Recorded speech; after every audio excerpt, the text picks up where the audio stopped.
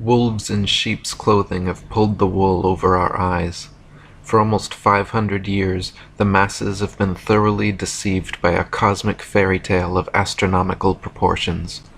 We have been taught a falsehood so gigantic and diabolical that it has blinded us from our own experience and common sense, from seeing the world and the universe as they truly are.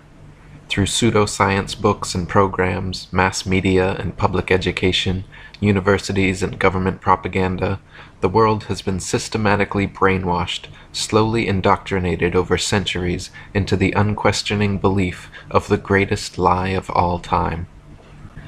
David Wardlaw Scott said, "Children are taught in their geography books, when too young to apprehend aright the meaning of such things, that the world is a great globe revolving around the sun, and the story is repeated continuously year by year till they reach maturity, at which time they generally become so absorbed in other matters as to be indifferent as to whether the teaching be true or not, and, as they hear of nobody contradicting it, they presume that it must be the correct thing, if not to believe, at least to receive it as a fact. They thus tacitly give their assent to a theory which, if it had first been presented to them at what are called years of discretion, they would at once have rejected. The consequences of evil teaching, whether in religion or in science, are far more disastrous than is generally supposed, especially in a luxurious, laissez-faire age like our own. The intellect becomes weakened, and the conscience seared. For 500 years, an elite cabal of sun-worshippers has propagated this nihilistic, atheistic cosmology and cosmogony, unquestioningly believed by the vast majority of the world. We have been taught, contrary to all common sense and experience, that the seemingly motionless, flat earth beneath our feet is actually a massive, moving ball spinning through space at over 1,000 miles per hour, wobbling and tilted 23.5 degrees on its vertical axis, while orbiting the sun at a blinding 67,000 miles per hour, in concert with the entire solar system, spiraling 500,000 miles per hour around the Milky Way, and careening across the expanding universe away from the Big Bang at an incredible 670 million miles per hour, but that you can feel and experience none of it. We have been taught that a mysterious force called gravity, a magical magnetism responsible for keeping everything from falling or flying off the spinning ball Earth, is just strong enough to hold people, oceans, and the atmosphere tightly to the surface, but just weak enough to allow bugs, birds, and planes to take off with ease." David Wardlaw Scott wrote, "I remember being taught when a boy that the earth was a great ball revolving at a very rapid rate around the sun, and when I expressed to my teacher my fears that the waters of the oceans would tumble off, I was told that they were prevented from doing so by Newton's great law of gravitation, which kept everything in its proper place. I presume that my countenance must have shown some signs of incredulity, for my teacher immediately added, 'I can show you a direct proof of this. A man can whirl around his head a pail filled with water without its being spilt, and so, in like manner, can the oceans be carried round the sun without losing a drop.' As this illustration was evidently intended to settle the matter, I then said no more upon the subject. Had such been proposed to me afterwards as a man, I would have answered somewhat as follows: 'Sir, I beg to say that the illustration you have given of a man whirling a pail of water round his head, and the oceans revolving round the sun, does not in any degree confirm your argument, because the water in the two cases is placed under entirely different circumstances, but, to be of any value, the conditions in each case must be the same, which here they are not. The pail is a hollow vessel which holds the water inside it, whereas, according to your teaching, the earth is a ball, with a continuous curvature outside, which, in agreement with the laws of nature, could not retain any water. We have been taught that the ball Earth spins at a constant velocity, perfectly dragging the atmosphere along so we cannot feel the slightest bit of motion, perturbation, wind, or air resistance. They say we cannot feel any of this motion because the magical Velcro of gravity pulls the atmosphere precisely along, and we cannot measure any of this motion because the stars are so incredibly far away that over 100 million miles of supposed annual orbit around the Sun amounts to not a single inch of relative parallax change. How convenient. We have been taught that the apparent orbit of the Sun, planets, and stars, but not the Moon, around the Earth are all optical illusions, that it is, in fact, the Earth beneath our feet which moves, and our eyes that deceive us. Special exception is made for the Moon, however, which is said to revolve around the Earth just as it appears. Since we only ever see one side of the Moon, we have been taught this is because the Moon's supposed 10.3 mile per hour west to east rotation, combined with its 2,288 mile per hour orbit of Earth, just happens to be the exact motion and speed necessary to perfectly cancel out the Earth's supposed 1,000 mile per hour east to west rotation and 67,000 mile per hour orbit of the Sun, thereby creating the perpetual dark side of the Moon illusion. Oh really? Though the Sun and Moon appear to be relatively small, equal-sized bodies revolving around a stationary Earth, we have been taught that this too is an optical illusion, and they are in fact thousands of miles divergent in diameter. They say the Sun is actually a whopping 865,374 miles across, 109 times wider than the Earth, and, contrary to all experience, experiments, and common sense, that we revolve around it. They say the Moon is 2,159 miles across, a quarter the size of the Earth, and why they appear the same size is because the Moon is only 238,000 miles away, while the Sun is an unfathomable 93 million miles away from the Earth. And these just happen to be the exact diameters and distances necessary for a viewer from Earth to falsely perceive them as being the same size. You don't say. Lactantius, in his On the False Wisdom of the Philosophers, wrote, "A sphere where people on the other side live with their feet above their heads, where rain, snow, and hail fall upwards, where trees and crops grow upside down, and the sky is lower than the ground. The ancient wonder of the hanging gardens of Babylon dwindle into nothing in comparison to the fields, seas, towns, and mountains that pagan philosophers believe to be hanging from the earth without support." David Wardlaw Scott wrote, "I confess that I cannot imagine how any human being, in his proper senses, can believe that the Sun is stationary when, with his own eyes, he sees it revolving around the heavens, nor how he can believe that the earth on which he stands is whirling with the speed of lightning around the Sun when he feels not the slightest motion." We have been taught that those tiny pinpricks of light in the night sky known as planets or wandering stars are actually physical, globular, Earth-like habitations millions of miles away. We have even been shown supposed video footage of the one called Mars. We have been taught that the tiny pinpricks of light in the sky known as the fixed stars are actually distant suns trillions of miles away, each complete with their own solar systems, orbiting moons, and Earth-like planets which potentially harbor alien life. We have been taught that the Moon has no light of its own, but is merely a reflector of the Sun's light, that some masons from NASA actually walked on the Moon, that some other masons from NASA sent rovers to Mars, that satellites and space stations are incessantly spinning in suspended animation above the Earth, that Hubble telescopes are taking snapshots of distant planets, galaxies, stars, quasars, black holes, wormholes, and other fantastic celestial phenomena.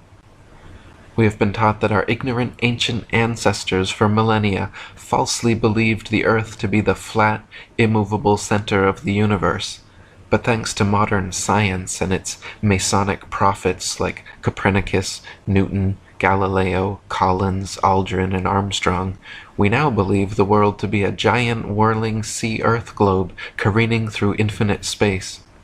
Thomas Winship wrote, Modern astronomical teaching affirms that the world we live on is a globe which rotates, revolves, and spins away in space at brain-reeling rates of speed, that the sun is 1.5 million times the volume of the Earth globe and nearly 100 million miles distant from it, that the moon is about 1/4 the size of the Earth, that it receives all its light from the sun, and is thus only a reflector and not a giver of light, that it attracts the body of the Earth and thus causes the tides, that the stars are worlds and suns, some of them equal in importance to our own sun himself, and others vastly his superior, that these worlds inhabited by sentient beings are without numbers and occupy space boundless in extent and illimitable in duration, the whole of these interlaced bodies being subject to and supported by universal gravitation, the foundation and father of the whole fabric. To fanciful minds and theoretical speculators, the so-called science of modern astronomy furnishes a field unsurpassed in any science for the unrestrained license of the imagination, and the building up of a complicated conjuration of absurdities, such as to overawe the simpleton and make him gape with wonder, to deceive even those who truly believe their assumptions to be facts. We have been taught that science books like Newton's Principia Mathematica, which propound the spherical heliocentric myth, are the bearers of truth, while backwater religious books like the Bible, which propound a flat geocentric Earth, are merely outdated myths. We have been taught that the universe was unintelligently designed and randomly created in a cosmic coincidence of nothing inexplicably becoming everything. We have been taught that through millions upon millions of years of accidental evolution and happenstance, the Big Bang universe began manifesting suns, moons, planets, then water, then somehow out of dead, inert elements, single-celled conscious organisms came to life, grew and multiplied and mutated into larger, different organisms, which continued to grow, multiply, and mutate, gaining diversity and complexity, and losing credibility, to the point where amphibians crawled up on land, replaced gills with lungs, started breathing air, maturated into mammals, became bipedal, grew opposable thumbs, evolved into monkeys. Then in one final fluke adaptation, a hybrid monkey man was made, and the rest is human history.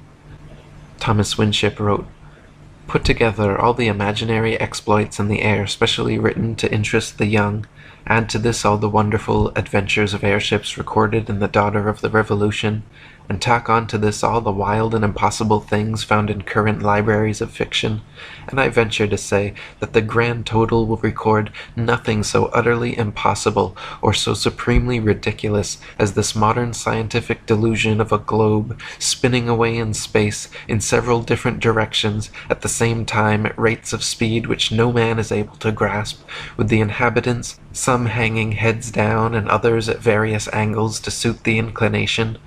Write down all the swindles that ever were perpetrated, name all the hoaxes you ever heard or read about, include all of the impostures and bubbles ever exposed, make a list of all the snares that popular credulity could ever be exposed to, and you will fail in getting within sight or hearing of an imposture so gross, a hoax so ingenious, or a bubble of such gigantic proportions as has been perpetrated and forced upon unthinking multitudes in the name of science, and as proved incontrovertible fact by the expounders of modern astronomy. Again and again have their theories been combated and exposed, but as often have the majority who did not think for themselves accepted the popular thing. We have been taught that the height of stupidity and naivety was when our ignorant ancestors believed the earth to be flat, and that if any man somehow still thinks the earth to be the immovable center of the universe, that they must be the most primitive kind of ignoramus. Nowadays, the label flat earther has become literally synonymous with moron, and is a common cliché derogatory term for insulting someone's intelligence. Upon seeing a book titled The Flat Earth Conspiracy, your ingrained instinct was likely to laugh, mock the messenger, and deny the very possibility. Marshall Hall said, "What strikes you as being some thoughts that people would have if, in the short space of a few weeks, the universally held conviction that the Earth rotates on an axis daily and orbits the Sun annually were exposed as an unscientific deception?" Keep in mind that a rotating, orbiting Earth is not counted as a mere hypothesis or even a theory anywhere in the world today. Oh no. Rather, this concept is an unquestioned truth, an established fact in all books and other media everywhere, church media included. Copernicanism, in short, is a concept that is protected in a bunker under a 50-foot thick ceiling of solid scientific concrete. It is meant to be impregnable. It is a concept that has become ensconced in men's minds as the indestructible cornerstone of enlightened modern man's knowledge. Virtually all people everywhere have been taught to believe, and do believe, that this concept is based on objective science and dispassionate secular reasoning. B. Chasbro wrote, 99 people out of 100 would give the same answer to the interrogation, and that same answer would be to the effect that the Earth is a globe which revolves around the sun. The 99 who makes this reply would do it because they know it to be the case. How do they know it? Let this question be put to them, and they will bestow upon you a withering smile of pity at what they conceive to be an imbecility of mind on your part, and answer you in something like the following style. It has always been so. We learnt it at school. Clever men say so, and look how astronomers can foretell eclipses, and then lose their temper at the very idea of the globular theory being incorrect, and a haughty, there can be no doubt about it, will close all they have to say on the subject. Now if the ears of these 99 could only be gained, they would be shown, in an irresistible manner, that the philosophy which would speak of a round and revolving world is a false philosophy. Ancient civilizations the world over believed Earth to be the flat, immovable center of the universe, around which the heavens revolved daily cycles in perfect circles.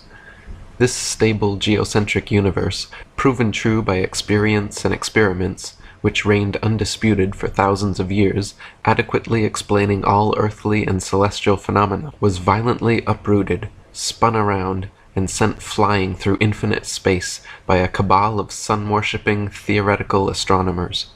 Early Masonic magicians like Copernicus, Kepler, Galileo, and Newton, along with their modern Masonic astronaut counterparts like Armstrong, Aldrin, and Collins, hand in hand with NASA and world Freemasonry, have pulled off the greatest hoax, propagated the most phenomenal lie, and perpetuated the most complete indoctrination in history. Over the course of 500 years, using everything from books, magazines, and television to computer-generated imaging, a multi-generational conspiracy has succeeded in the minds of the masses to pick up the fixed Earth, shape it into a ball, spin it in circles, and throw it around the sun.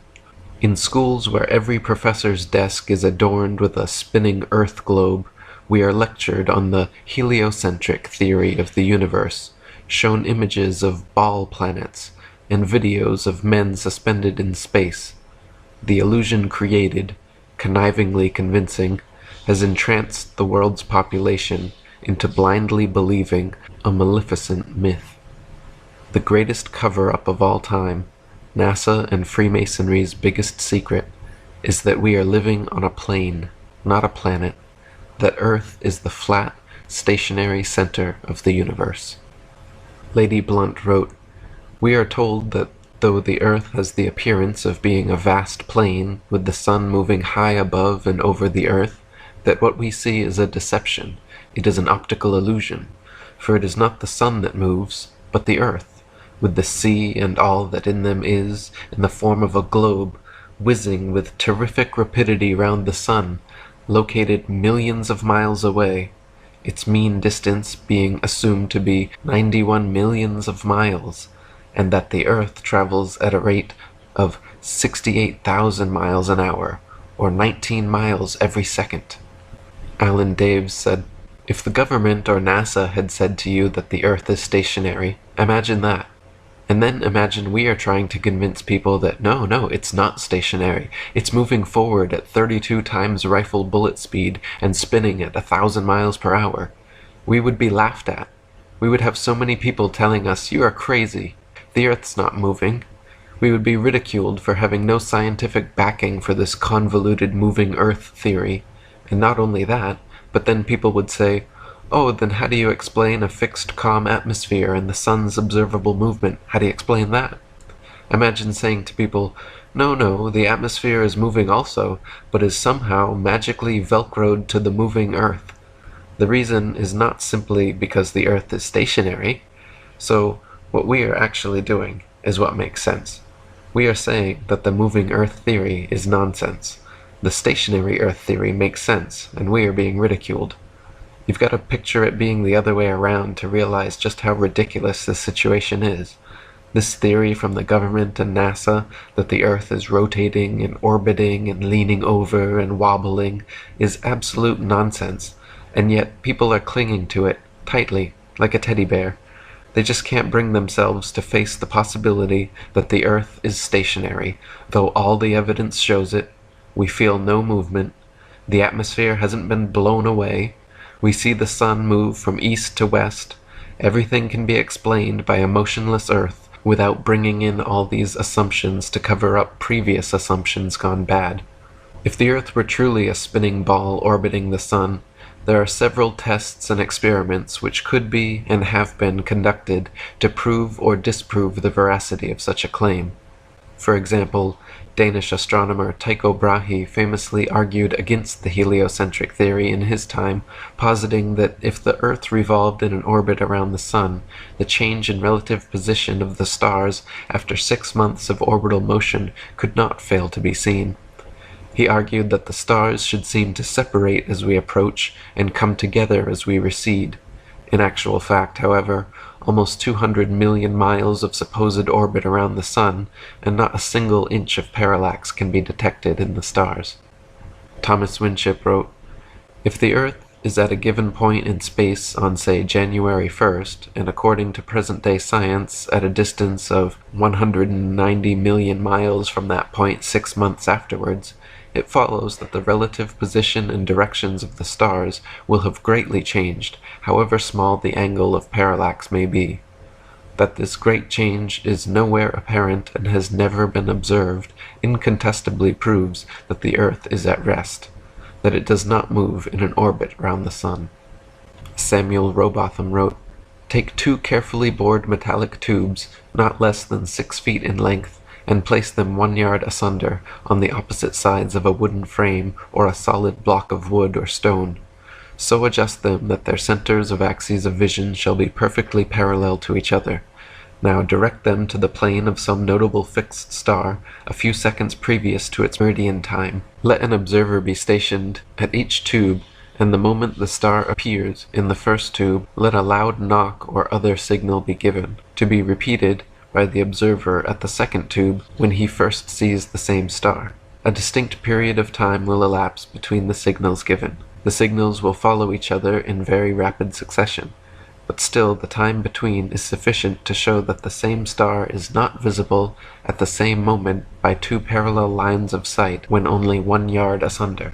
A slight inclination of the second tube towards the first tube would be required for the star to be seen through both tubes at the same instant. Let the tubes remain in their position for 6 months, at the end of which time the same observation or experiment will produce the same results. The star will be visible at the same meridian time without the slightest alteration being required in the direction of the tubes, from which it is concluded that if the Earth had moved 1 single yard in an orbit through space, there would at least be observed the slight inclination of the tube which the difference in position of 1 yard had previously required. But as no such difference in the direction of the tube is required, the conclusion is unavoidable, that in 6 months a given meridian upon the Earth's surface does not move a single yard, and therefore that the Earth has not the slightest degree of orbital motion. When Tycho Brahe demonstrated that after 190 million miles of supposed orbit around the Sun, not a single inch of parallax could be detected, desperate heliocentrists, instead of conceding, doubled down, claiming the stars were all actually trillions upon trillions of miles away from us, so distant that no appreciable parallax could ever be detected. This convenient explanation, which heliocentrists have clung to for centuries, has proven satisfactory to silence the uninquisitive minds of the masses, but still fails to adequately address many observable phenomena, such as our wildly implausible synchronization with Polaris. William Carpenter wrote, "The idea that the Earth, if it were a globe, could possibly move in an orbit of hundreds of millions of miles with such exactitude that the crosshairs in a telescope fixed on its surface would appear to glide gently over a star millions of miles away is simply monstrous, whereas with a fixed telescope it matters not the distance of the stars, though we suppose them to be as far off as the astronomer supposes them to be, for, as Mr. Richard Proctor himself says, the further away they are, the less they will seem to shift. Why, in the name of common sense, should observers have to fix their telescopes on solid stone bases so that they should not move a hair's breadth if the earth on which they fix them moves at the rate of 19 miles in a second?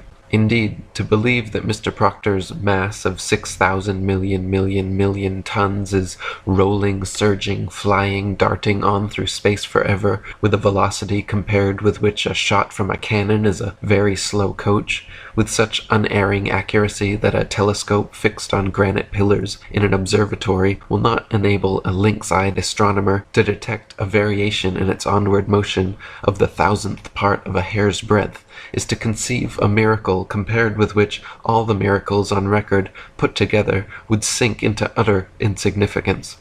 Captain R.J. Morrison, the late compiler of Zadkiel's Almanac, says, "We declare that this motion is all mere bosh, and that the arguments which uphold it are, when examined with an eye that seeks for truth, mere nonsense and childish absurdity." Another experiment repeatedly performed to disprove Earth's supposed rotation under our feet is firing cannonballs vertically and horizontally in all cardinal directions.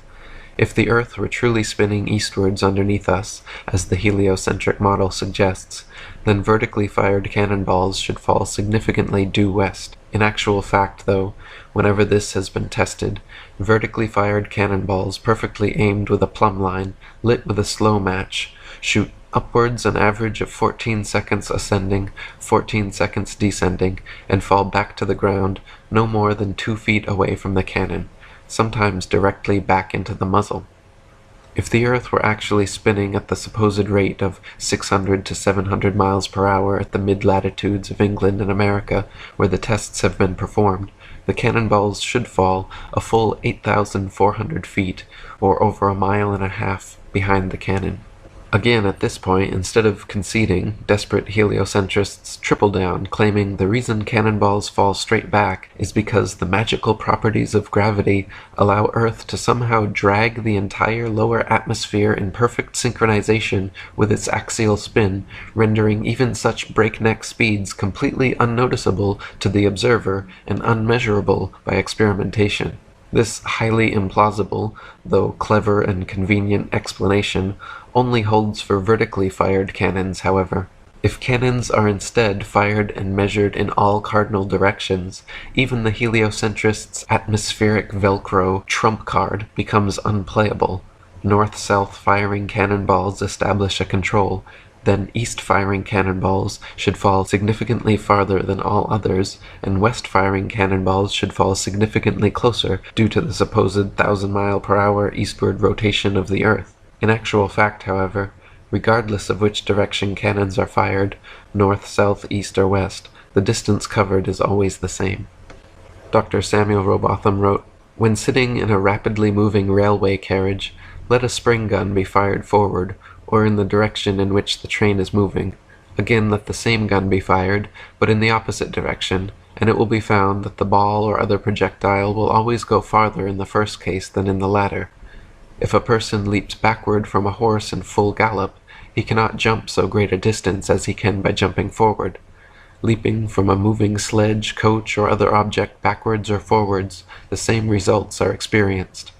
Many other practical cases could be cited to show that any body projected from another body in motion does not exhibit the same behavior as it does when projected from a body at rest.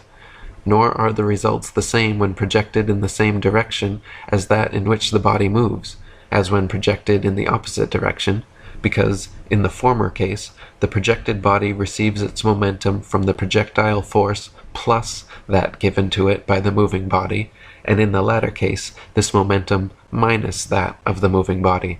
Hence, it would be found that if the Earth is moving rapidly from west to east, a cannon fired in due easterly direction would send a ball to a greater distance than it would if fired in a due westerly direction. But the most experienced artillerymen, many of whom have had great practice both at home and abroad, in almost every latitude, have declared that no difference whatsoever is observable, that in charging and pointing their guns, no difference in the working is ever required. Gunners in warships have noticed a considerable difference in the results of their firing from guns at the bow when sailing rapidly toward the object fired at, and when firing from guns placed at the stern while sailing away from the object, and in both cases the results are different to those observed when firing from a ship at perfect rest.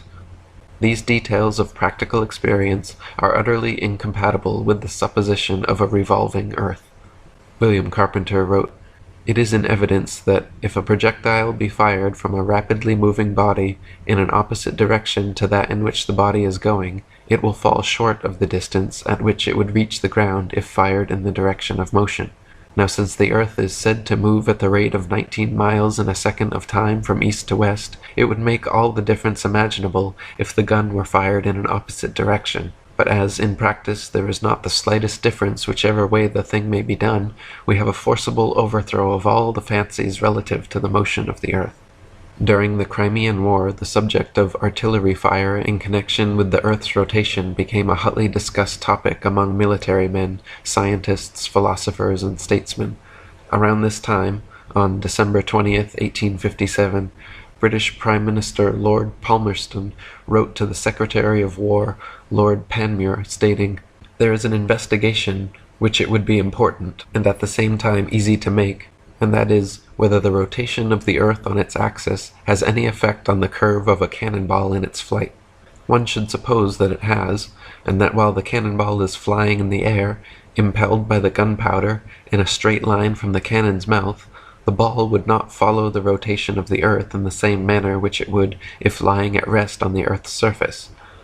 If this be so, a ball fired in the meridional direction, that is to say, due south or due north, ought to deviate to the west of the object at which it was aimed, because during the time of flight that object will have gone to the east somewhat faster than the cannonball will have done. The trial might be easily made in any place in which a free circle of a mile or more radius could be obtained, and a cannon placed in the center of that circle, and fired alternately north, south, east, and west, with equal charges, would afford the means of ascertaining whether each shot flew the same distance or not. Several such experiments have since been performed and shown that projectiles fired in various directions on Earth's surface always cover comparable distances with no appreciable difference whatsoever. These results are entirely against the theory of a rotating, revolving world, and serve as direct empirical evidence for the stationary Earth. More evidence, similar to the cannonball experiment, is found in helicopters and airplanes.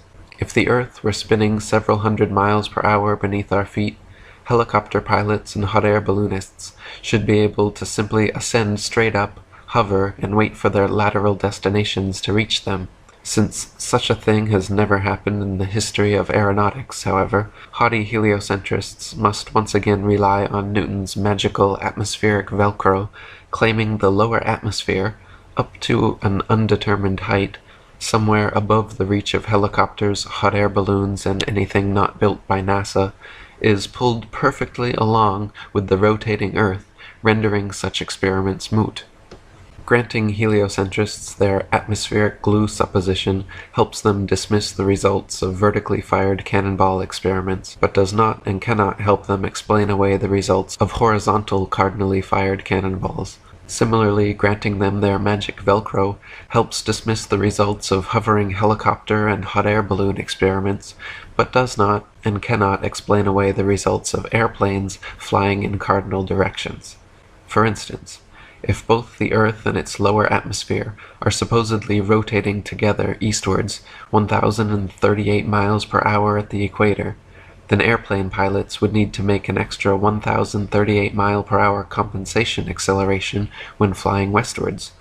North and southbound pilots would by necessity have to set diagonal courses to compensate. Since no such compensations are ever necessary, except in the imaginations of astronomers, it follows that the Earth does not move. Gabrielle Henriette wrote, "If flying had been invented at the time of Copernicus, there is no doubt that he would have soon realized that his contention regarding the rotation of the Earth was wrong, on account of the relation existing between the speed of an aircraft and that of the Earth's rotation. The distance covered by an aircraft would be reduced or increased by the speed of the rotation according to whether such aircraft traveled in the same direction or against it. Thus, if the Earth rotates, as it is said, at 1,000 miles an hour, and a plane flies in the same direction at only 500 miles, it is obvious that its place of destination will be farther removed every minute. On the other hand, if flying took place in the direction opposite to that of the rotation, a distance of 1,500 miles would be covered in 1 hour, instead of 500, since the speed of the rotation is to be added to that of the plane. It could also be pointed out that such a flying speed of 1,000 miles an hour, which is supposed to be that of the Earth's rotation, has recently been achieved, so that an aircraft flying at this rate in the same direction as that of the rotation could not cover any ground at all. It would remain suspended in mid-air over the spot from which it took off. Since both speeds are equal, there would, in addition, be no need to fly from one place to another situated on the same latitude. The aircraft could just rise and wait for the desired country to arrive in the ordinary course of the rotation, and then land.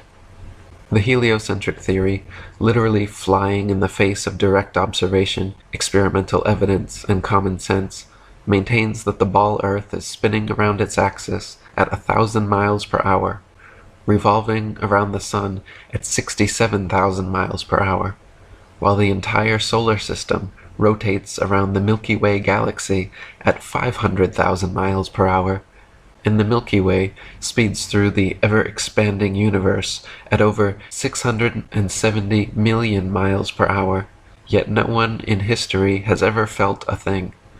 We can feel the slightest breeze on a summer's day, but never one iota of air displacement from these incredible speeds. Heliocentrists claim with a straight face that their ball Earth spins at a constant velocity, dragging the atmosphere in such a manner as to perfectly cancel all centrifugal, gravitational, and inertial forces, so we do not feel the tiniest bit of motion, perturbation, wind, or air resistance. Such backpedaling, damage control, reverse-engineered explanations certainly stretch the limits of credibility in the imagination, leaving much to be desired by discerning minds. David Wardlaw Scott wrote, "Dear reader, do you feel the motion? I trow not, for if you did, you would not so quietly be reading my book. I doubt not you have been, like myself, on a railway platform when an express train rushed wildly past at the rate of 65 miles per hour, when the concussion of the air almost knocked you down. But how much more terrible would be the shock of the Earth's calculated motion 1,000 times faster than the speed of the railway express."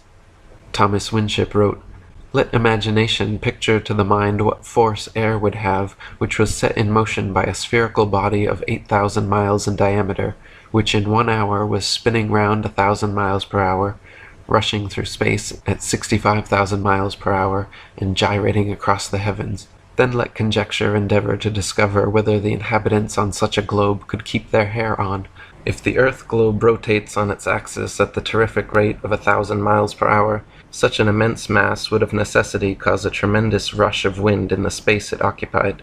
The wind would go all one way, and anything like clouds which got within the sphere of influence of the rotating sphere would have to go the same way. The fact that the Earth is at rest is proved by kite flying. If the Earth and atmosphere are constantly revolving eastwards at 1,000 miles per hour, how is it that clouds, wind, and weather patterns casually and unpredictably go every which way, often traveling in opposing directions simultaneously? Why can we feel the slightest westward breeze, but not the Earth's incredible supposed 1,000 mile per hour eastward spin? And how is it that the magic velcro of gravity is strong enough to drag miles of Earth's atmosphere along, but weak enough to allow little bugs, birds, clouds, and planes to travel freely unabated in any direction. David Wardlaw Scott wrote, "What about the lark which at early morn soars aloft, trilling its lays of luscious melody? Why was it not swept away in the tumultuous atmosphere? But it still continues singing in happy ignorance of any commotion in the heavens. Who has not noticed on a calm summer day the thistledown floating listlessly in the air, and the smoke ascending straight as an arrow from the peasant's cottage? Would not such light things as thistledown and smoke have to obey the impulse and go with the earth also? But they do not." Dr. Samuel Robotham wrote, "If the atmosphere rushes forward from west to east continually, we are again obliged to conclude that whatever floats or is suspended in it at any altitude must of necessity partake of its eastward motion. A piece of cork or any other body floating in still water will be motionless, but let the water be put in motion in any direction whatever, and the floating bodies will move with it, in the same direction and with the same velocity. Let the experiment be tried in every possible way, and these results will invariably follow. Hence, if the earth's atmosphere is in constant motion from west to east, all the different strata which are known to exist in it, and all the various kinds of clouds and vapors which float in it, must of mechanical necessity move rapidly eastwards. But what is the fact?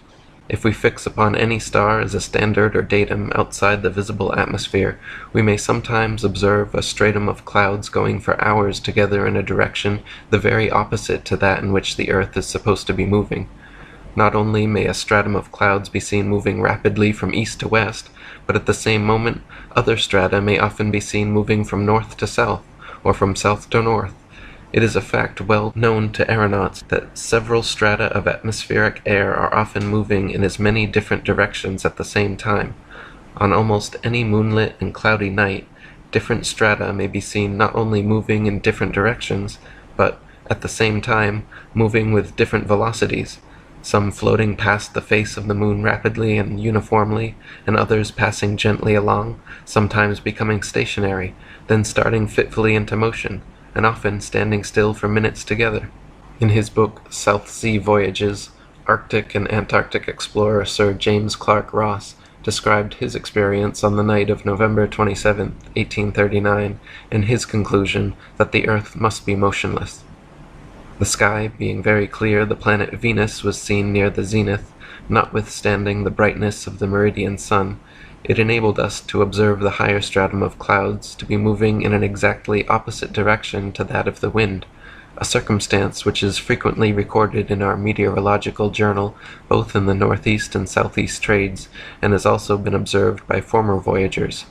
Captain Basil Hall witnessed it from the summit of the peak of Tenerife, and Count Strzelecki, on ascending the volcanic mountain of Carenia, in Oahe, reached at 4,000 feet, an elevation above that of the trade wind, and experienced the influence of an opposite current of air of a different hygrometric and thermometric condition.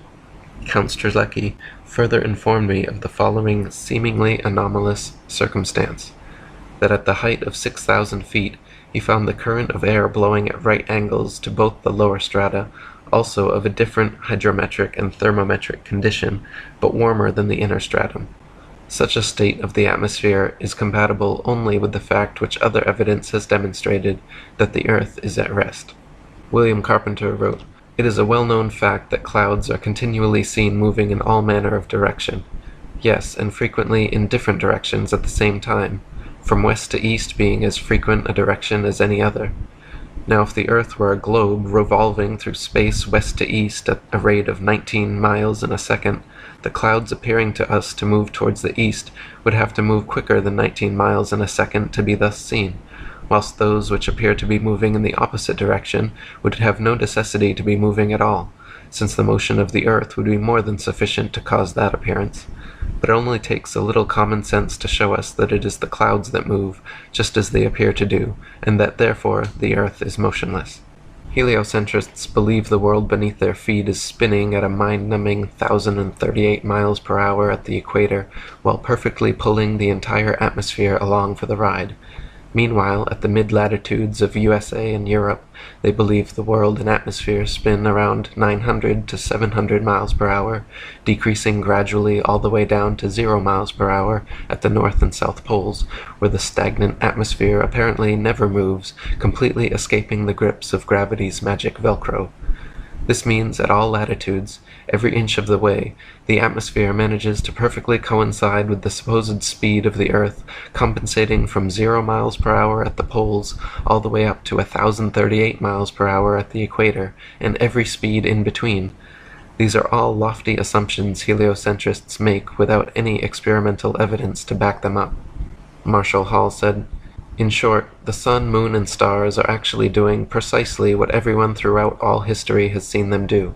We do not believe what our eyes tell us because we have been taught a counterfeit system which demands that we believe what has never been confirmed by observation and experiment. That counterfeit system demands that the Earth rotate on an axis every 24 hours at a speed of over 1,000 miles per hour at the equator. No one has ever seen or felt such movement, nor seen or felt the 67,000 mile per hour speed of the Earth's alleged orbit around the Sun, or its 500,000 mile per hour alleged speed around a galaxy, or its retreat from an alleged Big Bang at over 670 million miles per hour. Remember, no experiment has ever shown the Earth to be moving. Add to that the fact that the alleged rotational speed we've all been taught as scientific fact must decrease every inch or mile one goes north or south of the equator, and it becomes readily apparent that such things as accurate as aerial bombing in World War II down a chimney from 25,000 feet with a plane going any direction at high speed would have been impossible if calculated on an Earth moving below at several hundred miles per hour and changing constantly with the latitude. Before heliocentric indoctrination, any child will look up to the sky and notice that the sun, moon, and stars all revolve around a stationary Earth. All evidence from our perspective clearly demonstrates that we are fixed, and the heavenly bodies circle around us. We feel the Earth as motionless, and observe the sun, moon, stars, and planets to be moving entities. To suspend this common-sense geocentric perspective and assume that it is actually the Earth rotating beneath us daily while revolving around the Sun yearly is quite a theoretical leap to take without any empirical evidence to land on. Alan Daves said, "Ignorant folk think that such minority opinions as geocentrism are conspiracy theories.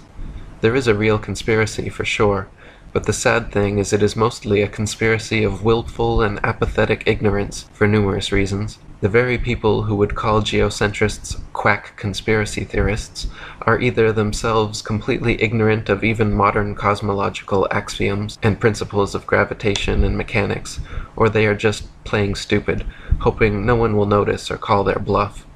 What's even more hilarious is the fact that even folk like Stephen Hawking and a few intellectually honest physicists and cosmologists who would read what we are saying and are capable of understanding it know that what we have been saying is absolutely true. Not only do they admit that, but even snicker about it to each other. But they won't dare to address that too openly with the dumb, ignorant masses. Best not to confuse the common folk with unnecessary information and facts.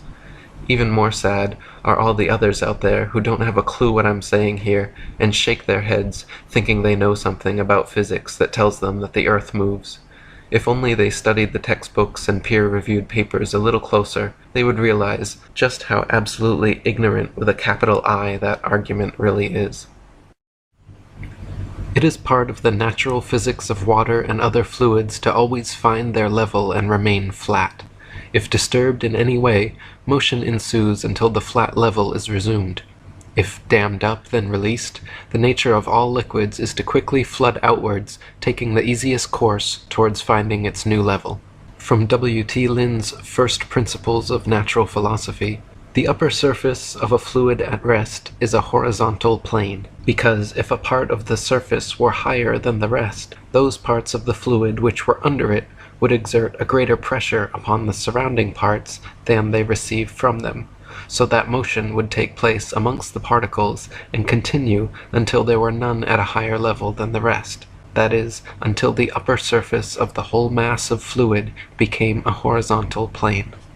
If the Earth is an extended flat plane, then this fundamental physical property of fluids finding and remaining level is consistent with experience and common sense. If, however, the Earth is a giant sphere tilted on its vertical axis, spinning through never-ending space, then it follows that truly flat, consistently level surfaces do not exist here. Moreover, if the Earth is spherical, then it follows that the surface of all Earth's water, including the massive oceans, must maintain a certain degree of convexity. But this is contrary to the fundamental physical nature of water to always be and remain level. From William Thomas Wiseman's The Earth an Irregular Plane. The surface of all water, when not agitated by natural causes, such as winds, tides, earthquakes, etc., is perfectly level. The sense of sight proves this to every unprejudiced and reasonable mind. Can any so-called scientist, who teaches that the earth is a whirling globe, take a heap of liquid water, whirl it around, and so make rotundity? He cannot. Therefore it is utterly impossible to prove that an ocean is a whirling rotund section of a globular earth, rushing through space at the lying given rate of false philosophers. If we were living on a whirling ball earth, every pond, lake, marsh, canal, and other large body of standing water, each part would have to comprise a slight arc or semicircle curveting downwards from the central summit. For example, if the ball Earth were 25,000 miles in circumference, as NASA and modern astronomers say, then spherical trigonometry dictates the surface of all standing water must curve downwards an easily measurable 8 inches per mile, multiplied by the square of the distance. This means along a 6-mile channel of standing water, the Earth would dip 6 feet on either end from the central peak. To the benefit of true science, and to the detriment of modern astronomy's pseudoscience, such an experiment can and has been tested. In Cambridge, England, there is a 20-mile canal called the Old Bedford, which passes in a straight line through the fenlands known as the Bedford Level.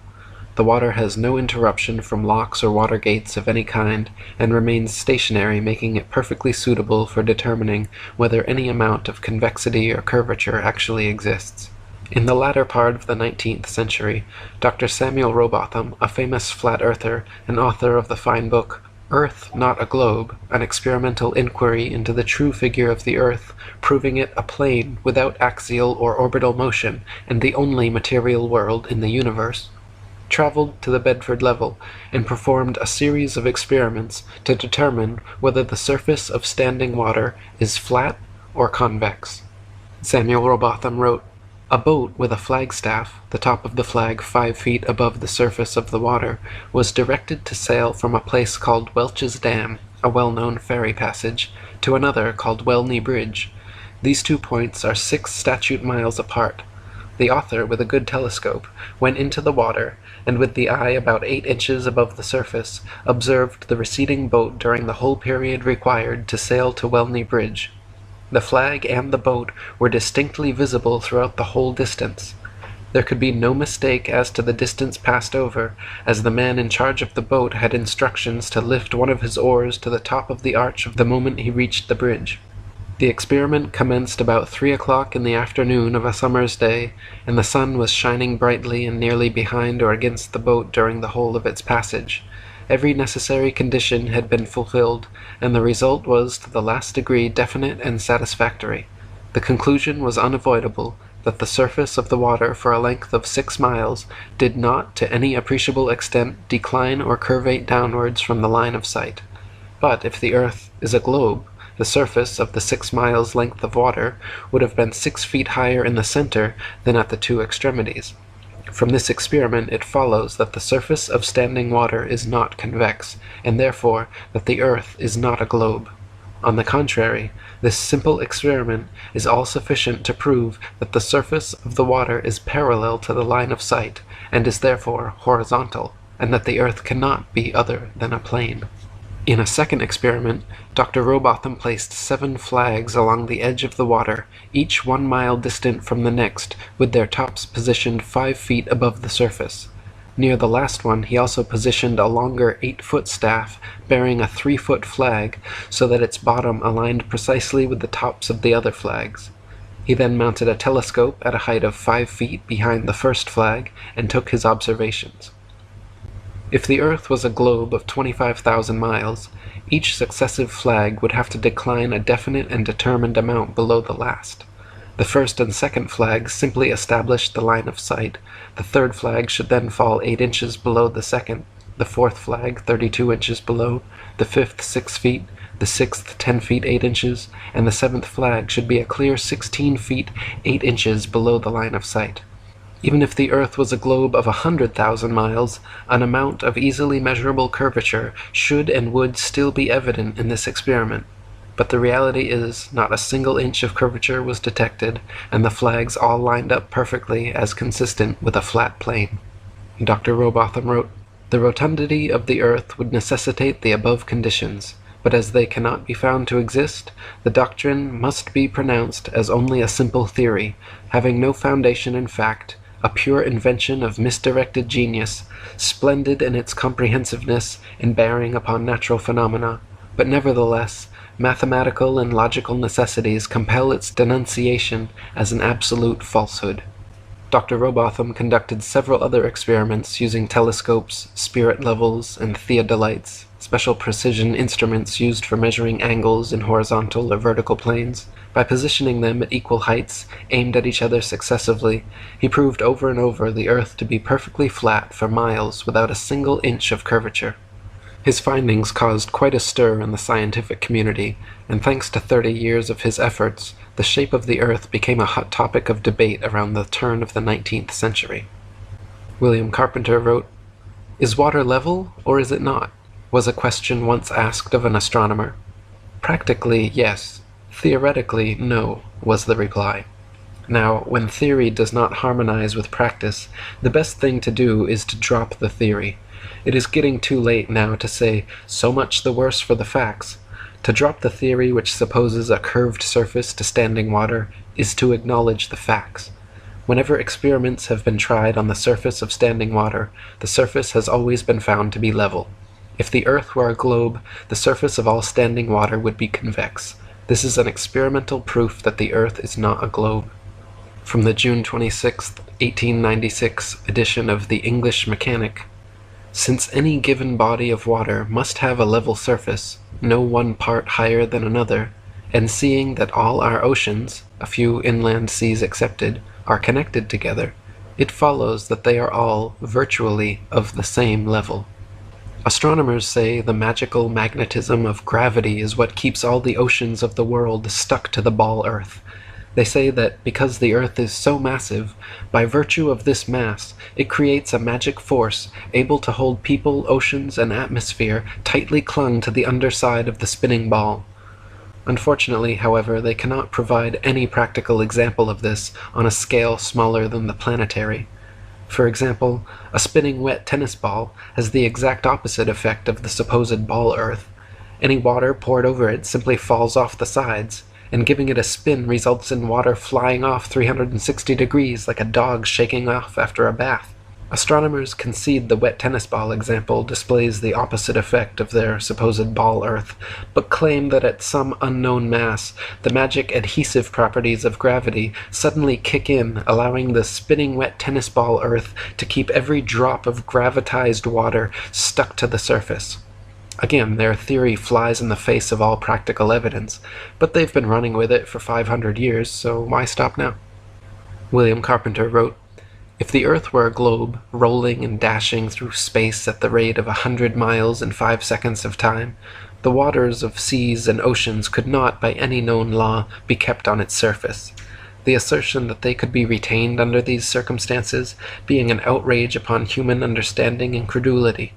But as the Earth, that is, the habitable world of dry land, is found to be standing out of the water and in the water of the mighty deep, whose circumferential boundary is ice, we may throw the statement back into the teeth of those who made it, and flaunt before their faces the flag of reason and common sense, inscribed with the proof that the Earth is not a globe. In one portion of its long route, the great river Nile flows for 1,000 miles with a fall of only 1 foot. This is a feat which, of course, would be a sheer impossibility if the Earth had spherical curvature. Many other rivers, including the Congo in West Africa, the Amazon in South America, and the Mississippi in North America, all flow for thousands of miles in directions totally incompatible with the supposed globularity of the Earth as well. Thomas Winship wrote, "Rivers run down to the sea because of the inclination of their beds. Rising at an altitude above sea level, in some cases thousands of feet above the sea, they follow the easiest route to their level, the sea.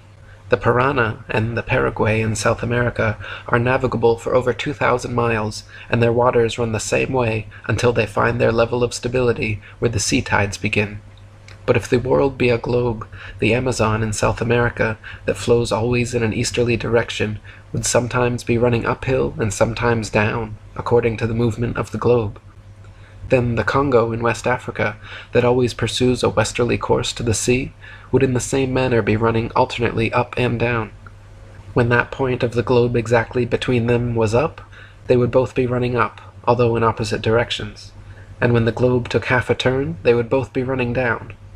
We know from practical experiment that water will find its level, and cannot by any possibility remain other than level, or flat, or horizontal, whatever term may be used to express the idea. It is therefore quite out of the range of possibility that rivers could do as they would have to do on a globe." David Wardlaw Scott wrote, "Who ever heard of a river in any part of its course flowing uphill? Yet this it would require to do were the earth a globe.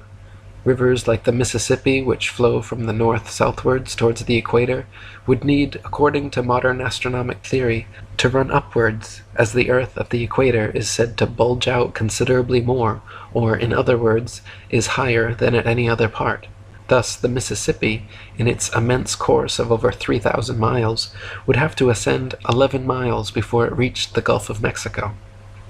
And William Carpenter wrote, "There are rivers which flow east, west, north, and south. That is, rivers are flowing in all directions over the earth's surface, and at the same time. Now if the earth were a globe, some of these rivers would be flowing uphill and others down, taking it for a fact that there really is an up and down in nature, whatever form she assumes. But since rivers do not flow uphill, and the globular theory requires that they should, it is a proof that the earth is not a globe." Whether at sea level, the top of Mount Everest, or flying 100,000 feet in the air, the always horizontal horizon line always rises up to meet the eye level of the observer and remains perfectly flat.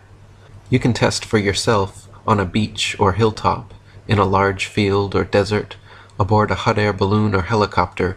You will see the panoramic horizon ascend with you and remain completely level all around. If the Earth were actually a big ball, however, the horizon should sink as you ascend, not rise to your eye level, and it would dip at each end of your periphery, not remain flat all around. Standing in a rising balloon, you would have to look downwards to the horizon. The highest point of the ball Earth would be directly beneath you and declining on each side. Amateurs have sent balloons to heights of over 121,000 feet, and you can watch video online of the horizon rising with the camera level and remaining perfectly flat 360 degrees around. NASA videos and other official sources, however, such as the recent Red Bull skydive at 128,000 feet, have been caught adding fake curvature to the Earth via wide-angle lenses and post-production work. Panoramic photos atop Mount Everest also often claim to be displaying Earth's curvature, but this is simply the result of distortions and limitations inherent in wide-angle lenses. Samuel Shenton wrote, "The camera-distorted horizons have always been a misleading factor with those who have not freed their minds from the planet or globe Earth indoctrination. 3 or 4 years ago, the USIS booklet Science Horizons carried a note to the effect that the Americans hoped to produce a lens which would not distort level horizons. So far, I am not aware that such aid to truer photography has yet been made available. Flat earthers, however, can prove that due to the known laws of perspective, the horizon optically rises and remains level with the observer's or the camera's eye, no matter what height is achieved. In fact, the Earth immediately beneath balloon, airplane, rocket, or capsule presents a dish-shaped or concave-like appearance, the point of Earth immediately below the vehicle appearing the lowest. It is not the highest point of your globe Earth, with the dip or curvature of the ball sweeping away downward to a horizon far away below the eye level. If the Earth were actually a big ball 25,000 miles in circumference, the horizon would be noticeably curved even at sea level, and everything on or approaching the horizon would appear to tilt backwards slightly from your perspective. Distant buildings along the horizon would all look like leaning towers of Pisa falling away from the observer. A hot air balloon taking off, then drifting steadily away from you on a ball Earth would slowly and constantly appear to lean back more and more the farther away it flew, the bottom of the basket coming gradually into view as the top of the balloon disappears from sight. In reality, however, buildings, balloons, trees, people, anything and everything at right angles to the ground or horizon remains so regardless the distance of the observer. B. Chasbro wrote, "The marine horizon, from whatever position it is viewed, always appears to be, and is, in fact, a perfectly level line, and since this appearance is the same in all parts of the world, its surface must be level, and therefore the earth is a plane. This may be proved to be the case by erecting at a suitable elevation on the seashore a duly leveled board or a string, at right angles to a plumb line, tightly stretched between two vertical poles. On looking towards the sea, the horizontal line for a distance of 20 miles may be easily observed, and throughout its entire length it will be found to coincide with the straight edge or string. But if the earth were a globe, the horizontal line would form an arc of 20 miles in length, curveting both ways from the center at the rate of 8 inches multiplied by the square of the distance. Hence the horizontal line at either end of the distance ought to be depressed some 66 feet below the horizon in the center. But as no such appearance is ever presented, it necessarily follows that the earth cannot be a globe, or other than a plane. Anyone can prove the sea horizon perfectly straight and the entire earth perfectly flat, using nothing more than a level, tripods, and a wooden plank. At any altitude above sea level, simply fix a 6 to 12 foot long, smooth leveled board edgewise upon tripods and observe the skyline from eye level behind it. The distant horizon will always align perfectly parallel with the upper edge of the board. Furthermore, if you move in a half circle from one end of the board to the other whilst observing the skyline over the upper edge, you will be able to trace a clear, flat 10 to 20 miles depending on your altitude. This would be impossible if the Earth were a globe and the surface of water convex.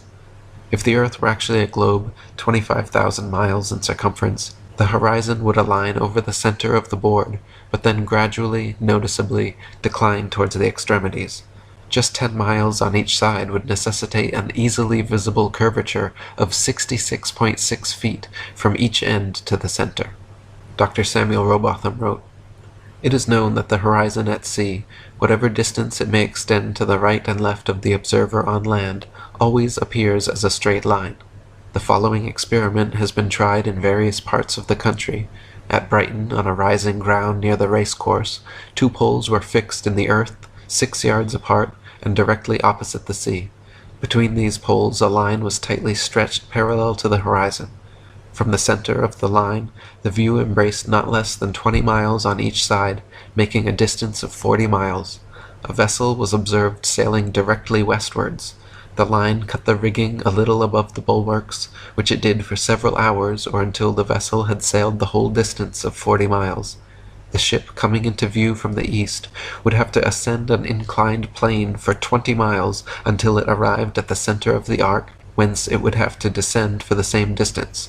The square of 20 miles, multiplied by 8 inches, gives 266 feet as the amount the vessel would be below the line at the beginning and at the end of the 40 miles.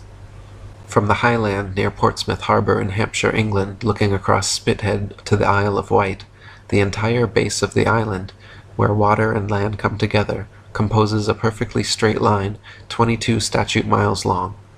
According to the ball earth theory, the Isle of Wight should decline 80 feet from the center on each side to account for the necessary curvature. The crosshairs of a good theodolite directed there, however, have repeatedly shown the land and water line to be perfectly level. On a clear day from the high land near Douglas Harbour on the Isle of Man, the whole length of the coast of North Wales is often plainly visible to the naked eye. From the point of Ayr at the mouth of the River Dee to Holyhead comprises a 50-mile stretch, which has also been repeatedly found to be perfectly horizontal. If the Earth actually had curvature of 8 inches per mile squared, as NASA and modern astronomy claim, the 50-mile length of Welsh coast, seen along the horizon in Liverpool Bay, would have to decline from the center point an easily detectable 416 feet on each side. Dr. Samuel Robotham wrote, "But as such declination or downward curvation cannot be detected, the conclusion is logically inevitable that it has no existence. Let the reader seriously ask whether any and what reason exists in nature to prevent the fall of more than 500 feet being visible to the eye, or incapable of detection by any optical or mathematical means whatsoever. This question is especially important when it is considered that at the same distance, and on the upper outline of the same land, changes of level of only a few yards extent are quickly and unmistakably perceptible. If a man is guided by evidence and reason, and influenced by a love of truth and consistency, he cannot longer maintain that the earth is a globe. He must feel that to do so is to war with the evidence of his senses, to deny that any importance attaches to the fact and experiment, to ignore entirely the value of logical process, and to cease to rely upon practical induction."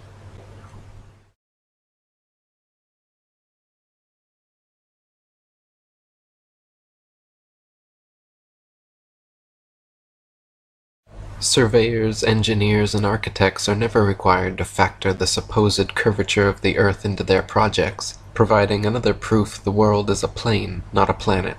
Canals and railways, for example, are always cut and laid horizontally, often over hundreds of miles, without any allowance for curvature. One surveyor, Mr. T. Westwood, wrote in the January 1896 Earth Review magazine stating that, "In leveling, I work from ordnance marks, or canal levels, to get the height above sea level. The puzzle to me used to be that over several miles each level was and is treated throughout its whole length as the same level from end to end, not the least allowance being made for curvature. One of the civil engineers in this district, after some amount of argument on each side as to the reason why no allowance for curvature was made, said he did not believe anybody would know the shape of the earth in this life." Another surveyor and engineer of 30 years wrote to the Birmingham Weekly Mercury, February 15, 1890, stating, "I am thoroughly acquainted with the theory and practice of civil engineering. However bigoted some of our professors may be in the theory of surveying according to the prescribed rules, yet it is well known amongst us that such theoretical measurements are incapable of any practical illustration. All our locomotives are designed to run on what may be regarded as true levels, or flats. There are, of course, partial inclines or gradients here and there, but they are always accurately defined and must be carefully traversed. But anything approaching to 8 inches in the mile, increasing as the square of the distance, could not be worked by any engine that was ever yet constructed. Taking one station with another all over England and Scotland, it may be stated that all the platforms are on the same relative level. The distance between eastern and western coasts of England may be set down as 300 miles. If the prescribed curvature was indeed as represented, the central stations at Rugby or Warwick ought to be close upon 3 miles higher than a cord drawn from the two extremities. If such was the case, there is not a driver or stoker within the kingdom that would be found to take charge of the train. We can only laugh at those of your readers who seriously give us credit for such venturesome exploits as running trains round spherical curves. Horizontal curves on levels are dangerous enough. Vertical curves would be 1,000 times worse, and with our rolling stock constructed as at present, physically impossible."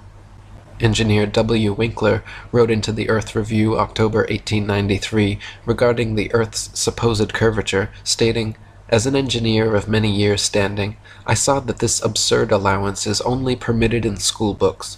No engineer would dream of allowing anything of the kind. I have projected many miles of railways and many more of canals, and the allowance has not even been thought of, much less allowed for. This allowance for curvature means this, that it is 8 inches for the first mile of a canal, and increasing at the ratio by the square of the distance in miles. Thus a small navigable canal for boats, say 30 miles long, will have, by the above rule, an allowance for curvature of 600 feet. Think of that, and then please credit engineers as not being quite such fools. Nothing of the sort is allowed. We no more think of allowing 600 feet for a line of 30 miles of railway or canal than of wasting our time trying to square the circle.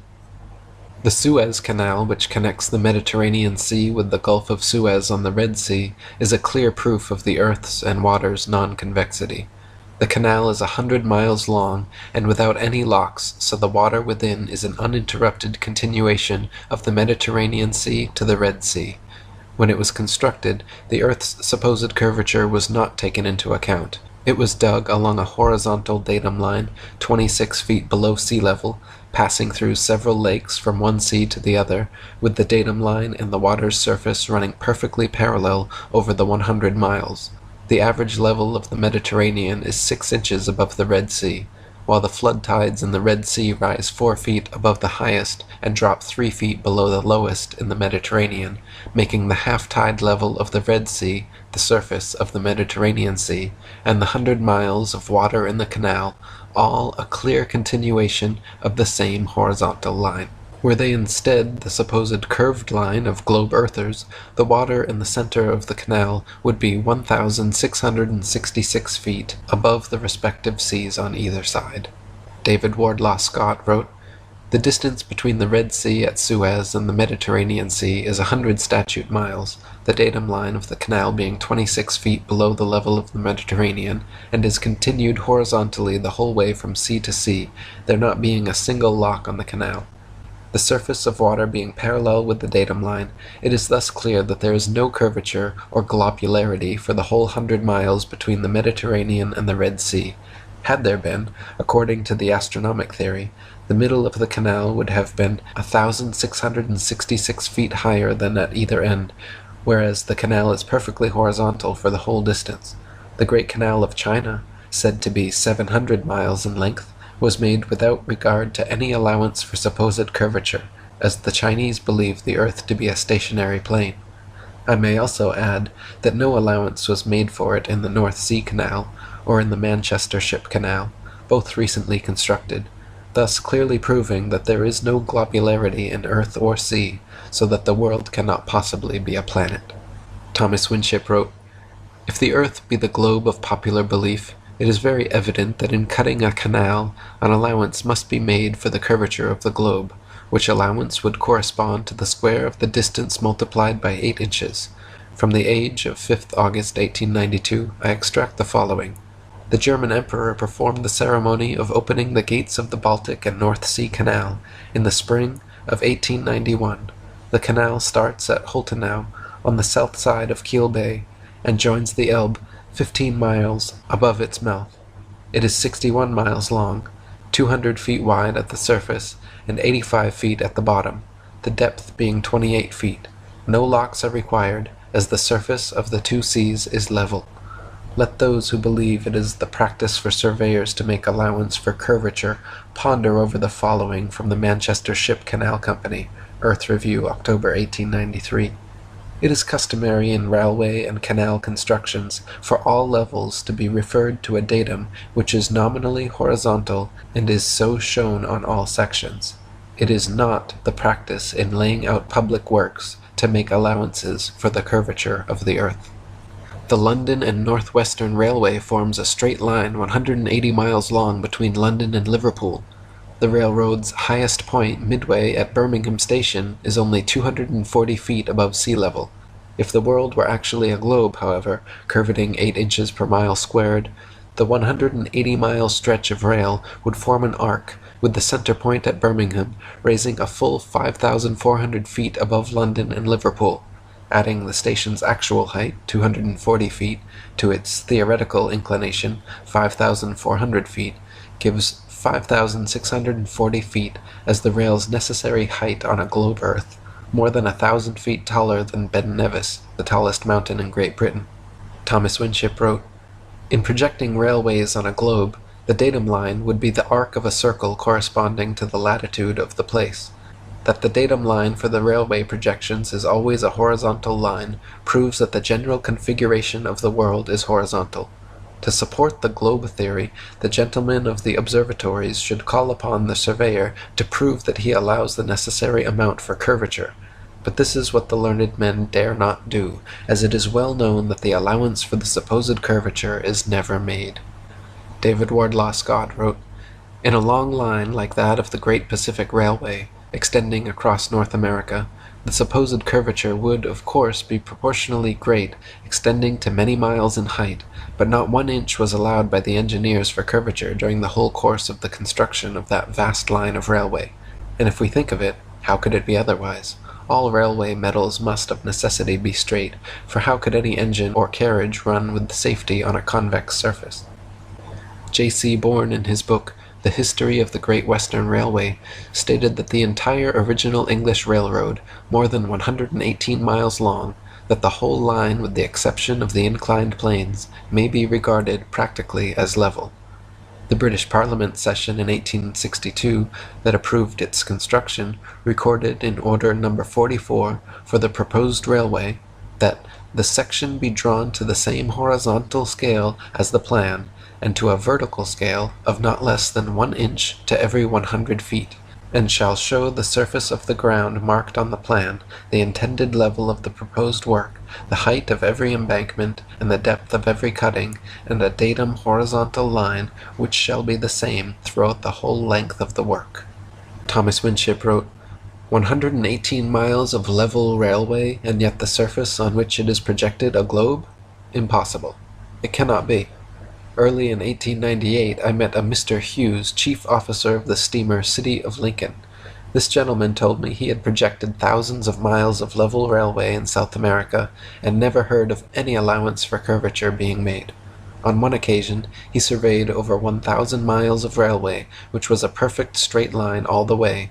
It is well known that in the Argentine Republic and other parts of South America there are railways thousands of miles long, without curve or gradient. In projecting railways, the world is acknowledged to be a plane, and if it were a globe, the rules of projection have yet to be discovered. Level railways prove a level world, to the utter confusion of the globular school of impractical men with high salaries and little brains. That in all surveys no allowance is made for curvature, which would be a necessity on a globe. That a horizontal line is in every case the datum line, the same line being continuous throughout the whole length of the work, and that the theodolite cuts a line at equal altitudes on either side of it, which altitude is the same as that of the instrument, clearly proves, to those who will accept proof when it is furnished, that the world is a plane and not a globe. If the earth were a sphere, airplane pilots would have to constantly correct their altitudes downwards so as to not fly straight off into outer space. If the earth were truly a sphere 25,000 miles in circumference, curvating 8 inches per mile squared, a pilot wishing to simply maintain their altitude at a typical cruising speed of 500 miles per hour would have to constantly dip their nose downwards and descend 2,777 feet, over half a mile, every minute. Otherwise, without compensation, in 1 hour's time, the pilot would find themselves 166,666 feet, 31.5 miles, higher than expected. A plane flying at a typical 35,000 feet, wishing to maintain that altitude at the upper rim of the so-called troposphere in 1 hour, would find themselves over 200,000 feet high in the mesosphere, with a steadily raising trajectory the longer they go. I have talked to several pilots, and no such compensation for the Earth's supposed curvature is ever made. When pilots set an altitude, their artificial horizon gauge remains level, and so does their course. Nothing like the necessary 2,777 foot per minute declination is ever taken into consideration. Thomas Winship wrote, "It must be obvious to the reader that if the earth be the globe of popular belief, the rules observed for navigating a vessel from one part of this globe to another must be in conformity to its figure. The datum line in navigation would be an arc of a circle, and all computations would be based on the convexity of water and worked out by spherical trigonometry. Let me preface my remarks on the important branch of our subject by stating that at sea the datum line is always a horizontal line. Spherical trigonometry is never used, and not 1 out of 1,000 shipmasters understands spherical trigonometry. Airline pilots and sea navigators fly and sail as though the Earth were a plane. Pilots reach their desired altitude and maintain it effortlessly for hours, never contending with anything like the 2,777 feet per minute of forced inclination due to Earth's supposed curvature. Similarly, ship captains in navigating great distances at sea never need to factor the supposed curvature of the Earth into their calculations. Both plain sailing and great circle sailing, the most popular navigation methods, use plane, not spherical trigonometry. From Navigation and Nautical Astronomy, plain sailing is usually defined to be the art of navigating a ship on the supposition that the Earth is a plane. Even when longitude enters into consideration, it is still with the plane triangle only that we have to deal. But as the investigation here given in the text shows, the rules for plain sailing would equally hold good though the surface were a plane. Thomas Winship wrote, "It must be evident to everyone who understands what a triangle is, that the base of any such figure on a globe would be an arc of a circle of which the center would be the center of the globe. Thus, instead of a plane triangle, the figure would contain one plane angle and two spherical angles. Hence, if the plane triangle is what we have to deal with, and such is the case, the base of the triangle would be a straight line, the ocean. That all triangulation used at sea is plane proves that the sea is a plane. The foregoing quotation states that a plane triangle is used for a spherical surface, but the rules for plane sailing would equally hold good though the surface were a plane. What fine reasoning! It is like saying that the rules for describing a circle are those used for drawing a square, but they would equally hold good though the figure were a square. Plain sailing is navigating a ship making all mathematical calculations on the assumption that the Earth is perfectly flat.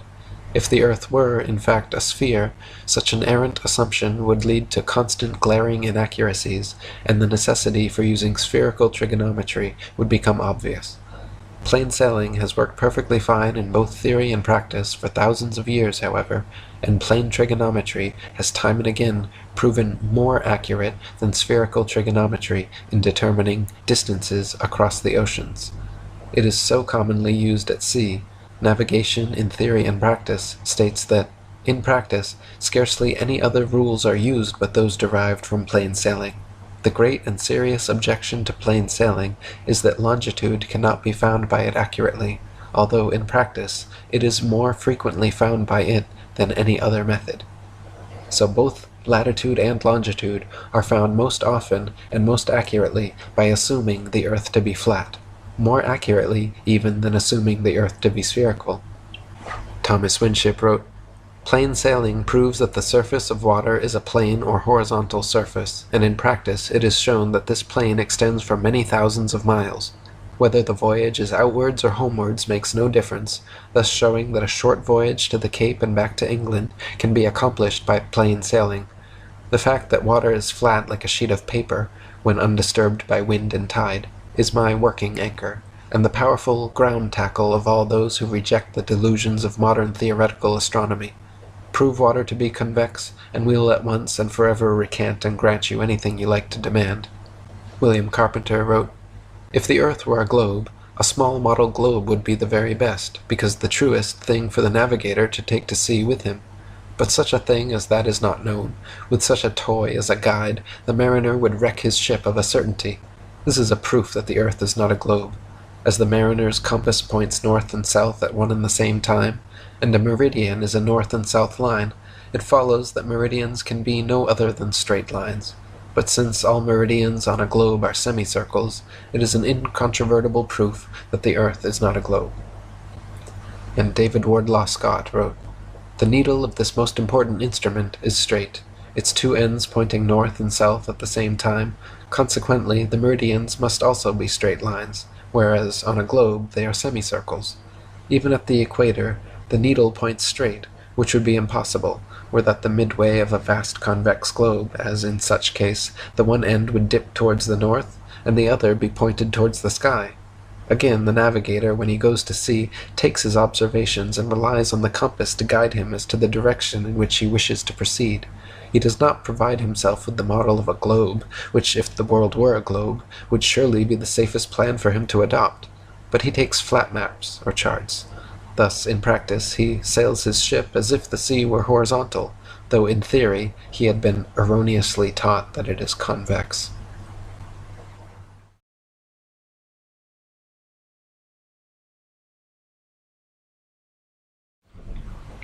In the flat Earth model of the cosmos, the North Pole is the immovable center of the world and the entire universe.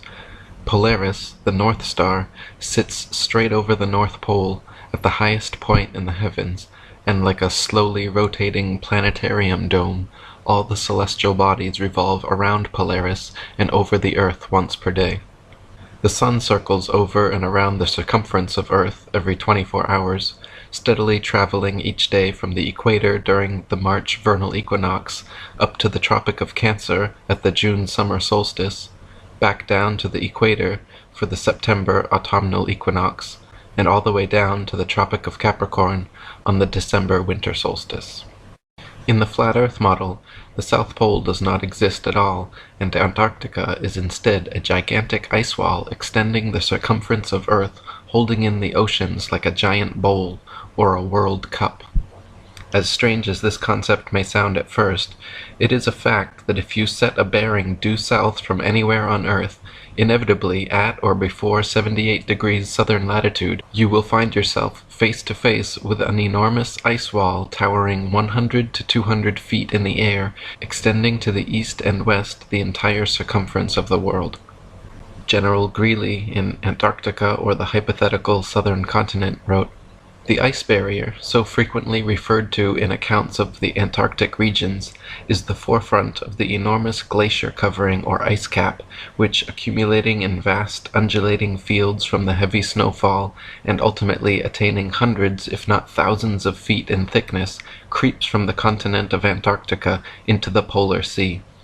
The ice barrier, yet a part of the parent ice cap, presents itself to the navigator who has boldness enough to approach its fearful front as a solid perpendicular wall of marble-like ice ranging from 1,000 to 2,000 feet in thickness, of which from 100 to 200 feet rises above, and from 800 to 1,800 feet sinks below the level of the sea." Dr. Samuel Robotham wrote, "It has been demonstrated that the Earth is a plane, the surface center of which is immediately underneath the star called Polaris, and the extremities of which are bounded by a vast region of ice and water and irregular masses of land. The whole terminates in fog and darkness, where snow and driving hail, piercing sleet, and boisterous winds, howling storms, madly mounting waves, and clashing icebergs are almost constant. Antarctica is not the tiny ice continent found confined to the underside antipode of astronomers' globes. Quite the contrary, Antarctica literally surrounds us 360 degrees, encircles every continent, and acts as a barrier holding in the oceans. The most commonly asked questions, and the greatest mysteries yet to be solved are, how far does the Antarctic ice extend outwards? Is there a limit? What lies beyond, or is it just snow and ice forever? Thanks to UN treaties and constant military surveillance, the North Pole and Antarctica remain cloaked in government secrecy, both purported no-fly and no-sail zones, with several reports of civilian pilots and captains being shooed away and escorted back under threats of violence. Dr. Samuel Robotham wrote, "How far the ice extends, how it terminates, and what exists beyond it, are questions to which no present human experience can reply. All we at present know is that snow and hail, howling winds, and indescribable storms and hurricanes prevail, and that in every direction human ingress is barred by unsealed escarpments of perpetual ice, extending farther than the eye or telescope can penetrate, and becoming lost in gloom and darkness." Before reaching the Antarctic ice wall, Navigating the increasingly tumultuous southern oceans, explorers encounter the longest, darkest, coldest nights and the most dangerous seas and storms anywhere on Earth.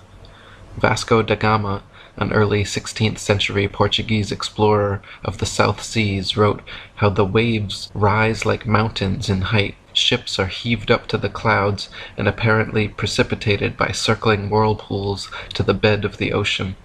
The winds are piercing cold, and so boisterous that the pilot's voice can seldom be heard, whilst a dismal and almost continual darkness adds greatly to the danger.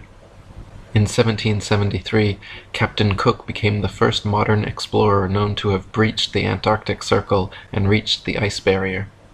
During 3 voyages lasting 3 years and 8 days, Captain Cook and his crew sailed a total of 60,000 miles along the Antarctic coastline, never once finding an inlet or path through or beyond the massive glacial wall. Captain Cook wrote, "The ice extended east and west far beyond the reach of our sight, while the southern half of the horizon was illuminated by rays of light, which were reflected from the ice to a considerable height. It was indeed my opinion that this ice extends quite to the pole, or perhaps joins some land to which it has been fixed since creation." On October 5, 1839, another explorer, James Clark Ross, began a series of Antarctic voyages lasting a total of 4 years and 5 months. Ross and his crew sailed 2 heavily armored warships thousands of miles, losing many men from hurricanes and icebergs, looking for an entry point beyond the southern glacial wall.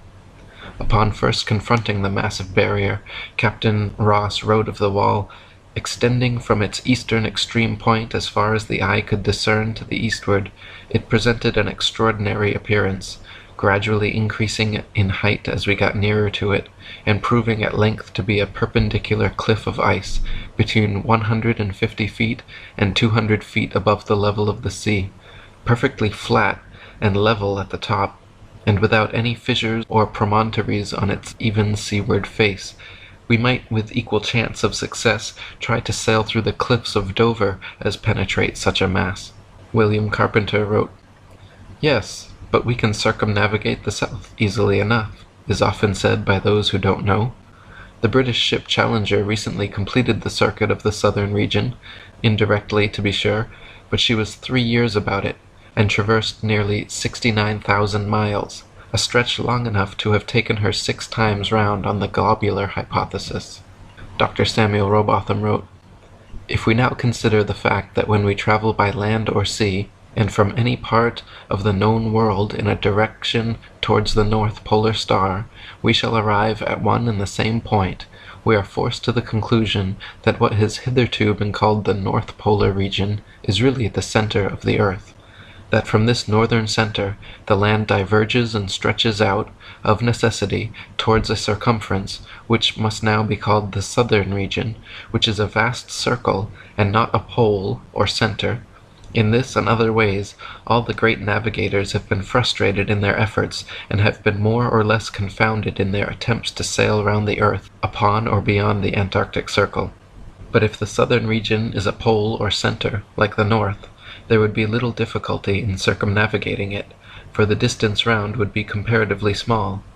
When it is seen that the earth is not a sphere, but a plane, having only one center, the north, and that the south is the vast icy boundary of the world, the difficulties experienced by circumnavigators can be easily understood.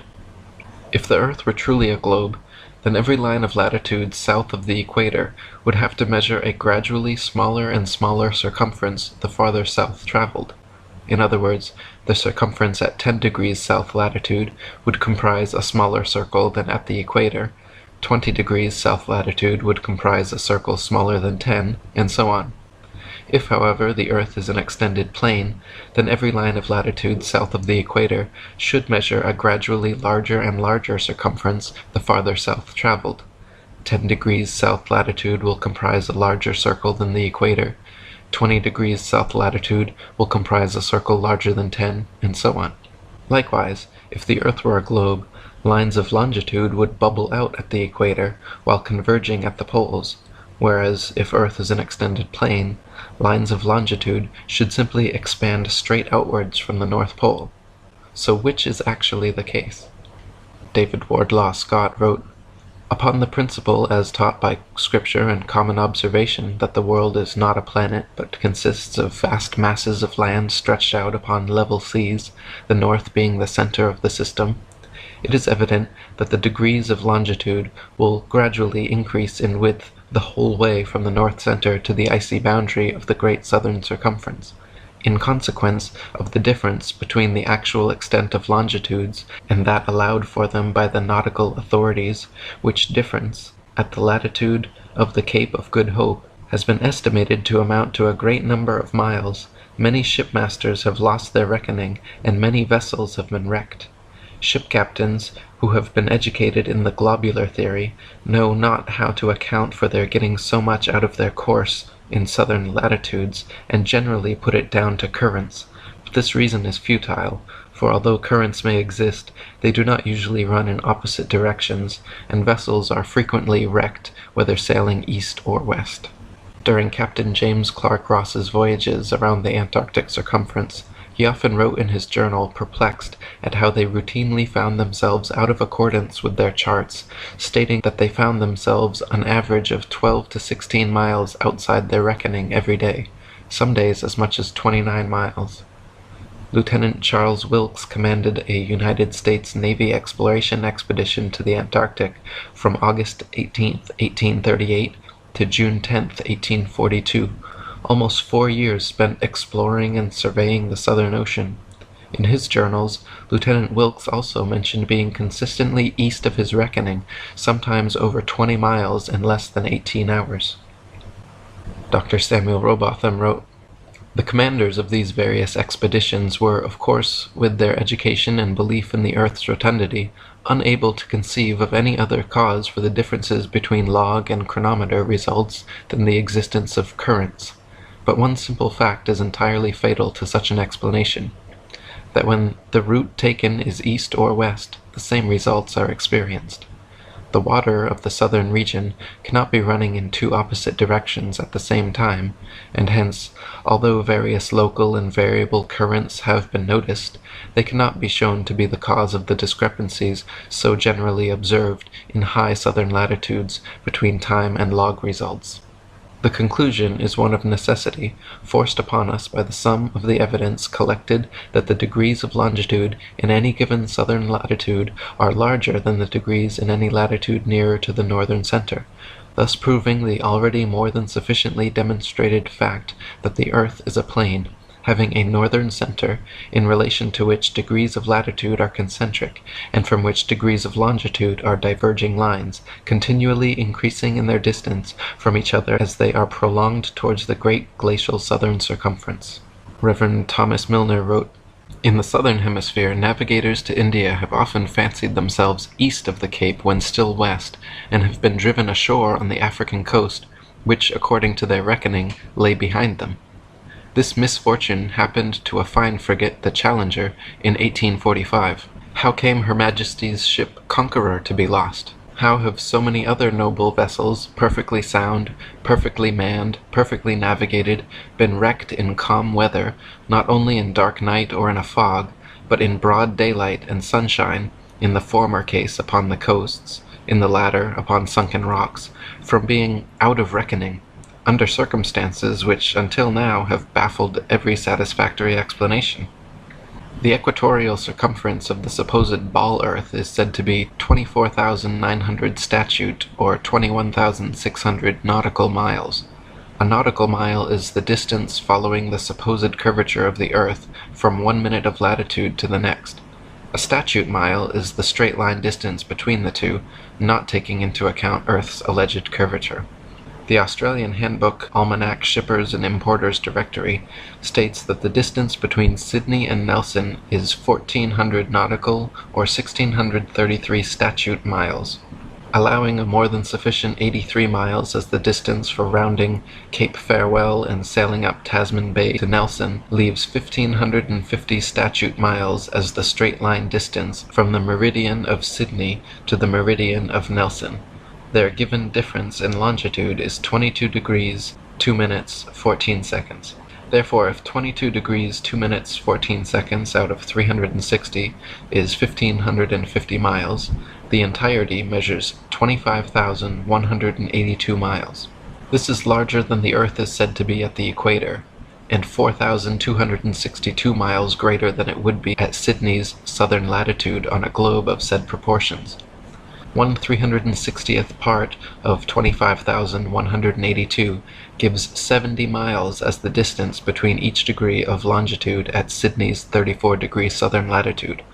On a globe 25,000 miles in equatorial circumference, however, degrees of longitude at 34 degrees latitude would be only 58 miles, a full 12 miles per degree less than reality.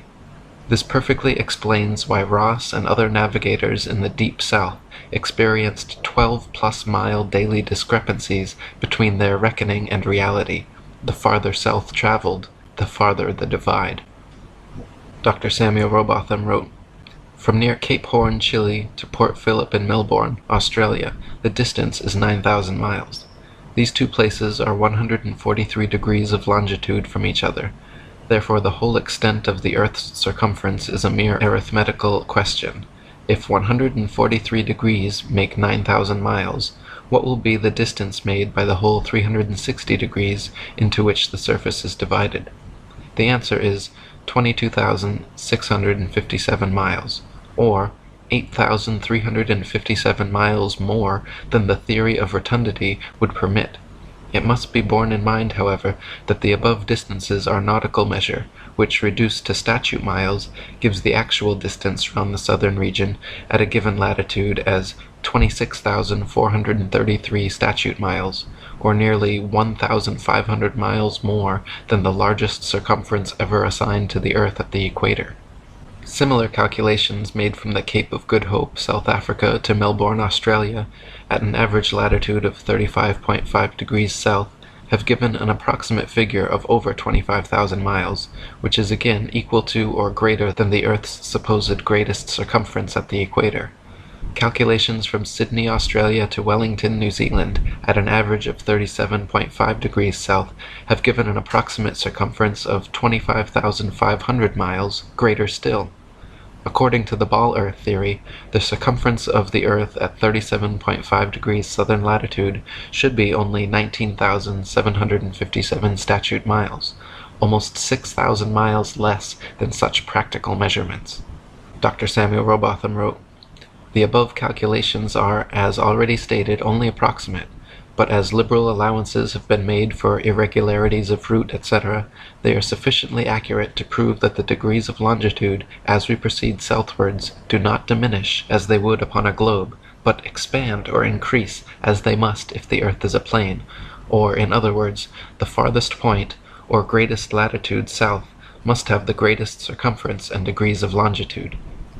And William Carpenter wrote, "Parallels of latitude only, of all imaginary lines on the surface of the earth, are circles, which increase progressively from the northern center to the southern circumference.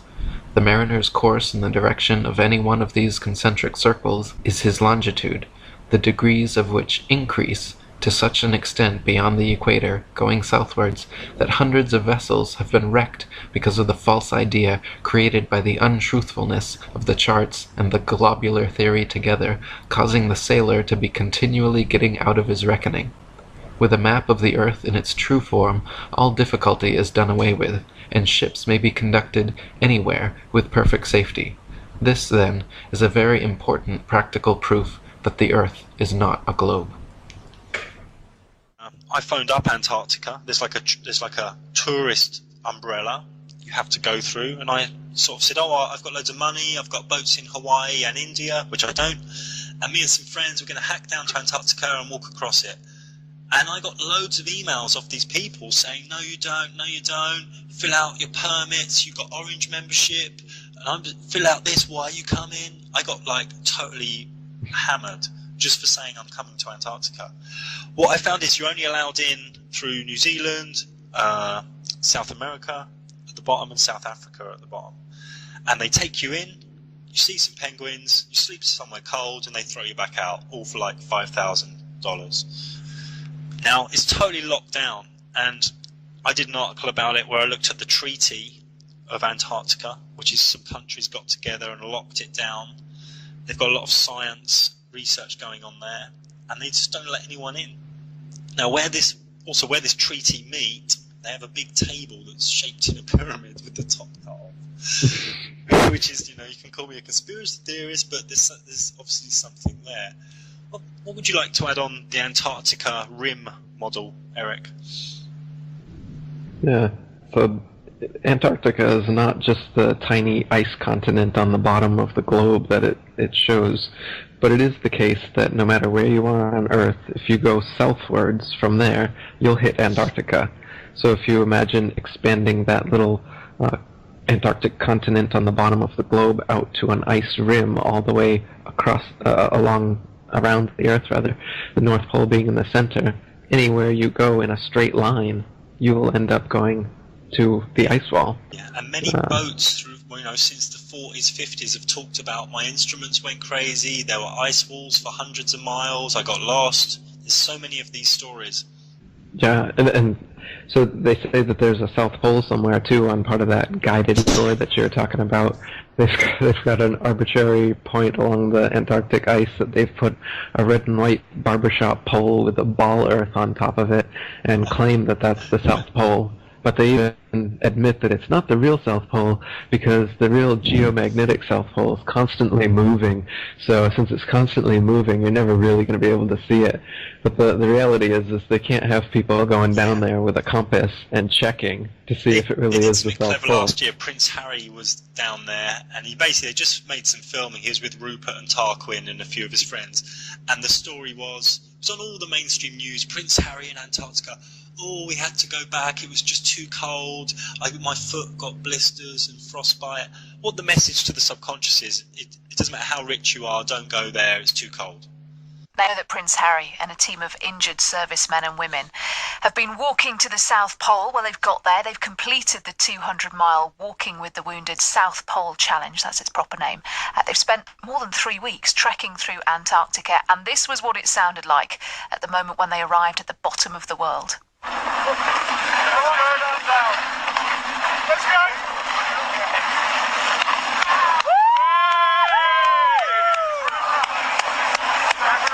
Almost sounds quite restrained, doesn't it, after all that effort? Well, they spent 20 hours in a cold chamber. This was the prince and the other competitors who were with him to prepare for the conditions that they were going to find down there.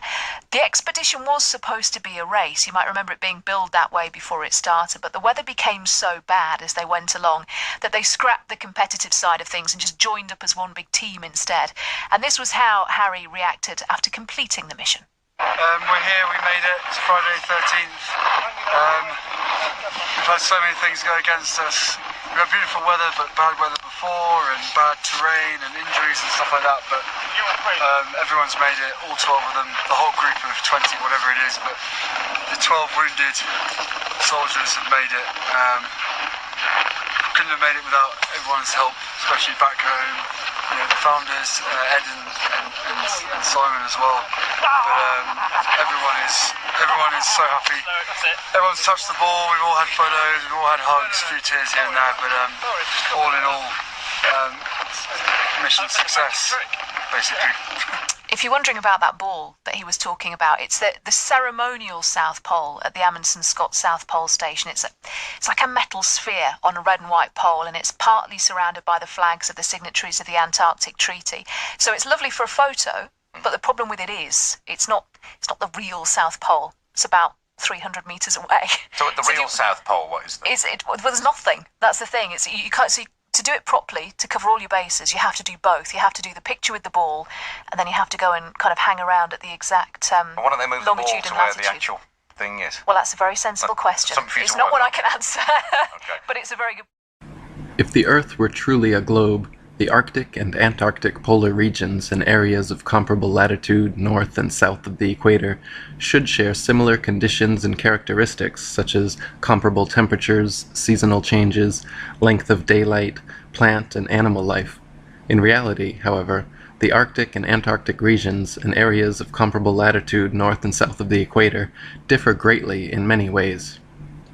Thomas Winship says, If the Earth be the globe of popular belief, the same amount of heat and cold, summer and winter, should be experienced at the same latitudes north and south of the equator.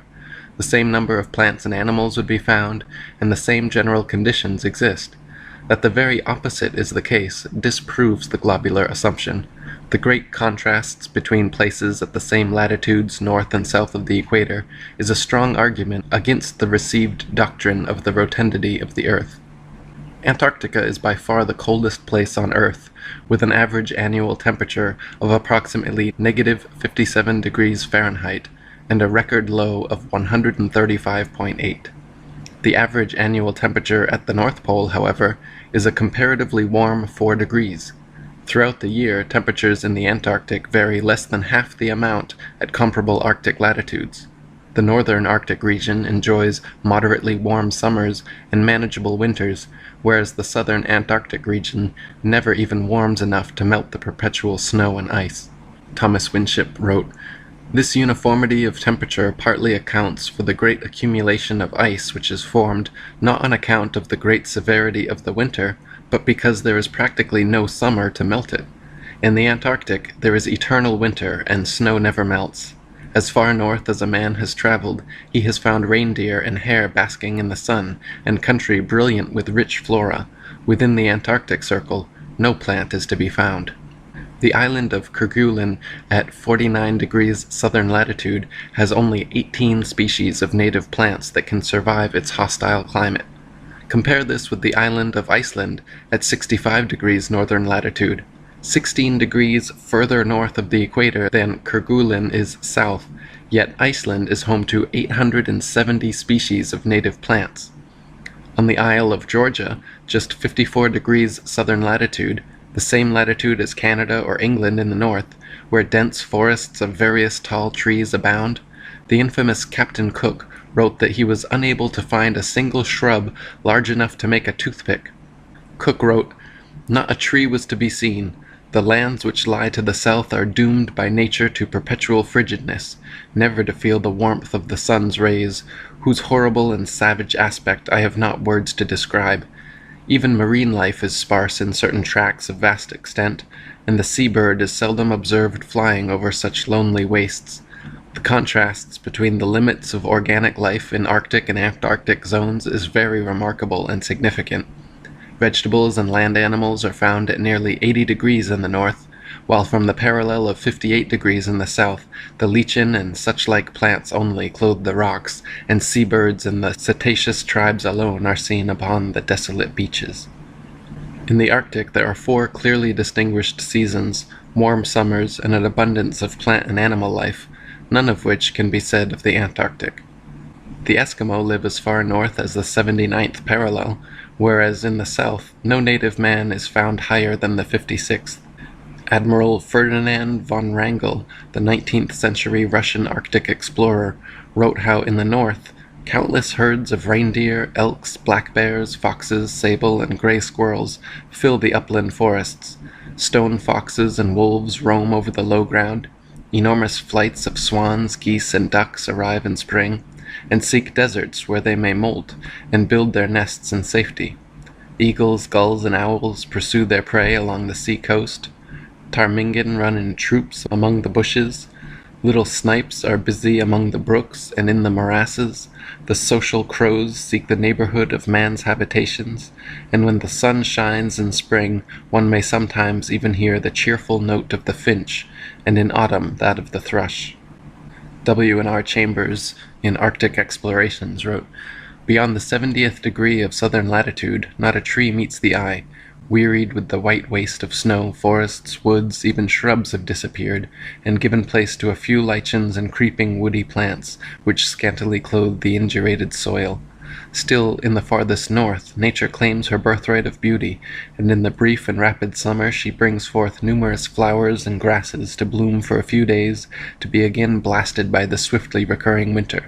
The rapid fervor of an Arctic summer had already, June 1st, converted the snowy waste into luxuriant pasture ground, rich in flowers and grass, with almost the same lively appearance as that of an English meadow. In New Zealand, situated at 42 degrees southern latitude, On the winter solstice, the sun rises at 4:31 a.m. and sets at 7:29 p.m., making the longest day of the year 14 hours and 58 minutes. On the summer solstice, the New Zealand sun rises at 7:29 a.m. and sets at 4:31 p.m., making the shortest day 9 hours and 2 minutes long. Meanwhile, in England, a full 10 degrees farther north of the equator than New Zealand lies south, the longest day is 16 hours and 34 minutes, the shortest day 7 hours and 45 minutes.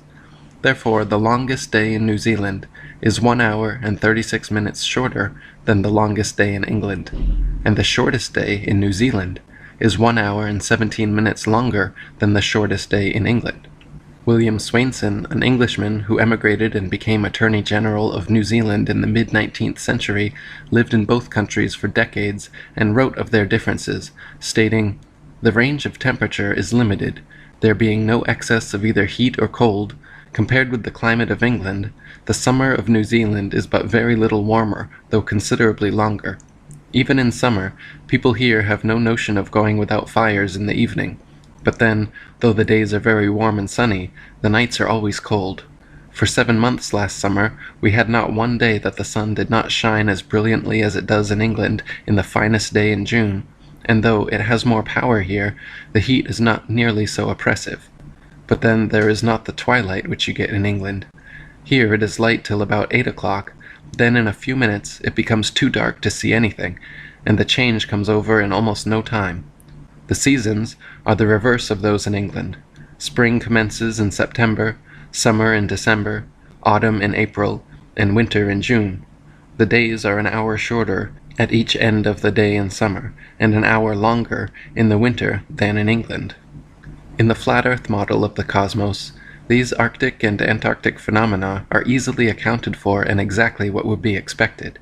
If the sun circles over and around the Earth every 24 hours, steadily traveling from tropic to tropic every 6 months, it follows that the northern, central region would annually receive far more heat and sunlight than the southern circumferential region. Since the sun must sweep over the larger southern region in the same 24 hours it has to pass over the smaller northern region, its passage must necessarily be proportionally faster as well. This is why the Antarctic morning dawn and evening twilight are very abrupt, whereas in extreme north, twilight continues for hours after sunset, and many midsummer nights the sun does not set at all. Dr. Samuel Robotham said, "If the sun is fixed and the earth revolves underneath it, the same phenomena would exist at the same distance on each side of the equator. But such is not the case. What can operate to cause the twilight in New Zealand to be so much more sudden, or the nights so much colder than in England? The southern hemisphere cannot revolve more rapidly than the northern. The latitudes are about the same, and the distance round a globe would be the same at 50 degrees south as at 50 degrees north, and as the whole would revolve once in 24 hours, the surface at the two places would pass underneath the sun with the same velocity, and the light would approach in the morning and recede in the evening in exactly the same manner. Yet the very contrary is the fact. The constant sunlight of the north develops, with the utmost rapidity, numerous forms of vegetable life, and furnishes subsistence for millions of living creatures. But in the south, where the sunlight never dwells, or lingers about a central region, but rapidly sweeps over sea and land, to complete in 24 hours the great circle of the southern circumference, it has not time to excite and stimulate the surface, and therefore, even in comparatively low southern latitudes, everything wears an aspect of desolation. These differences in the north and south could not exist if the earth were a globe, turning upon axes underneath a non-moving sun.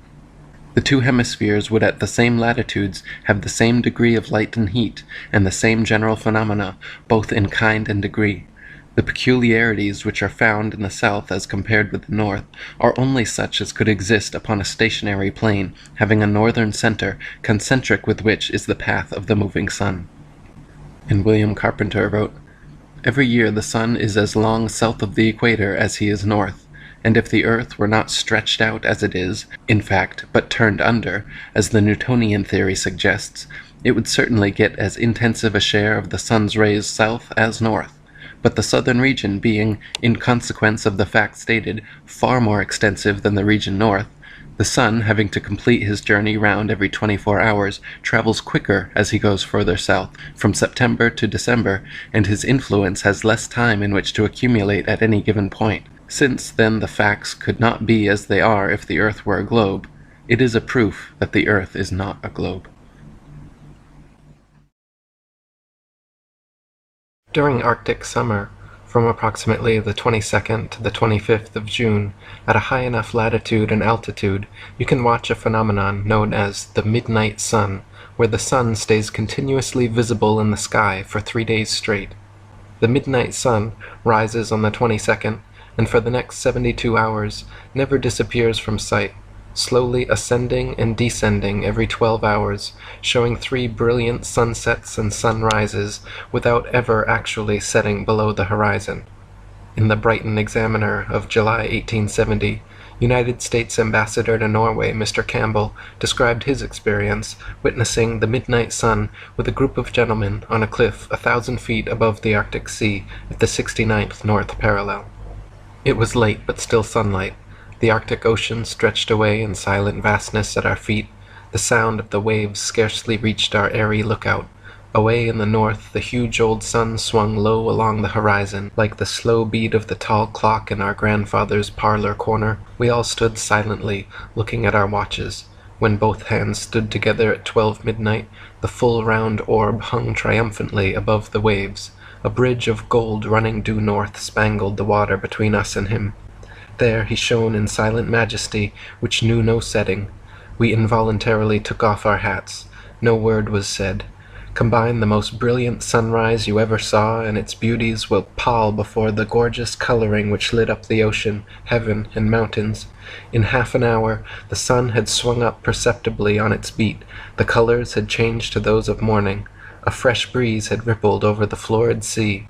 One songster after another piped out of the ground behind us. We had slid into another day. From the land of the midnight sun. Tourists from Haparanda prefer going to Ayasaksa, a hill 680 feet above the sea, from which, through 8 or 10 miles south of the Arctic Circle, they can see the midnight sun for 3 days. As the voyage drew to a close, and we approached the upper end of the Gulf of Bothnia, the twilight had disappeared, and between the setting and rising of the sun hardly 1 hour elapsed.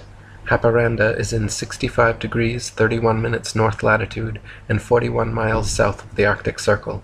It is 1 degree 18 minutes farther north than Archangel and in the same latitude as the most northern part of Iceland. The sun rises on the 21st of June at 12:01 a.m. and sets at 11:37 p.m. From the 22nd to the 25th of June, the traveler may enjoy the sight of the midnight sun from Avasaksa, a hill 680 feet high and about 45 miles distant. If the Earth were actually a spinning globe revolving around the sun, the only place such a phenomena as the midnight sun could be observed would be at the poles. Any other vantage point from 89 degrees latitude downwards could never, regardless of any tilt or inclination, see the sun for 24 hours straight. To see the sun for an entire revolution on a spinning globe at a point other than the poles, you would have to be looking through miles and miles of land and sea for part of the revolution. Anyone below the 89th parallel could never witness the sun for 72 hours, 3 whole revolutions, straight, because to do so would be to assume you are somehow seeing through the globe and to the sun on the other side. Since such an assumption is ridiculous, and yet the midnight sun can clearly be seen as low as the 65th parallel, this is another absolute proof that the Earth is the flat, stationary center of the universe. Thomas Winship wrote, "If the Earth be a globe, at midnight the eye would have to penetrate thousands of miles of land and water, even at 65 degrees north latitude, in order to see the sun at midnight. That the sun can be seen for days together in the far north during the northern summer proves that there is something very seriously wrong with the globular hypothesis.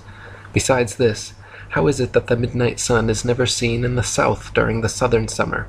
Cook penetrated as far south as 71 degrees, Weddell in 1893 reached as far as 74 degrees, and Sir James C. Ross in 1841 and 1842 reached the 78th parallel. But I am not aware that any of these navigators have left it on record that the sun was seen at midnight in the south." Heliocentrists also cannot explain why the midnight sun phenomena is not experienced anywhere in the southern hemisphere at any time of year. Quite to the contrary, it has been recorded by the Royal Belgian Geographical Society in Expedition Antarctique Belge that during the most severe part of the Antarctic winter, from 71 degrees south latitude onwards, the sun sets on May 17th and is not seen above the horizon again until July 21st. This is completely at odds with the ball Earth theory, but easily explained by the flat Earth model. The midnight sun is seen from high altitudes in extreme northern latitudes during Arctic summer because the sun, at its innermost cycle, is circling tightly enough around the polar center that it remains visible above the horizon for someone at such a vantage point. Likewise, in extreme southern latitudes, during Arctic summer, the sun completely disappears from view for over 2 months, because there, at the northern tropic, at the innermost arc of its boomerang journey, the sun is circling the northern center too tightly to be seen from the southern circumference. Sammy Robotham wrote, "It is evident that in the great encircling oceans of the south, and the numerous islands and parts of continents which exist beyond that part of the earth where the sun is vertical, cannot have their days and nights, seasons, etc., precisely like those in the northern region. The north is a center, and the south is that center radiated or thrown out to a vast oceanic circumference, terminating in circular walls of ice, which form an impenetrable frozen barrier. Hence, the phenomena referred to as existing in the north must be considerably modified in the south. For instance, the north being central, the light of the sun advancing and receding gives long periods of alternate light and darkness at the actual center, but in the far south, the sun, even when moving in its outer path, can only throw its light to a certain distance, beyond which there must be perpetual darkness. No evidence exists of there being long periods of light and darkness regularly alternating, as in the north. In the north, in summertime, when the sun is moving in its inner path, the light shines continually for months together over the central region and rapidly develops numerous forms of animal and vegetable life." In typical reverse-engineered damage control fashion, trying to explain away the midnight sun, problematic Arctic and Antarctic phenomena, and the fact that Polaris can be seen to 23.5 degrees south of the equator, desperate heliocentrists in the late 19th century again modified their theory to say the ball Earth actually tilts back 25.5 degrees on its vertical axis, thus explaining away many problems in one swoop. If it simply tilted the same direction constantly, however, this would still not explain the phenomena, because after 6 months of supposed orbital motion around the sun, any amount of tilt would be perfectly opposite, thus negating their alleged explanation for Arctic and Antarctic irregularities. To account for this, heliocentrists then added that the Earth also wobbles in a complex combination of patterns known as planetary nutation, the Chandler wobble, and axial precession, which, in their vivid imaginations, somehow explains away common sense. Common sense, however, says that if the heat of the sun travels 93 million miles to reach us, a small axial tilt and wobble, the difference of a few thousand miles, should be completely negligible. If the ball Earth actually spun around 93 million miles from the sun, regardless of any tilt or wobble, temperature and climate the whole world over should be almost completely uniform. If the heat of the sun truly traveled 93 million miles to reach the Earth's equator, the extra few thousand miles to the poles, regardless of any supposed tilt or wobble, no matter how extreme, would surely be negligible in negating such intense heat. E. Eschini wrote, "The supposition that the seasons are caused by the Earth's annual motion round the sun at a mean distance of 93 million miles is grotesque. According to Piazzi, the size of the sun is in proportion to the Earth as 329,360 to 1. The diameter exceeds that of the Earth 112 times. The Earth appears, as Biot says, by this statement, a mere grain of sand as compared to the sun. This enormous expanse of light, focused on a rotating grain of sand, at the distance of 93 millions of miles, would cause the same season throughout it. The paltry few miles in comparison that separates London from Cape Town could never cause diverse seasons, neither would the distance from London to the Riviera justify the difference in the climate that characterizes the two places. Common sense also says if the Earth were actually a ball spinning daily with uniform speed around the sun, There should be exactly 12-hour days and 12-hour nights everywhere, all year round, regardless of any alleged tilt or inclination. Half the sphere would always be lit, and the other half not. The great variety and length of days and nights throughout the year all over Earth testifies to the fact we do not live on a spinning ball planet. There cannot exist phenomena such as this on a globe, nor the midnight sun, nor anything like Antarctic winter, where the sun is nowhere to be found for over 2 months per year. NASA and modern astronomy say the Earth is a giant globe spinning 1,000 miles per hour around its central axis, traveling 67,000 mile per hour circles around the sun, spiraling 500,000 miles per hour around the Milky Way, while the entire galaxy rockets a ridiculous 670 million miles per hour through the universe, with all of these motions originating from an alleged Big Bang cosmogenic explosion 14 billion years ago. That's a grand total of 670,568,000 miles per hour in several different directions we're all supposedly speeding along at simultaneously. No one has ever seen, felt, heard, measured, or proven such motion, yet the vast majority of people unquestioningly accept that the clearly motionless Earth beneath their feet is actually moving over 600 million miles per hour.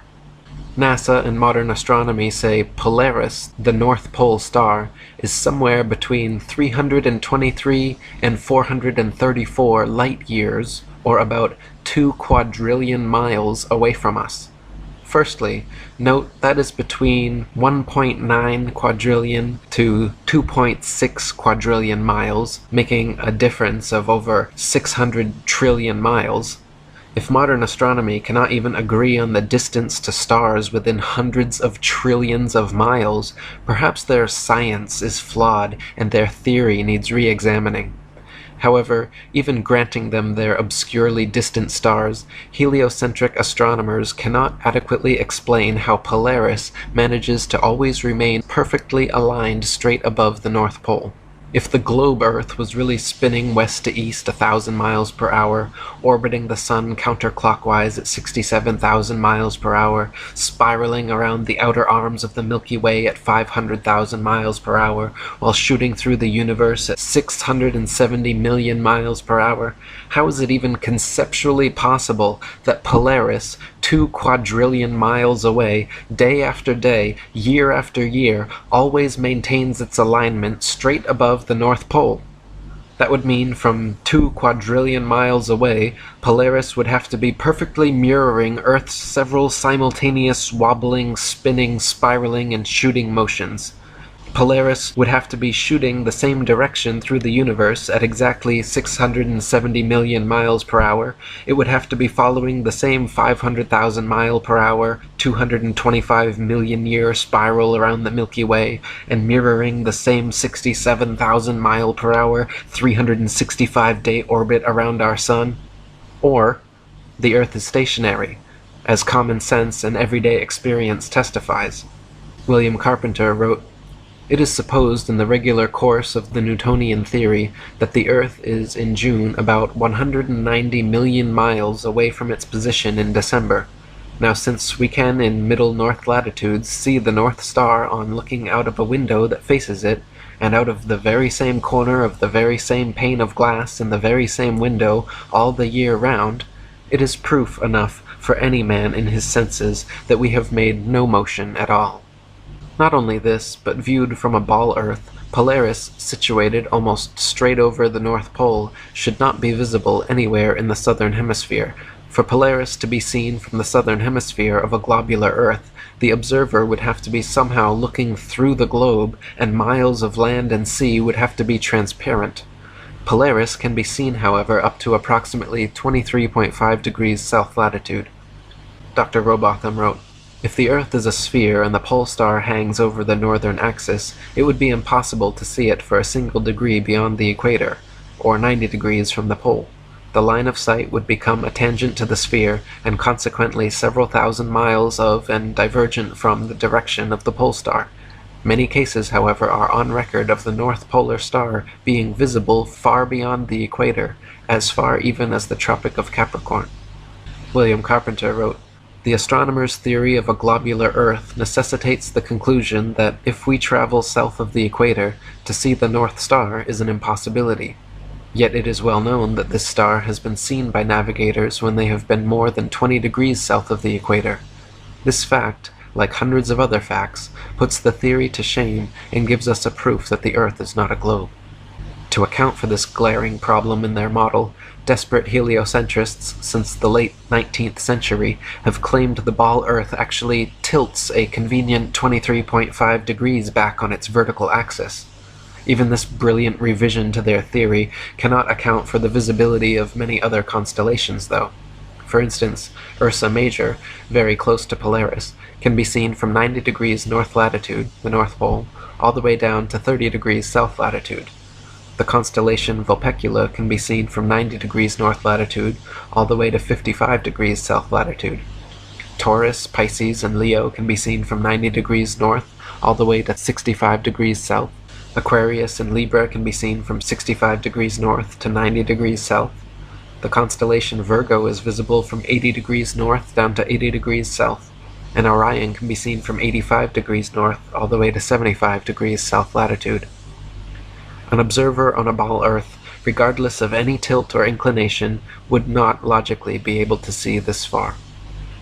Dr. Samuel Rowbotham wrote, "Another thing is certain, that from within the equator the North Pole Star and the constellations Ursa Major, Ursa Minor, and many others can be seen from every meridian simultaneously, whereas in the south, from the equator, neither the so-called South Pole Star nor the remarkable constellation of the Southern Cross can be seen simultaneously from every meridian, showing that all the constellations of the south, supposed pole star included, sweep over a great southern arc and across the meridian from their rise in the evening to their setting in the morning.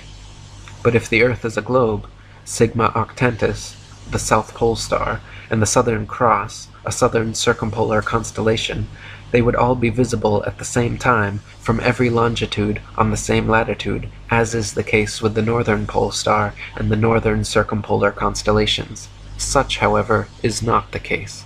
Some heliocentrists have even tried to suggest that the pole star's gradual declination overhead as an observer travels southwards is proof of a globular Earth. Far from it, the declination of the pole star or any other object is simply a result of the law of perspective.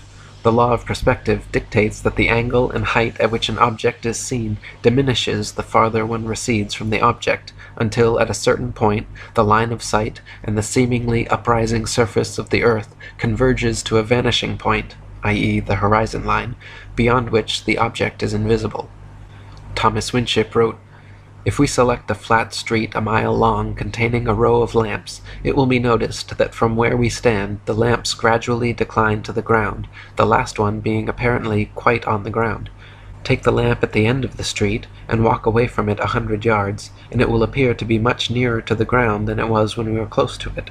Keep on walking away from it, and it will appear to be gradually depressed until it is last seen on the ground and then disappears.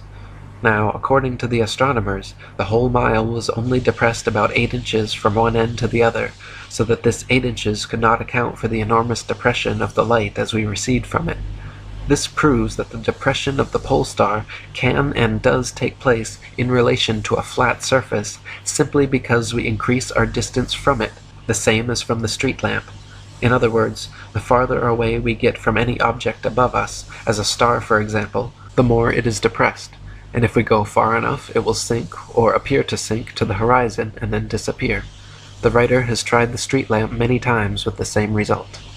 And Dr. Rowbotham wrote, "It has often been urged that the Earth must be a globe because the stars in the southern hemisphere move round a south polar star in the same way that those of the north revolve around the northern pole star. This is another instance of the sacrifice of truth and denial of the evidence of our senses for the purpose of supporting a theory which is in every sense false and unnatural. It is known to every observer that the North Pole Star is the center of a number of constellations which move over the Earth in a circular direction.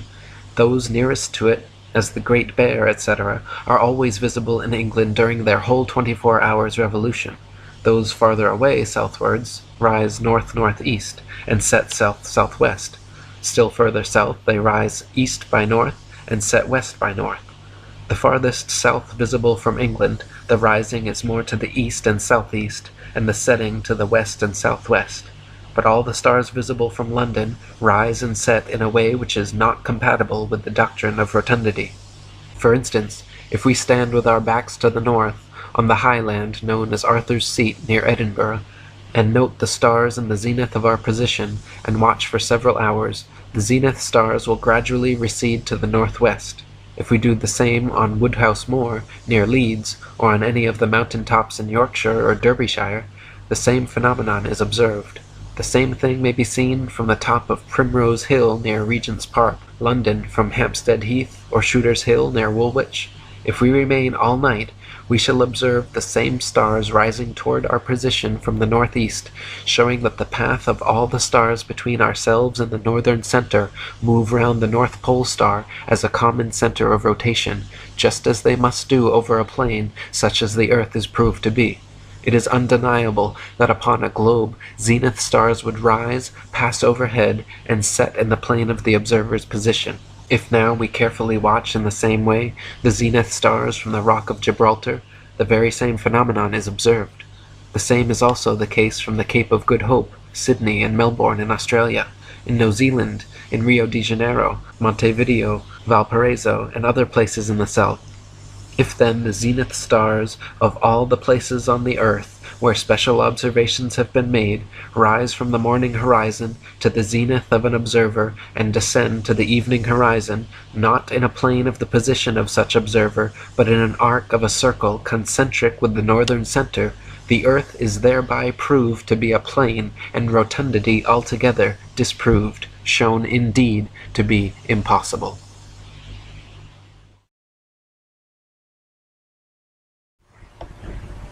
When you look up at the sun and moon, you see two equally sized, equidistant circles tracing similar paths at similar speeds around a flat, stationary Earth. The experts at NASA, however, claim your common sense, everyday experience is false on all counts. To begin with, they say the Earth is not flat, but a big ball. Not stationary, but spinning around 19 miles per second. They say the sun does not revolve around the earth as it appears, but earth revolves around the sun. The moon, on the other hand, does revolve around the earth, though not east to west as it appears, rather west to east. And the sun is actually 400 times larger than the moon and 400 times farther away. That's right. You can clearly see they are the same size and distance. You can see the earth is flat. You can feel the earth is stationary. But according to the gospel of modern astronomy, you are wrong and a simpleton worthy of endless ridicule if you dare to believe your own eyes and experience. With haughty arrogance, the nearest hypnotized heliocentrist will then inform you that the sun is 865,374 miles in diameter and 92,955,807 miles from the earth. The moon is 2,159 miles in diameter and 238,900 miles from the Earth.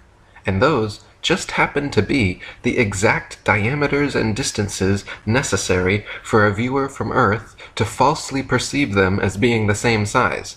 So you see, silly flat earther, it is all an illusion, and the apparent equanimity of our day and night luminaries in the sky results from mere coincidental parallax perspective. The sun does not revolve around the earth as it appears. Rather, the earth spins 1,038 miles per hour under your feet and revolves 67,108 miles per hour around the sun. The moon does indeed revolve around the earth, but not as it appears.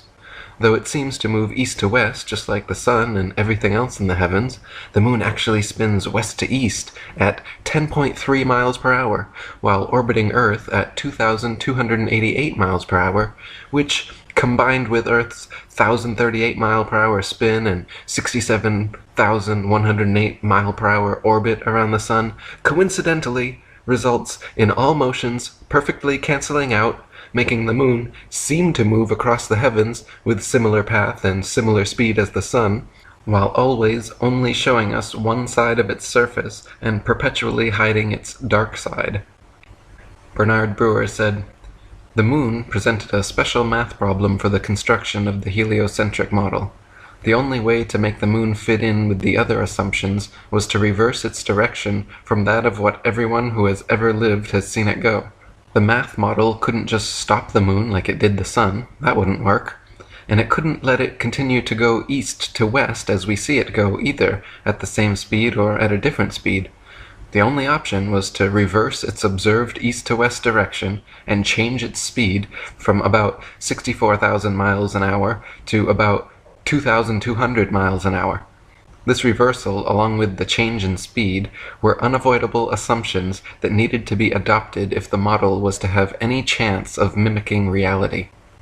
And Marshall Hall said, "They want you to believe that the moon's rotation is perfectly synchronized with its orbit, so that's why we only ever see one side of the moon, rather than conclude the obvious, that the moon is simply not rotating. Moreover, they had to slow down the moon's speed by 58,870 miles per hour and reverse its direction to west to east to successfully sell their phony heliocentricity system to a gullible public. I don't think there is one person in many, many thousands, regardless of education, who knows that the Copernican model had to turn the moon's observable direction around and give it a new speed to accommodate the phases and eclipses." William Carpenter said, "Astronomers tell us that the moon goes round the Earth in about 28 days. Well, we may see her making her journey round every day if we make use of our eyes, and these are about the best things we have to use. The moon falls behind in her daily motion as compared with that of the sun, to the extent of 1 revolution in the time specified. But that is not making a revolution. Failing to go as fast as other bodies go in one direction does not constitute a going round in the opposite one, as the astronomers would have us believe.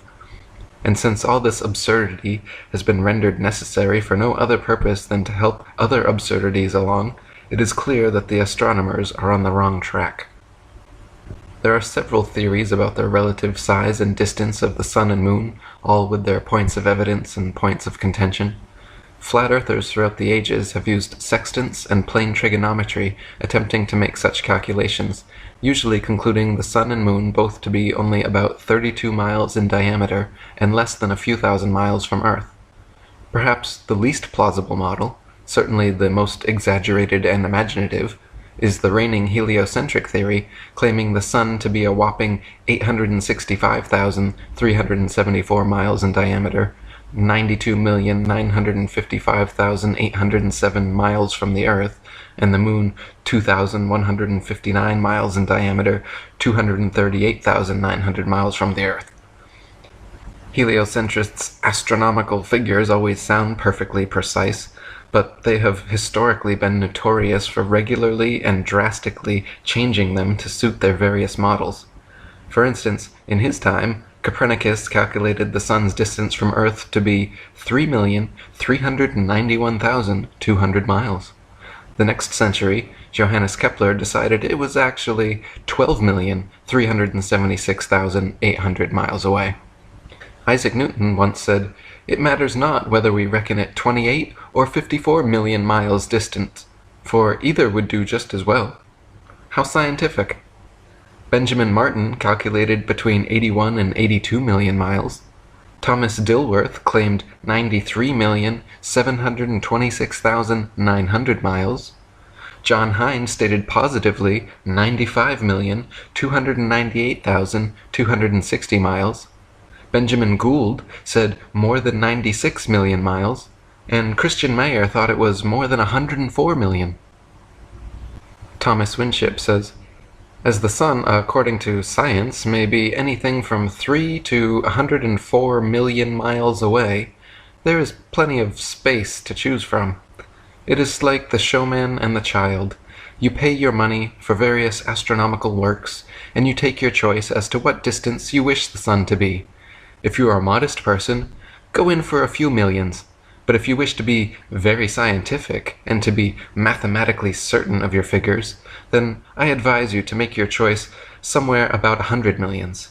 You will at least have plenty of space to retreat into should the next calculation be against the figures of your choice. You can always add a few millions to keep up with the times, or take off as many as may be required to adjust the distance to the very latest accurate column of figures. Talk about ridicule.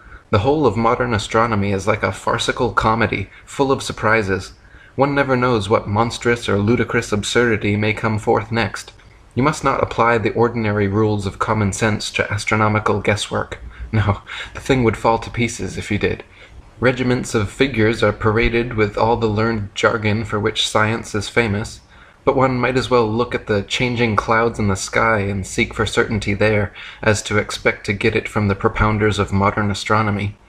But there is no means of testing these ever-changing, never-stable speculations and bringing them to the scrutiny of hard logic and fact. Indeed there is.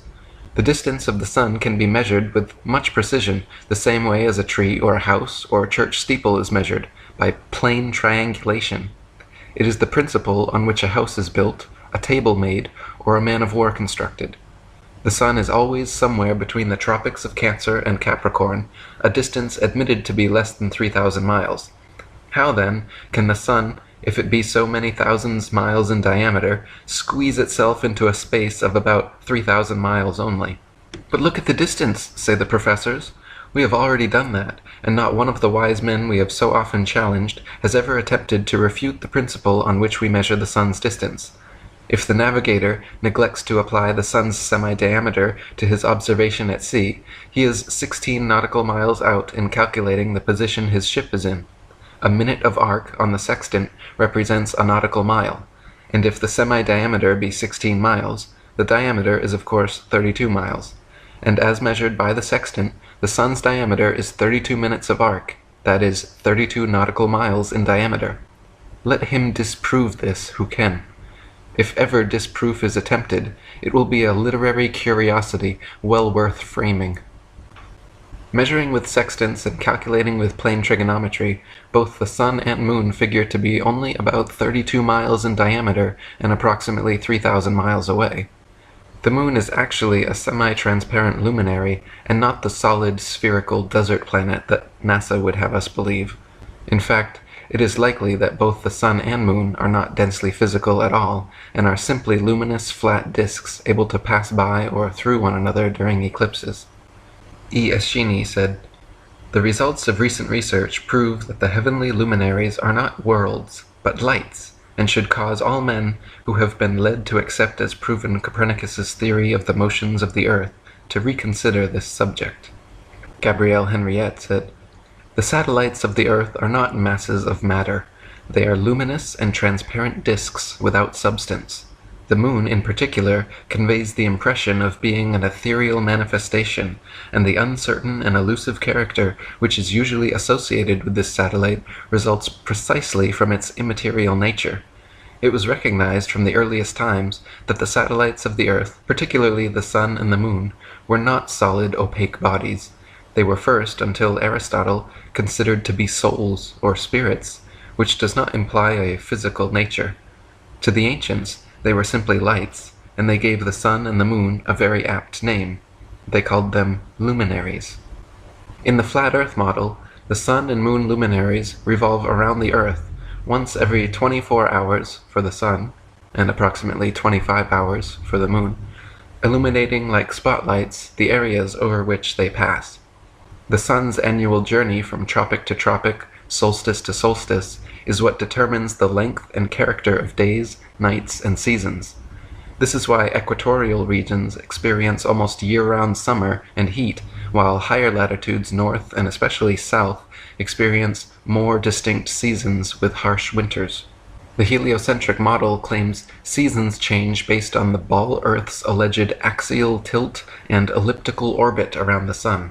Their flawed current model even places us closest to the sun, 91,400,000 miles, in January, when it is actually winter, and farthest from the sun, 94,500,000 miles, in July, when it's actually summer throughout much of the Earth.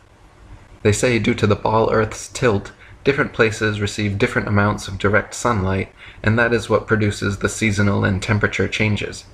This makes little sense, however, because if the sun's heat travels over 90 million miles to reach the ball Earth, how could a slight tilt, a mere few thousand miles maximum, negate the sun's 90 million mile journey, giving us simultaneous tropical summers and Antarctic winters? Thomas Winship said, "The Earth is a stretched out structure which diverges from the central north in all directions towards the south. The equator, being midway between the north center and the southern circumference, divides the course of the sun into north and south declination. The longest circle around the world which the sun makes is when it has reached its greatest southern declination. Gradually going northwards, the circle is contracted. In about 3 months after the southern extremity of its path has been reached, the sun makes a circle around the equator. Still pursuing a northerly course as it goes round and above the world, in another 3 months the greatest northern declination is reached, when the sun again begins to go towards the south. In north latitudes, when the sun is going north, it rises earlier each day, is higher at noon, and sets later, while in southern latitudes at the same time, the sun as a matter of course rises later, reaches a lesser altitude at noon, and sets earlier. In northern latitudes, during the southern summer, say from September to December, the sun rises later each day, is lower at noon, and sets earlier, while in the south he rises earlier, reaches a higher altitude at noon, and sets later each day. This movement round the earth daily is the cause of the alternations of day and night, while his northerly and southerly courses produce the seasons. When the sun is south of the equator, it is summer in the south and winter in the north, and vice versa. The fact of the alternation of the seasons flatly contradicts the Newtonian delusion that the earth revolves in an orbit round the sun. It is said that summer is caused by the earth being nearest the sun, and winter by its being farthest from the sun.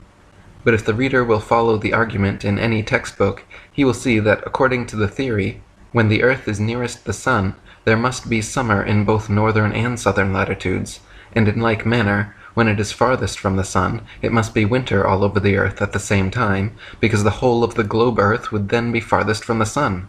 In short, it is impossible to account for the recurrence of seasons on the assumption that the earth is globular and that it revolves in an orbit around the sun.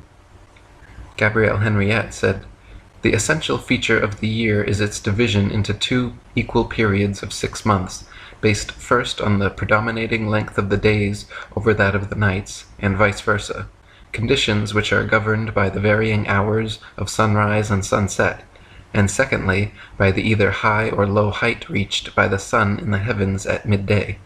The first cycle, during which the days are longer than the nights, and the sun reaches its culminating point of the year, extends from the spring equinox to the autumn equinox, i.e. March 21st to September 22nd, and the second cycle, during which, inversely, the duration of the nights exceeds that of the days, and the sun descends to its lowest point of the year, extends from the autumn equinox to the spring equinox, i.e. September 23rd to March 20th. These 2 6-month periods are also characterized by an opposition of temperature. During the first cycle, which corresponds to spring and summer, the heat gradually rises and falls, while during the second cycle, which comprises autumn and winter, it is the intensity of the cold which progressively increases and decreases. In the flat Earth model, the sun and moon spotlights are perpetually hovering over and parallel to the surface of the Earth. From our vantage point, due to the law of perspective, the day and night luminaries appear to rise up the eastern horizon, curve peaking high overhead, and then sink below the western horizon. They do not escape to the underside of the flat Earth, as one might imagine, but rather rotate concentric clockwise circles around the circumference from tropic to tropic. The appearance of rising, peaking, and setting is due to the common law of perspective, where tall objects appear high overhead when nearby, but at a distance gradually lower towards the vanishing point.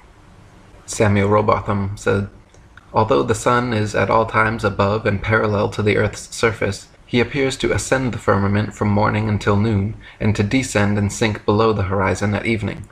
This arises from a simple and everywhere visible law of perspective.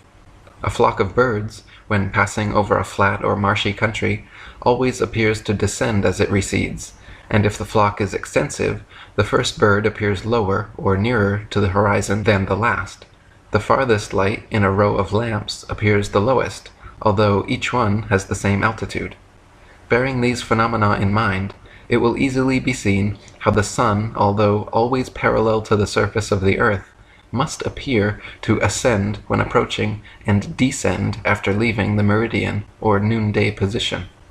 What can be more common than the observation that, standing at one end of a long row of lamp-posts, those nearest to us seem to be the highest, and those farthest away the lowest, whilst, as we move along towards the opposite end of the series, those which we approach seem to get higher, and those we are leaving behind appear to gradually become lower.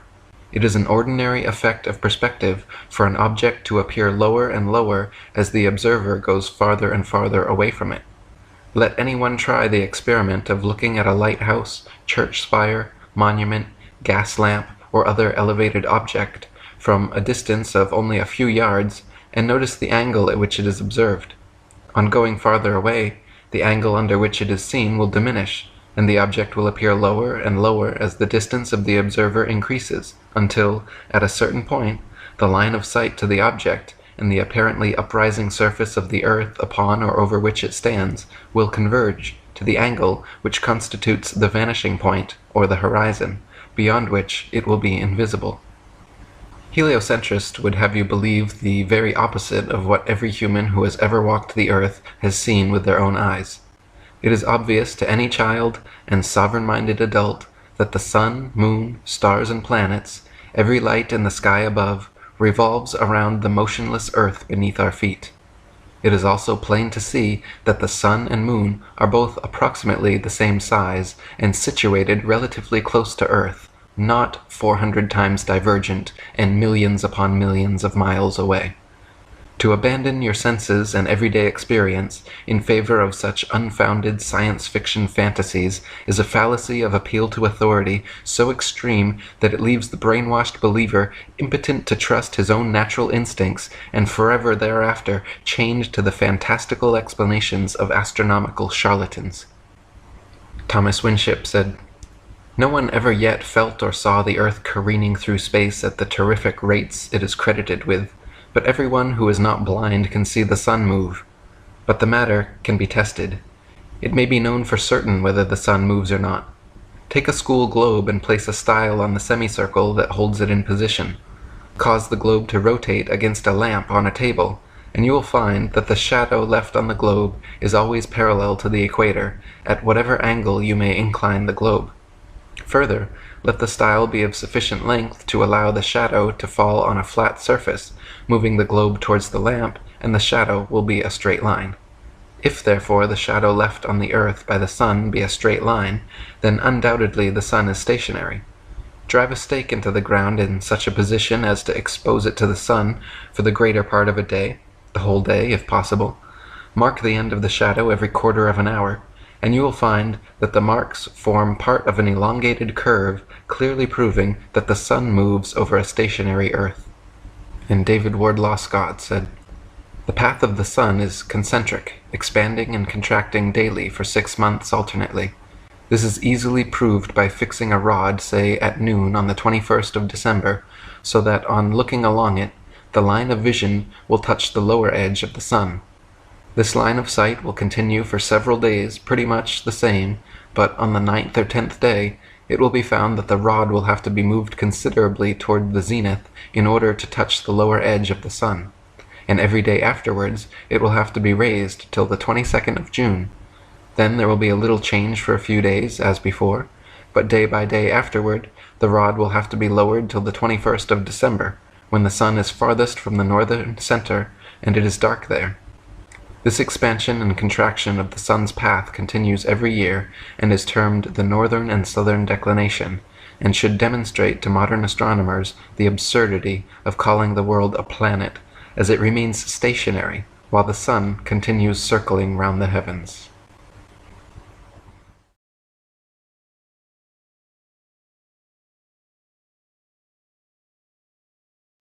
In the heliocentric model, Earth is just one of 8 planets in our solar system, all of which are said to be huge spherical Earth-like habitations or globular gas giants millions of miles away.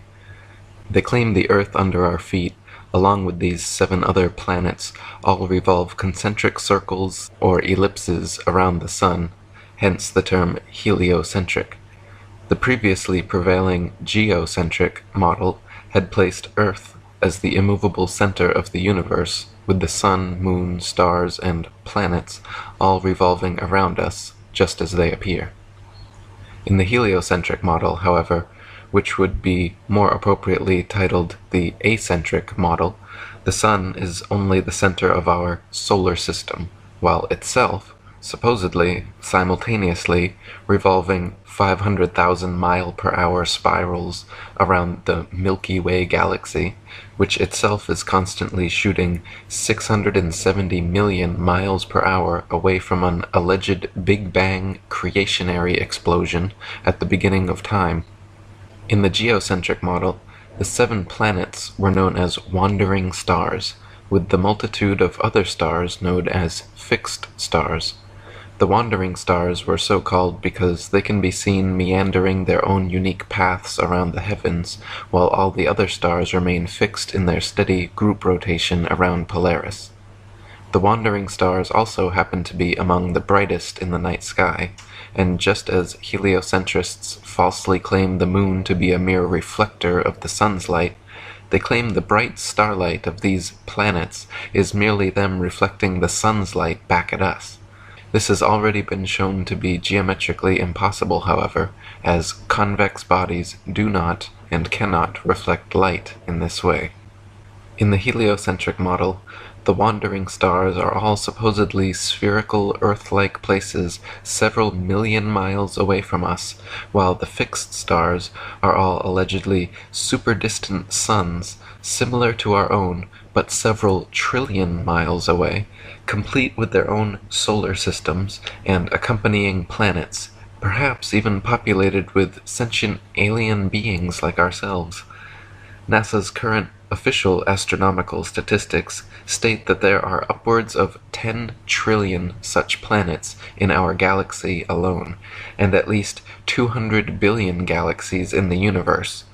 Therefore, they claim Earth is only one of 1 septillion planets in the universe.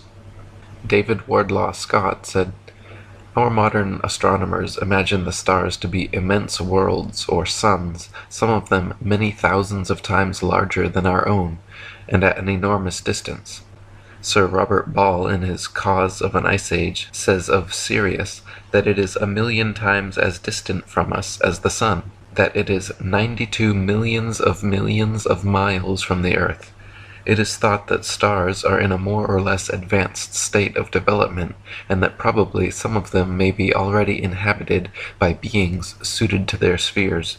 Their distance from us they calculate to be so immense that, according to Sir William Herschel, the light from some of them will take 1,000 years to reach this world of ours." Dr. Samuel Robotham said, "Again, these stars are assumed to have positions so far from the Earth that the distance is almost inexpressible. Figures, indeed, may be arranged on paper, but in reading them no practical idea is conveyed to the mind. Many are said to be so distant that they should fall with the velocity of light, or above 160,000 miles in a second of time, 600 million miles per hour. They would require nearly 2 million years to reach the Earth." Sir William Herschel, in a paper on the power of telescopes to penetrate into space, affirms that with his powerful instruments he discovered brilliant luminaries so far from the Earth that the light which they emitted could not have been less than 1,900,000 years in its progress. Albert Smith said, "The fixed stars are so called because, except for very long periods, they do not appreciably alter their relative positions, and they are mere points of light, so small that the most powerful telescopes cannot magnify them into disks. Yet they are supposed to be suns of immense size removed by the astronomers to immeasurable distance away from us for the credit and convenience of their theories." NASA even claims to have sent several remote-controlled flying telescopes, like the popular Hubble camera, into outer space, transmitting back to Earth pictorial proof of the validity of their model. These Hubble pictures show that the wandering stars are all in fact spherical Earth-like planets, just as the heliocentrists claimed all along. The Hubble pictures showed that the fixed stars are also in fact distant suns, trillions of miles away, just as the heliocentrists claimed. The Hubble pictures and videos, all of which are indistinguishable from a good Photoshop or Hollywood production, completely confirm for hypnotized heliocentrists the truth of NASA's claims and the existence of various celestial phenomena which only NASA and their advanced cameras can show, like planets, galaxies, black holes, quasars, etc. Using even the most advanced non-NASA telescopes, however, the fixed and wandering stars appear to be nothing more than tiny dots of multicolored light.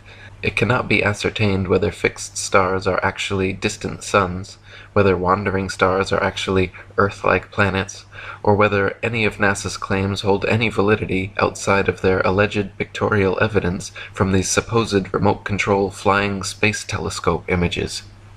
Outside of NASA, what evidence do we have that stars are actually distant solar systems? What evidence do we have that planets are Earth-like places in space? They are certainly interesting and plausible ideas, but there is absolutely no empirical evidence to support them. In fact, if NASA hadn't implanted such ideas into their heads, very few people would ever look up at the night sky and assume those little pinpricks of light were all Earth-like objects millions of miles away, or suns trillions of miles away, complete with orbiting planets and moons just like ours. The only reason people believe wandering stars are Earth-like planets and fixed stars are distant suns is because of NASA propaganda.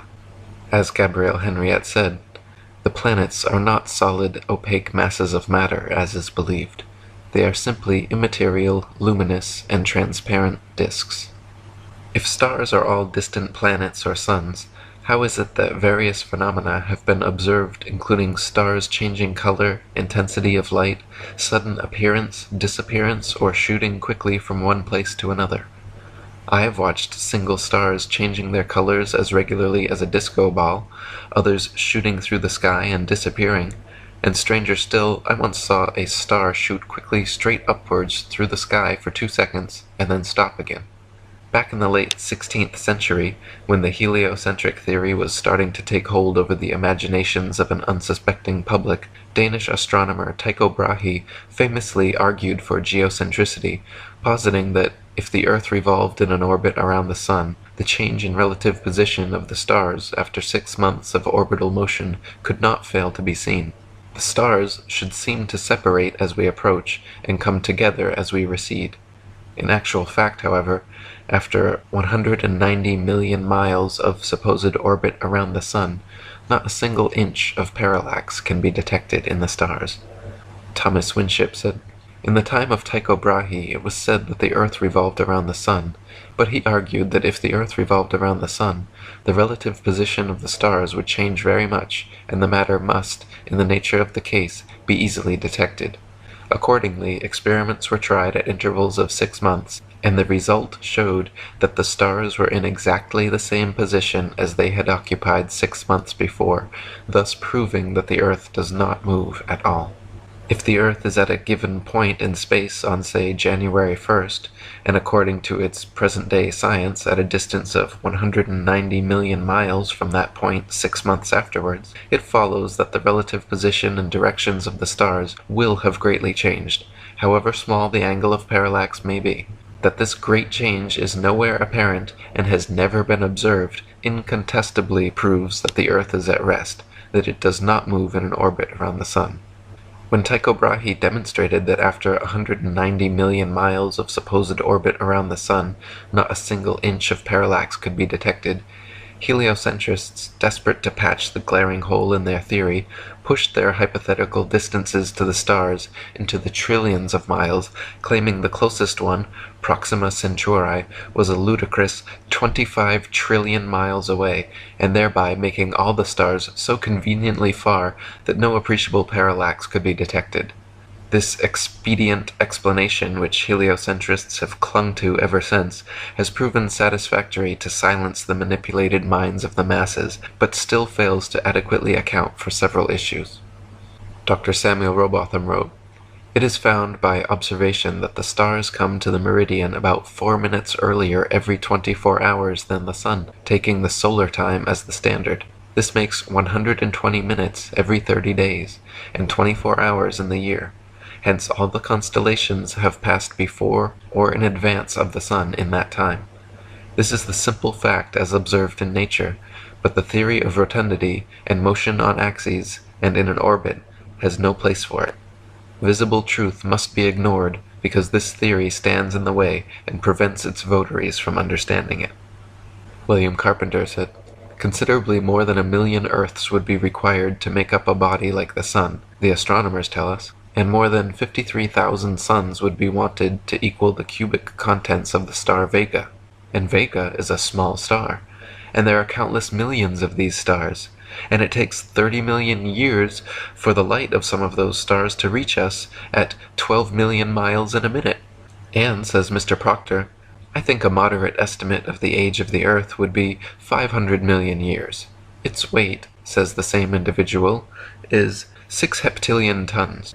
Now, since no human being is able to comprehend these things, the giving of them to the world is an insult, an outrage, and though they have all risen from the one assumption that Earth is a planet, instead of upholding the assumption, they drag it down by the weight of their own absurdity and leave it lying in the dust, a proof that the Earth is not a globe. Several experiments have since been performed and repeated by notable scientists like Albert Michelson, Edward Morley, George Airy, and George Sagnac, proving that it is the stars that revolve around a stationary Earth and not the other way around. The conclusive results of their experiments are not contested or even mentioned in modern astronomy books.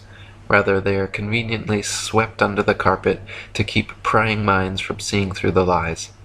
For example, the experiment known as Airy's failure, since it failed to prove heliocentricity, involved filling a telescope with water to slow the speed of light inside. Usually, telescopes must be slightly tilted to get starlight down the axis of the tube, supposedly due to Earth's speed around the sun. Airy discovered that actually the starlight was already coming in at the correct angle, so no change was necessary. This demonstrated that the stars move relative to a stationary Earth and not the other way around, because if it was the telescope moving, he would have to change the angle. Gabrielle Henriette said, "All the planets, including the sun, revolve around the Earth. These circumstances cannot be denied since they are plainly visible, either in the ordinary way with the naked eye or with the help of the telescope. It can be said in this connection that in the case of a science which should be based exclusively on observation and not on speculation, such as astronomy, the evidence of the senses is the only factor upon which conclusions can and must be based. If the planets can be seen revolving around the Earth, it is for the decisive factor that they do revolve in such a way. It is asserted that this is not so, and it is maintained that the Earth and the planets revolve round the sun. We note with astonishment, however, the bizarre and definitely suspicious fact that these planetary movements are not visible. They cannot be seen, and yet they are called real. How can these movements be proved and their speed be ascertained, since they are invisible?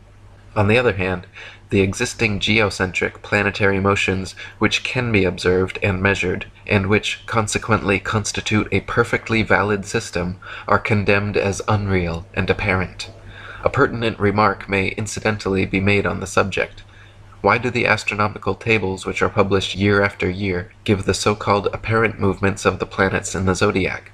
Why take the trouble of calculating and putting them on record at all if they are not real? Why is it also that no mention is made of the so-called real movements of the planets? Marshall Hall said, "Trust your eyes and your cameras. They have no reason to deceive you about whether the stars are going around you nightly. Then get it in your mind, this single fact surrounding star trails that has been photographed thousands of times and cannot be denied must be explained away by the theoretical science establishment.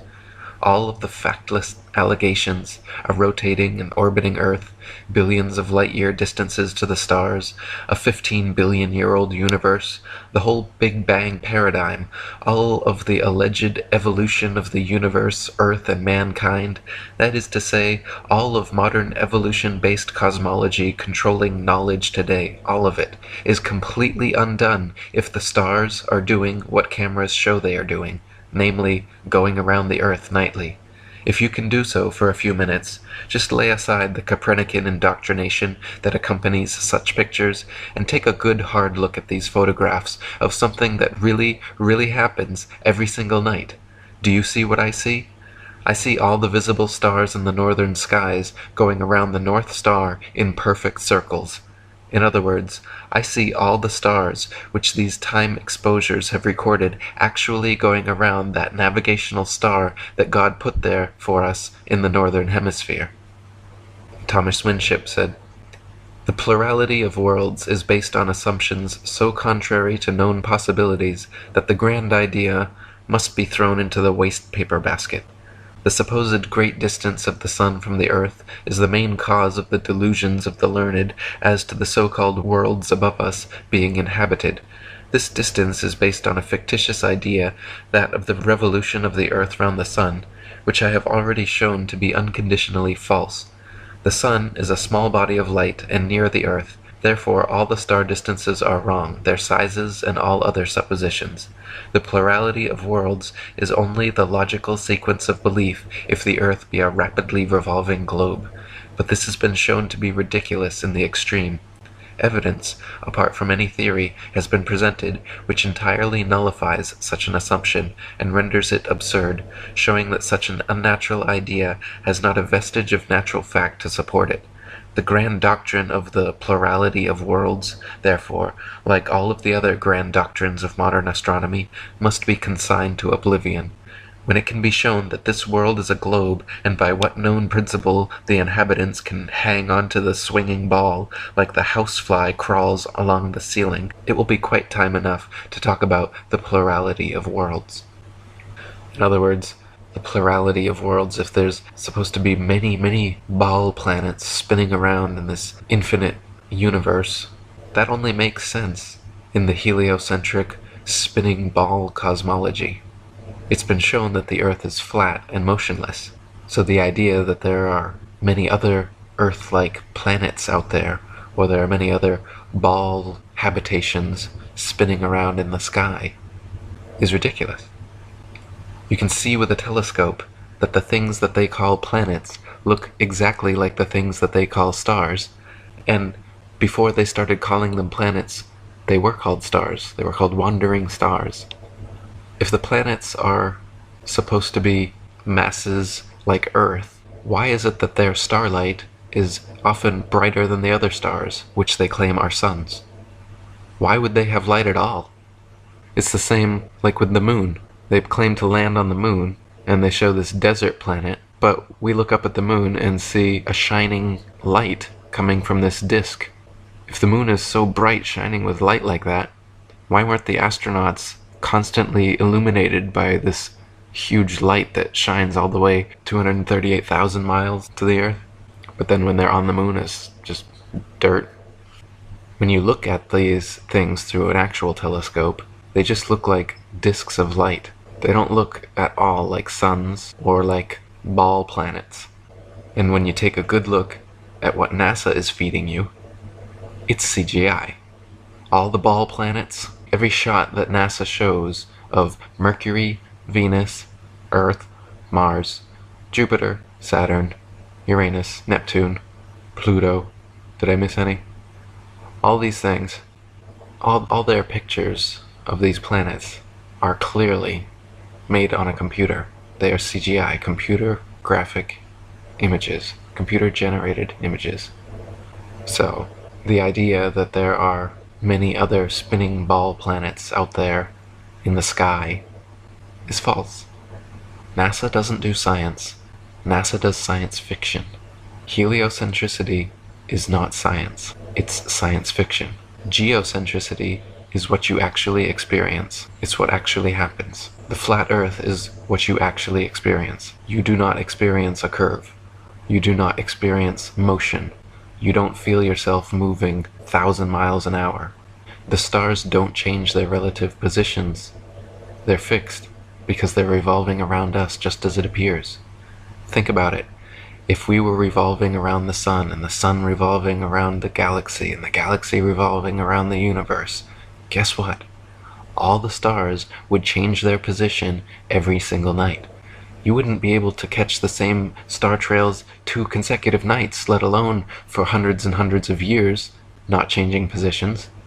If you had those 4 different motions, everything spiraling around each other, you can't have the North Star fixed and all the other stars fixed in their constellations revolving perfect circles around it. Can't happen. You couldn't even have perfect circle star trails. They would be spirals. They would be awkward spirals. They would be like elliptical spirals. So, point is, Earth is not a planet. It's a plane. They just added a T to the end and fooled everyone. And then they started saying, there's 1 septillion other planets too, just like Earth. And then once they got people believing that, now they're saying, and there must be life on some of those. So there's aliens. And now they're preparing you for aliens. That's what's coming next. They want you to believe in aliens. They want you to believe that there's some off-world enemy or friend that's going to come here to save or destroy us, and they're going to use that as a false flag event to further their agenda. It's been in the works for a long time, so this is a big one. You could even say that this is the purpose of the Ball Earth deception. What's the purpose? To create a world religion. What do you think NASA is? What do you think the spinning ball Earth, universe, Big Bang, evolution bullshit is? It's a religion. People believe this shit and it doesn't exist. So, well, why did they lie about the flat Earth, Eric? Because they're making you believe in a bullshit science fiction religion. That's why. You don't even know that you're in a cult. You don't know that you've been brainwashed. And how deeply you've been brainwashed. You've been brainwashed so much that instead of thinking that you come from a intelligent consciousness, you think that you come from nothing. And monkeys. They brainwashed you to think that you and Earth aren't special or unique, but that there's just infinite Earths and worlds and beings, and humans are not the most intelligent of the intelligent designers' designs. They want you to believe that there's some aliens out there, more intelligent. They want you to believe that they're more intelligent than you, because only they have the Hubble Space Telescope, and only they have all the technology necessary to tell you that, oh, stars are really suns, and the wandering stars are planets. And, oh, we found water on Mars with our little probe rover thing. Check out these CGI images we sent back on our million-mile internet connection that we have, but you don't, and you've never seen anywhere. Think about how effective this religion is. It's worldwide. It is a world religion.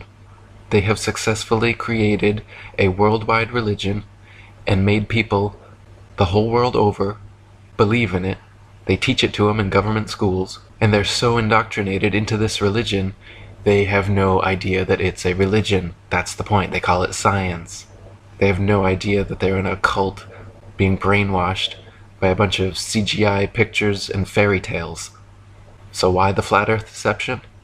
It's the most successful religious indoctrination in history. That's why.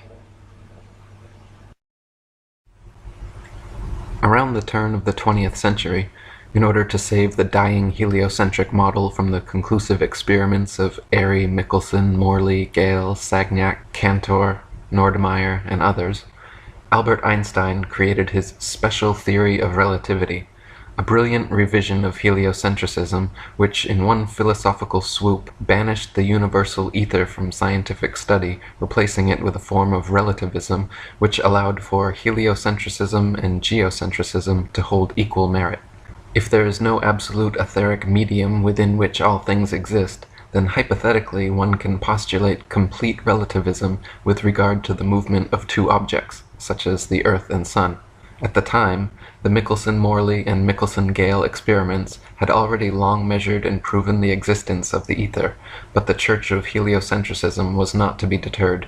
Einstein never tried to refute the experiments scientifically, choosing instead to object philosophically with his notion of absolute relativity, claiming that all uniform motion is relative, and there exists no absolute state of rest anywhere in the universe.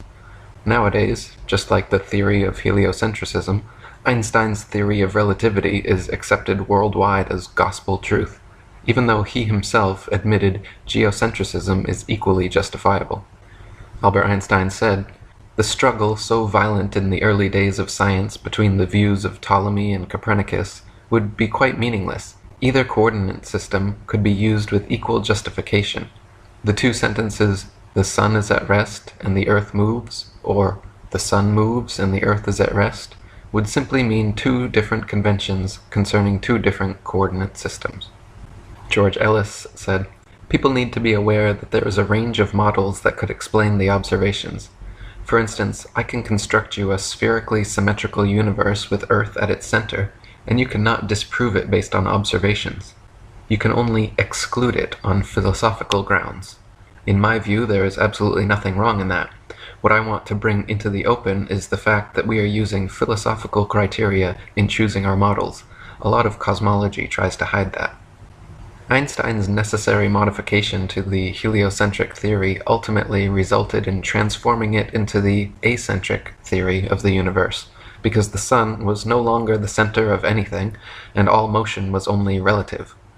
Acentrists soon began postulating that not only is the Earth spinning 1,000 miles per hour and revolving 67,000 miles per hour around the sun, but the Earth, Sun, and entire solar system as a whole are simultaneously rotating around the Milky Way galaxy at 500,000 miles per hour. Furthermore, the entire galaxy with the Earth, Sun, and entire solar system are also simultaneously shooting 670 million miles per hour through the universe away from a Big Bang explosion at the beginning of time. E. Eschini said, "The theory of the three, now four, motions of the Earth and subsequent relativity is the result of trying to cover up one lie by another. They say that as we whirl in London at the rate of nearly 11 miles a minute, we are shooting into space around the sun at nearly 20 miles a second, and the sun itself moves around a point in space at the immense speed of 150 million miles in a year, pulling our poor Earth with him at the added speed, the distance that separates us from the sun, and in this maddening whirlwind of motions, they try to apply Euclid's spherical trigonometry to locate distances, which data was intended by Euclid to determine fixed points only, with the result that they have brought out wild calculations which have been fostered dogmatically on a gullible world, but are about as infallible as the utterances of Borgia." When Einstein first introduced his theory of relativity to the world, he often used the analogy of a wagon rolling along the street as an illustration. "What we mean by relative motion," he stated in a Princeton University lecture, "in a general sense, is perfectly plain to everyone.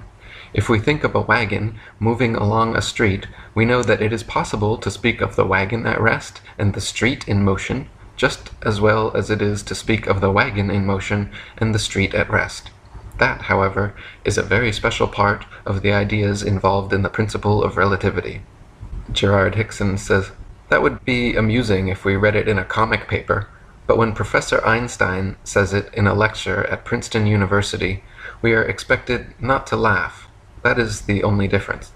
It is silly, but I may not dismiss the matter with that remark, and so I will answer quite seriously that it is only possible for me to speak of the street moving while the wagon remains still, and to believe it, when I cast away all the experience of a lifetime and am no longer able to understand the evidence of my senses, which is insanity. Such self-deception as this is not reasoning, it is the negation of reason, which is the faculty of forming correct conclusions from things observed, judged by the light of experience. It is unworthy of our intelligence and a waste of our greatest gift, but that introduction serves very well to illustrate the kind of illusion that lies at the root of relativity. When he suggested that the street might be moving, while the wagon with its wheels revolving was standing still, he was asking us to imagine that in a similar manner, the earth we stand upon might be moving, while the stars that pass in the night stand still. It is a case of appeal, where Einstein appeals in the name of a convicted Copernican astronomy against the judgment of Michelson, Morley, Nordemeyer, physics, fact, experience, observation, and reason. On the surface, relativity may seem plausible enough, especially when presented by a charismatic character of Einstein's caliber, but is it really so simple and straightforward? In fact, Einstein's theory of relativity is so complicated and convoluted that when it first came to the public's attention, it was said that there were probably less than a dozen people on Earth capable of understanding it. After Einstein presented his theory to the Royal Astronomical Society, philanthropist Eugene Higgins offered a prize of $5,000 for the best explanation of relativity in essay form, describing it so the general public could understand what it was all about. Prize winner Mr. L. Bolton himself admitted that even when stated in its simplest form, it remains a tough proposition. Along with Einstein's denial of the ether and anything absolute, except the absoluteness of relativity, he had to create a litany of new terms and ideas, each depending upon another and contributing to support the whole. For example, Einstein claimed that there was no ether, that time is a fourth spatial dimension, that infinity and eternity do not exist, and that light is a material thing. This meant that time must be added to the three dimensions of length, breadth, and thickness, that space be renamed a continuum, and points in the space-time continuum be renamed to events. Gerard Hickson said, "What we have always known as a point in the terms of Euclid, Einstein calls an event. But if words have any meaning, a point and an event are two totally different things, for a point is a mark, a spot or place, and is only concerned in the consideration of material things, while an event is an occurrence, it is something that happens. There is as much difference between them as there is between the sentence, 'This is a barrel of apples,' and 'These apples came from New Zealand.'" While claiming time as a fourth dimension, Einstein explains that by dimension we must understand merely one of four independent quantities which locate an event in space. This is to imply that the other three dimensions which are in common use are independent quantities, which is not the case, for length, breadth, and thickness are essentially found in combination. They coexist in each and every physical thing so that they are related. Hence they are not independent quantities. On the contrary, time is an independent quantity. It is independent of any one or all the three proportions of material things. It is not in any way related, and therefore cannot be used as a fourth dimension. Einstein's theory of relativity claims that light is a material thing which therefore has weight and is subject to gravity. This idea meant starlight could now bend under its own weight and curve its path based on the distance and mass of objects along with its trajectory, which allowed heliocentrists like Einstein to claim stars are in reality not where they appear to be, and that with his new geometry, the stars must be moved to much farther away than previously assumed. Einstein's law of the constancy of the velocity of light states that light always travels at the same speed, 186,414 miles per second, or 671,900,400 miles per hour. But Einstein also claims that gravity causes light to bend towards massive objects along its trajectory. If a ray of light can be said to bend, curve, or deviate from its course due to the gravitational pull of masses in its path, it must by necessity accelerate when approaching and decelerate when receding from these things. However, if light can bend under its own weight, or under the law of gravitation as Einstein claims it does, then it is not and cannot be absolute. Gerard Hickson says, "Strangely enough, while Einstein claims that everything is in motion and nothing is stable, he allows one thing, and one thing only, to remain outside the realm of relativity, independent of everything else. He claims that the velocity of light is constant under all circumstances, and therefore is absolute. This is a blunder of the first magnitude, but I do not imagine that he fell into it through an oversight, for it is quite evident that he was driven into this false position. He was compelled to say that the velocity of light is constant because if he did not, his new geometry would be useless. We are told that light is a material thing, and that a beam of light is deflected from a straight line by the gravitation of any and everything that lies near its course as it passes within their sphere of influence. And we are further assured that light always maintains a uniform speed of 186,414 miles per second. We have, however, to remind Professor Einstein that this was determined as the result of experiments by the physicists Fizeau, Foucault, Cornu, Michelson, and Newcomb, all of which experiments were conducted within the Earth's atmosphere, on terra firma.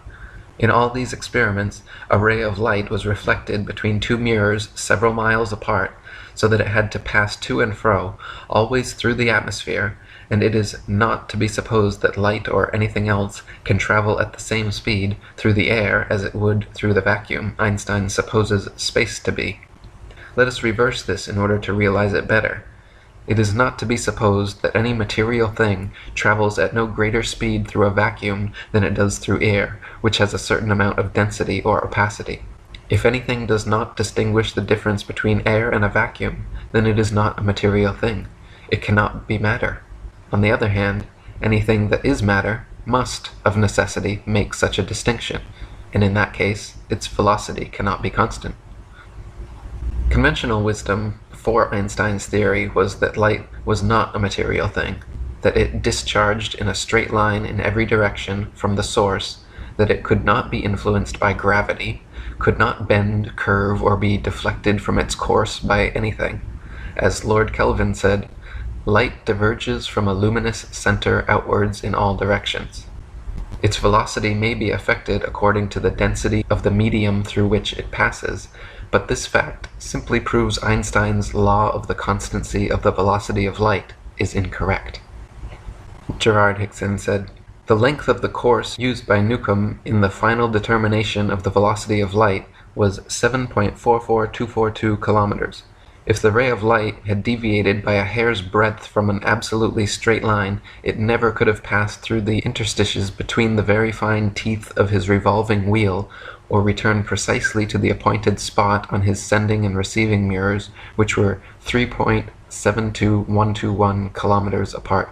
The fact that the ray of light did pass from mirror to mirror, and through the wheel, proves that it maintained a straight line. Hence it is certain that it was not deflected from its course by the gravitation of the earth between the two mirrors, wherefore it is obvious that it was not affected by gravitation.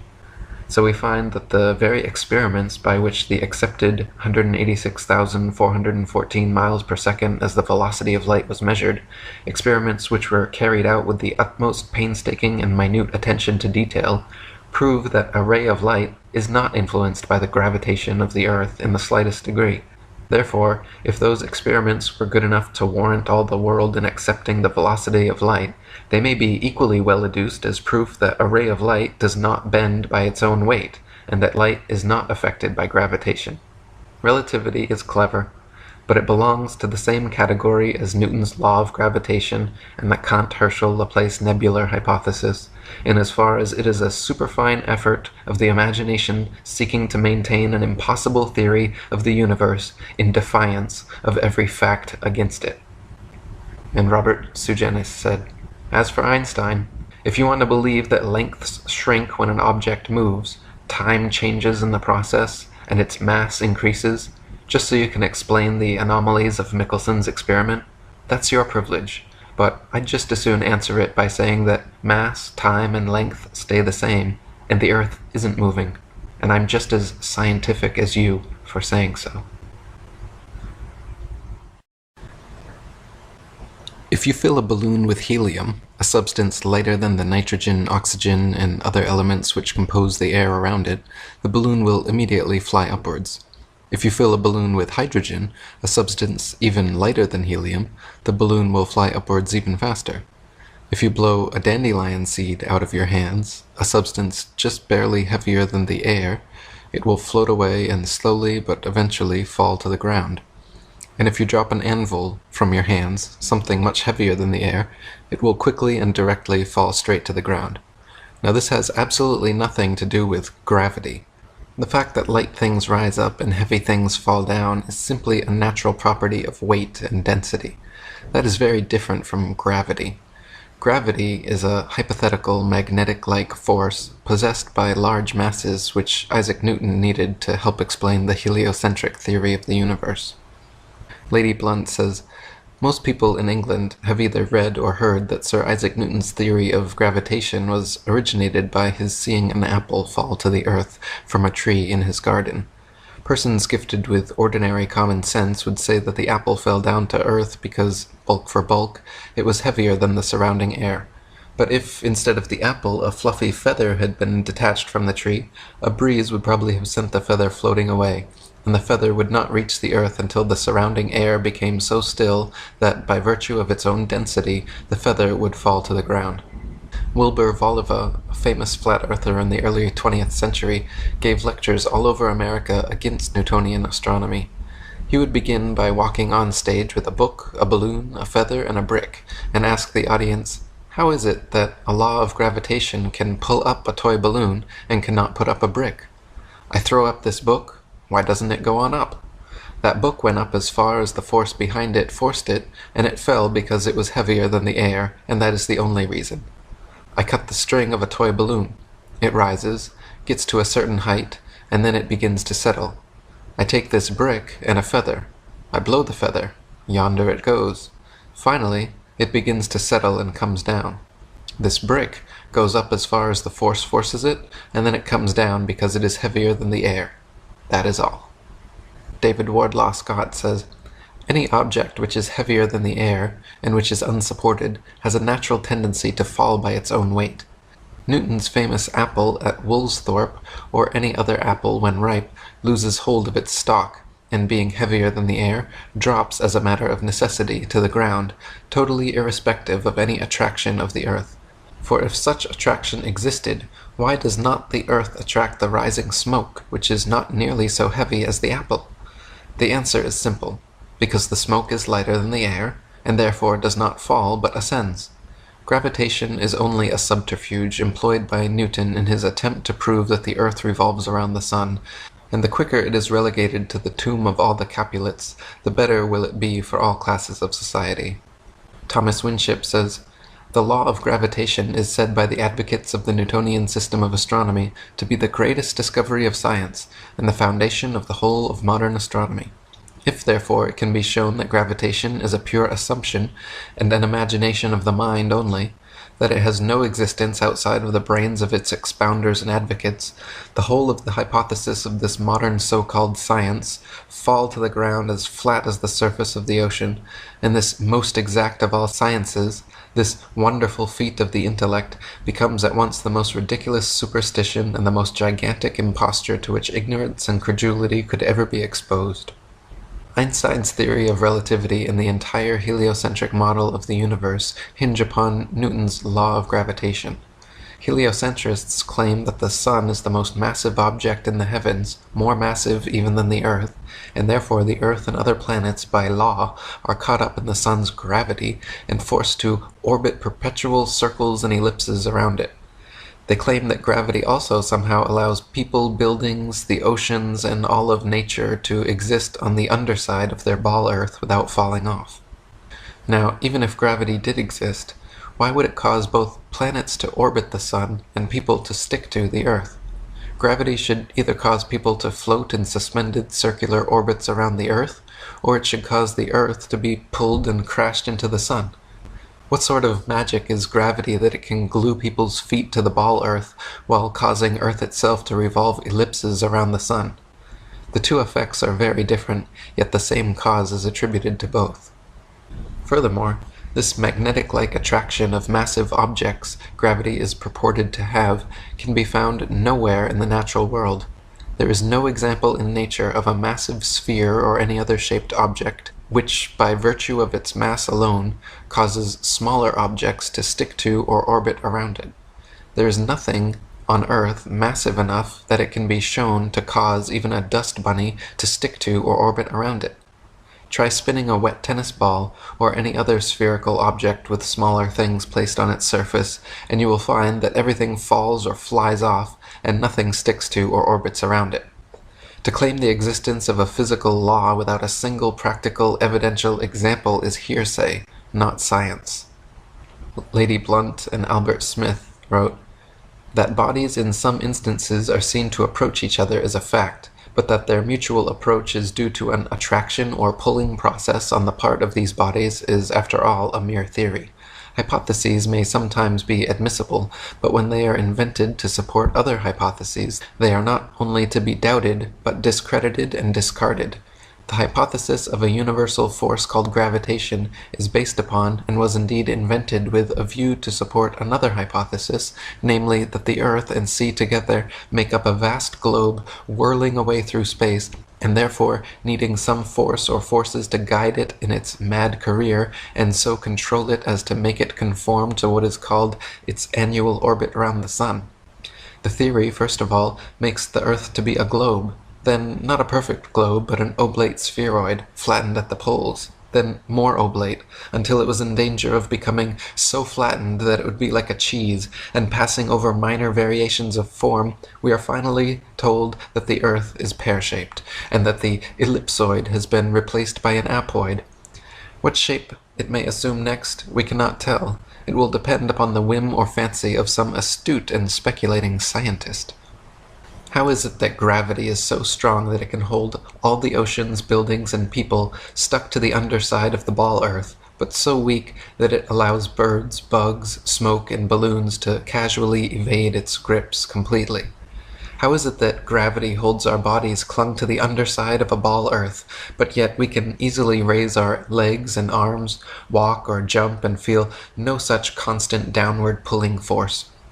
How is it that gravity can cause planets to revolve elliptical orbits around a single center of attraction?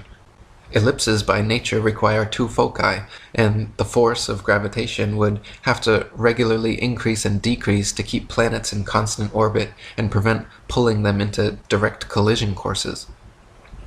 Thomas Winship says that the sun's path is an exact circle for only about 4 periods in a year, and then of only a few hours at the equinoxes and solstices, completely disproves the might-have-been of circular gravitation, and by consequence all of gravitation.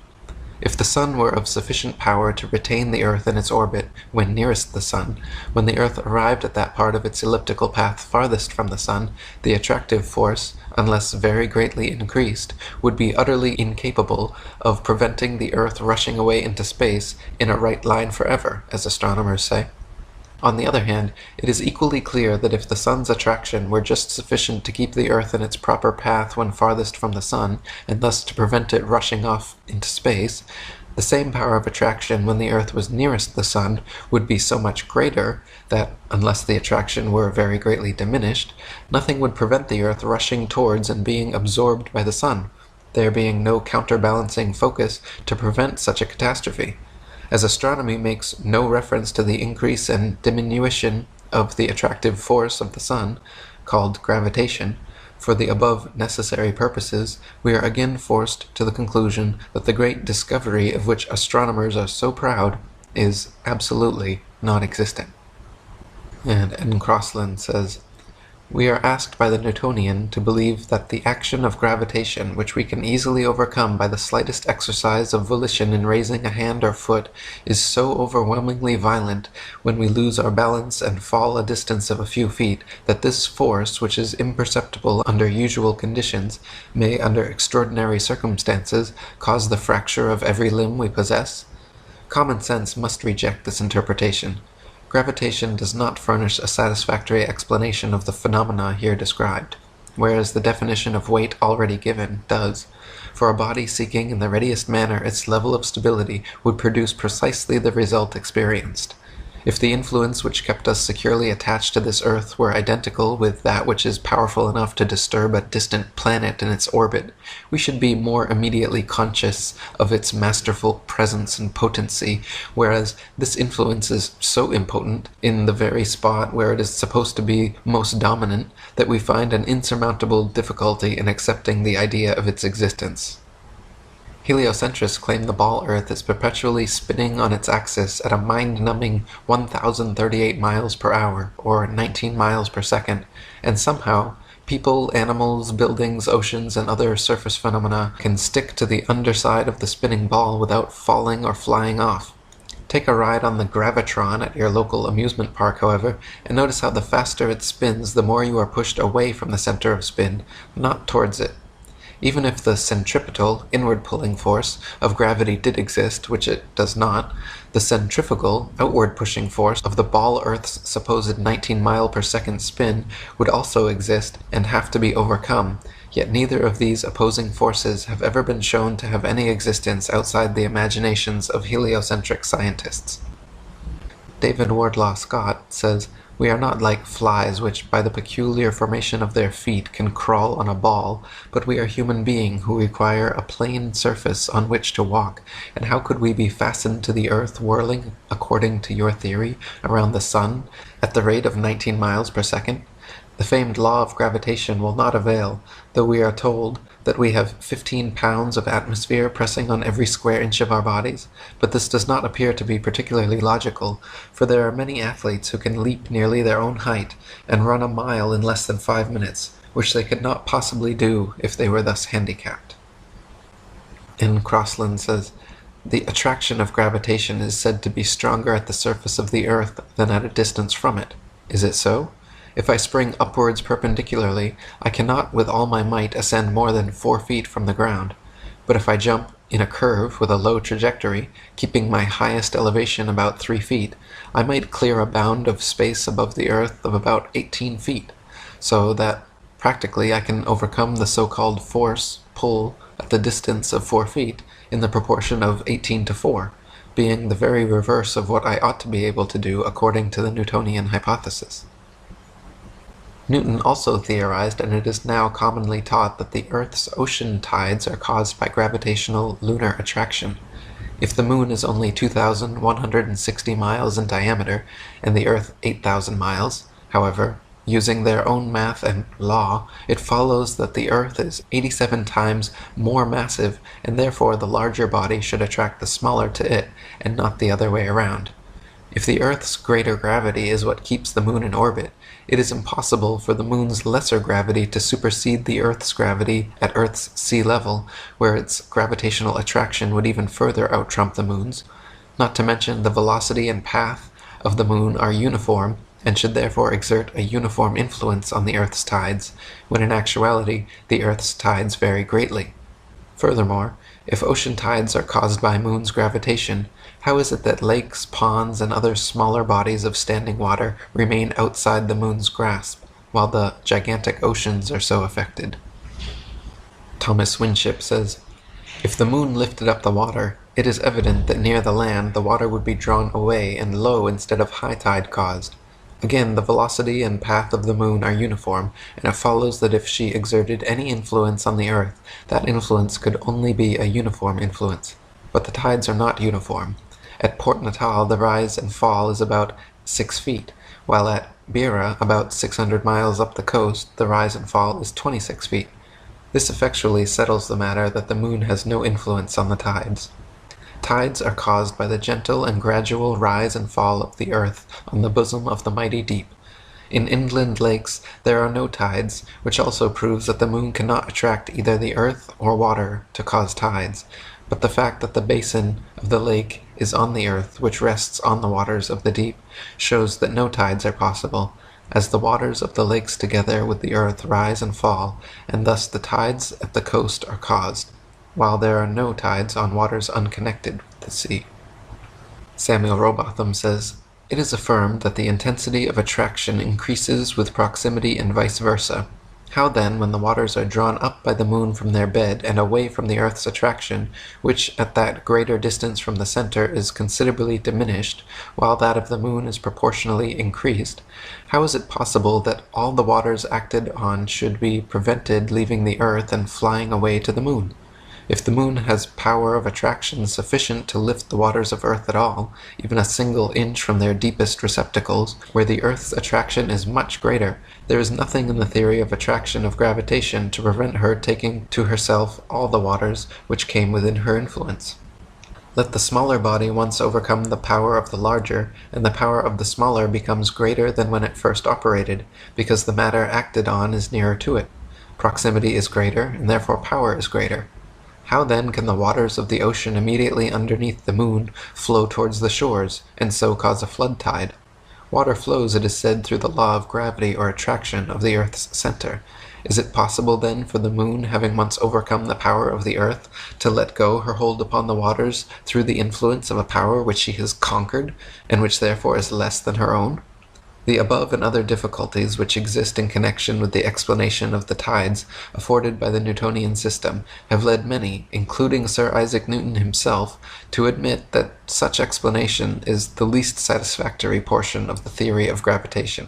Thus we have been carried forward by the sheer force of evidence to the conclusion that the tides of the sea do not arise from the attraction of the moon, but simply from the rising and falling of the floating earth in the waters of the great deep. That calmness which is found to exist at the bottom of the great seas could not possibly be if the waters were alternately raised by the moon and pulled down by the earth. David Wardlaw Scott says, even Sir Isaac Newton himself confessed that the explanation of moon's action on the tides was the least satisfactory part of his theory. This theory asserts that the larger objects attract the smaller, and the mass of the moon being reckoned as only 1/8 of that of the earth, it follows that if, by the presumed force of gravitation, the earth revolves around the sun, much more for the same reason should the moon do so likewise, instead of which that wilful orb still continues to go round our world. Tides vary greatly in height, owing chiefly to the different configurations of the adjoining lands. At Chepstow it rises to 60 feet, at Portishead to 50, while at Dublin Bay it is but 12, and at Wexford only 5 feet. That the earth itself has a slight tremulous motion may be seen in the movement of the spirit level, even when fixed as steadily as possible, and that the sea has a fluctuation may be witnessed by the oscillation of an anchored ship in the calmest day of summer. By what means the tides are so regularly affected is at present only conjectured. Possibly it may be by atmospheric pressure on the waters of the great deep, and perhaps even the moon itself, as suggested by the late Dr. Robotham, may influence the atmosphere, increasing or diminishing its barometric pressure, and indirectly the rise and fall of earth in the waters. Samuel Robotham says, bearing this fact in mind that there exists a continual pressure of the atmosphere upon the earth, and associating it with the fact that the earth is a vast plain stretched out upon the waters, and it will be seen that it must of necessity slightly fluctuate or slowly rise and fall in the water. As by the action of the atmosphere the earth is slowly depressed, the water moves towards the receding shore and produces the flood tide, and when by the reaction of the resisting ocean medium the earth gradually ascends and the waters recede, and the ebb tide is produced. This is the general cause of tides. Whatever peculiarities are observed, they may be traced to the reaction of channels, bays, headlands, and other local causes. That the earth has a vibratory or tremulous motion, such as must necessarily belong to a floating and fluctuating structure, is abundantly proved by the experience of astronomers and surveyors. If a delicate spirit level be firmly placed upon a rock or upon the most solid foundation which it is possible to construct, the very curious phenomenon will be observed of constant change in the position of the air bubble. However carefully the level may be adjusted and the instrument protected from the atmosphere, the bubble will not maintain its position many seconds together. A somewhat similar influence has been noticed in astronomical observatories, where instruments of the best construction and placed in the most approved positions cannot always be relied upon without occasional readjustment. In the past several decades, NASA has shown video of astronauts supposedly in low Earth orbit experiencing complete weightlessness or zero gravity. How is this weightless effect achieved if gravity doesn't exist? As it turns out, for the past several decades, NASA, together with Boeing, have been perfecting so-called zero-G planes and zero-G maneuvers, which are able to produce weightlessness at any altitude. Aboard modified Boeing 727s, specially trained pilots perform aerobatic maneuvers known as parabolas. Planes climb with a pitch angle of 45 degrees using engine thrust and elevator controls. Then, when maximum height is reached, the craft is pointed downward at high speed. The period of weightlessness begins while ascending and lasts all the way up and over the parabola until reaching a downward pitch angle of 30 degrees, at which point the maneuver is repeated. Therefore, all NASA's footage of astronauts aboard space shuttles or the International Space Station can be easily hoaxed and simulated in Earth atmosphere aboard a zero-G plane. In fact, Watching footage of zero-G plane flights alongside footage of NASA astronauts supposedly floating around their space shuttles and space stations, no observable difference can be seen between the two. Astronomers claim to have measured all the planets' distances, shapes, orbits, weights, relative positions, and times of revolution, all based on the law of gravitation, and without gravity, their entire cosmology folds under its own weight. Without gravity, people cannot stand upside down on a ball Earth. Without gravity, the Earth and planets cannot be revolving around the Sun. Without Newtonian gravitation, Einsteinian relativity, Copernican heliocentricity, and the entire Big Bang Ball Earth mythos cannot exist and falls to pieces. Gravity, both metaphorically and quite literally, just does not hold any water, not as a sound theory of cosmology, and not as a law supposedly responsible for holding in the world's oceans. William Carpenter says, "Man's experience tells him that he is not constructed like the flies that can live and move upon the ceiling of a room with as much safety as on the floor, and since the modern theory of a planetary Earth necessitates a crowd of theories to keep company with it, and one of them is that men are really bound to the Earth by a force which fastens them to it like needles round a spherical lodestone, a theory perfectly outrageous and opposed to all human experience, it follows that unless we can trample upon common sense and ignore the teachings of experience, we have an evident proof that Earth is not a globe. If we could, after our minds had once been opened to the light of truth, conceive of a globular body on the surface of which human beings could exist, the power, no matter by what name it be called, that would hold them on would then necessarily have to be so constraining and cogent that they could not live. The waters of the oceans would have to be a solid mass, for motion would be impossible. But we not only exist, but live and move, and the water of the oceans skips and dances like a thing of life and beauty. This is a proof that the Earth is not a globe." Gerard Hickson said, "Nearly 100 years ago Kepler suggested that some kind of unknown force must hold the Earth and the heavenly bodies in their places, and now Sir Isaac Newton, the greatest mathematician of his age, took up the idea and built the law of gravitation. The name is derived from the Latin word gravis, which means heavy, having weight, while the law of gravitation is defined as that mutual action between masses of matter by virtue of which every such mass tends toward every other with a force varying directly as the product of the masses and inversely as the square of their distances apart. Reduced to simplicity, gravitation is said to be that which attracts everything towards every other thing. That does not tell us much, and yet the little it does tell us is not true, for a thoughtful observer knows very well that everything is not attracted towards every other thing.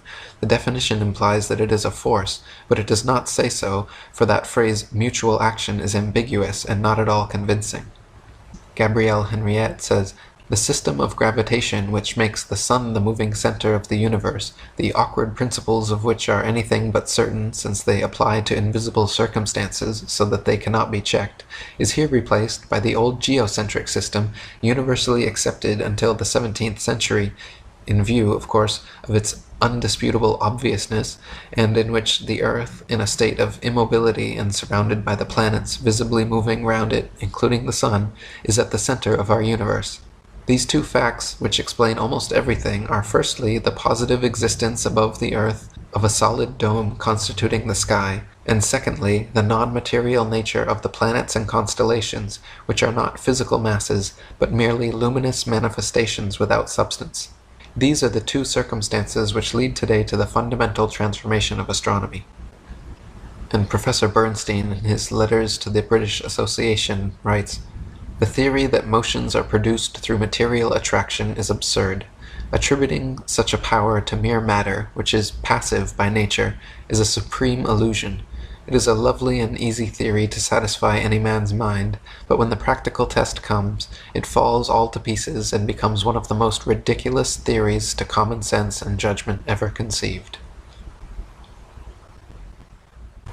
Many people think that modern astronomy's ability to accurately predict lunar and solar eclipses is a result and proof positive of the heliocentric theory of the universe.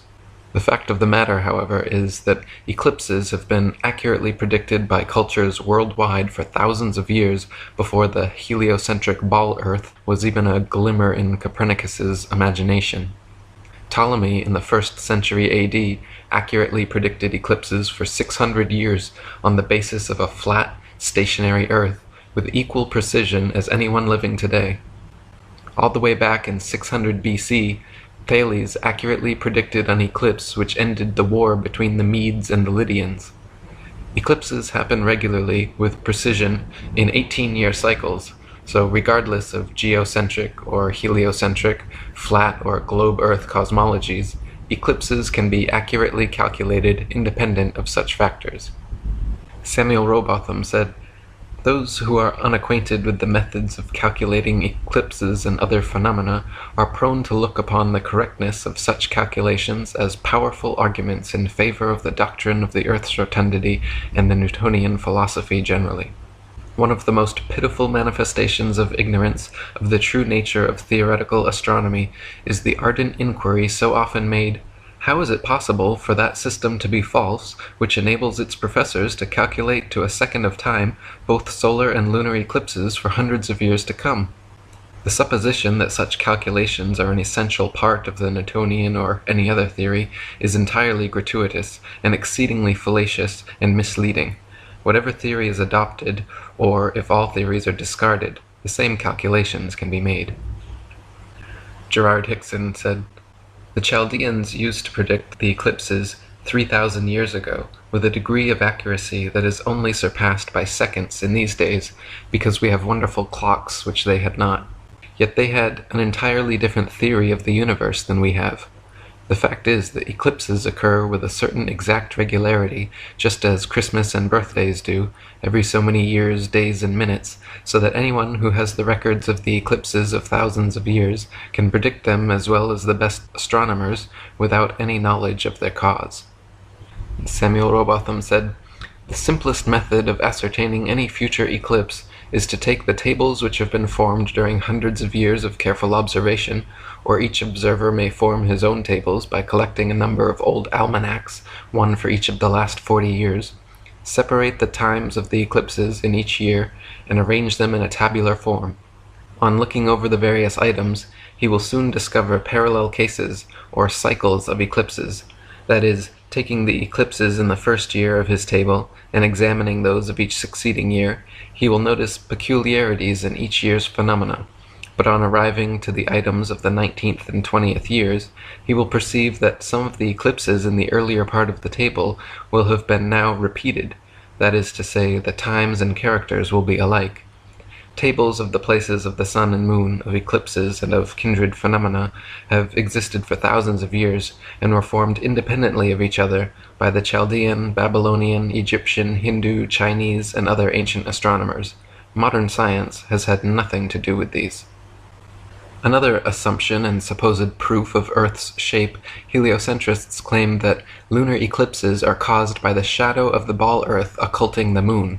The idea is that the sun, earth, and moon spheres perfectly align like 3 billiard balls in a row, so that the sun's light casts the earth's shadow onto the moon. Unfortunately for heliocentrists, this explanation is rendered completely invalid due to the fact that lunar eclipses have happened and continue to happen regularly when both the sun and moon are still visible together above the horizon. For the sun's light to be casting Earth's shadow onto the moon, the three bodies must be aligned in a straight 180-degree syzygy.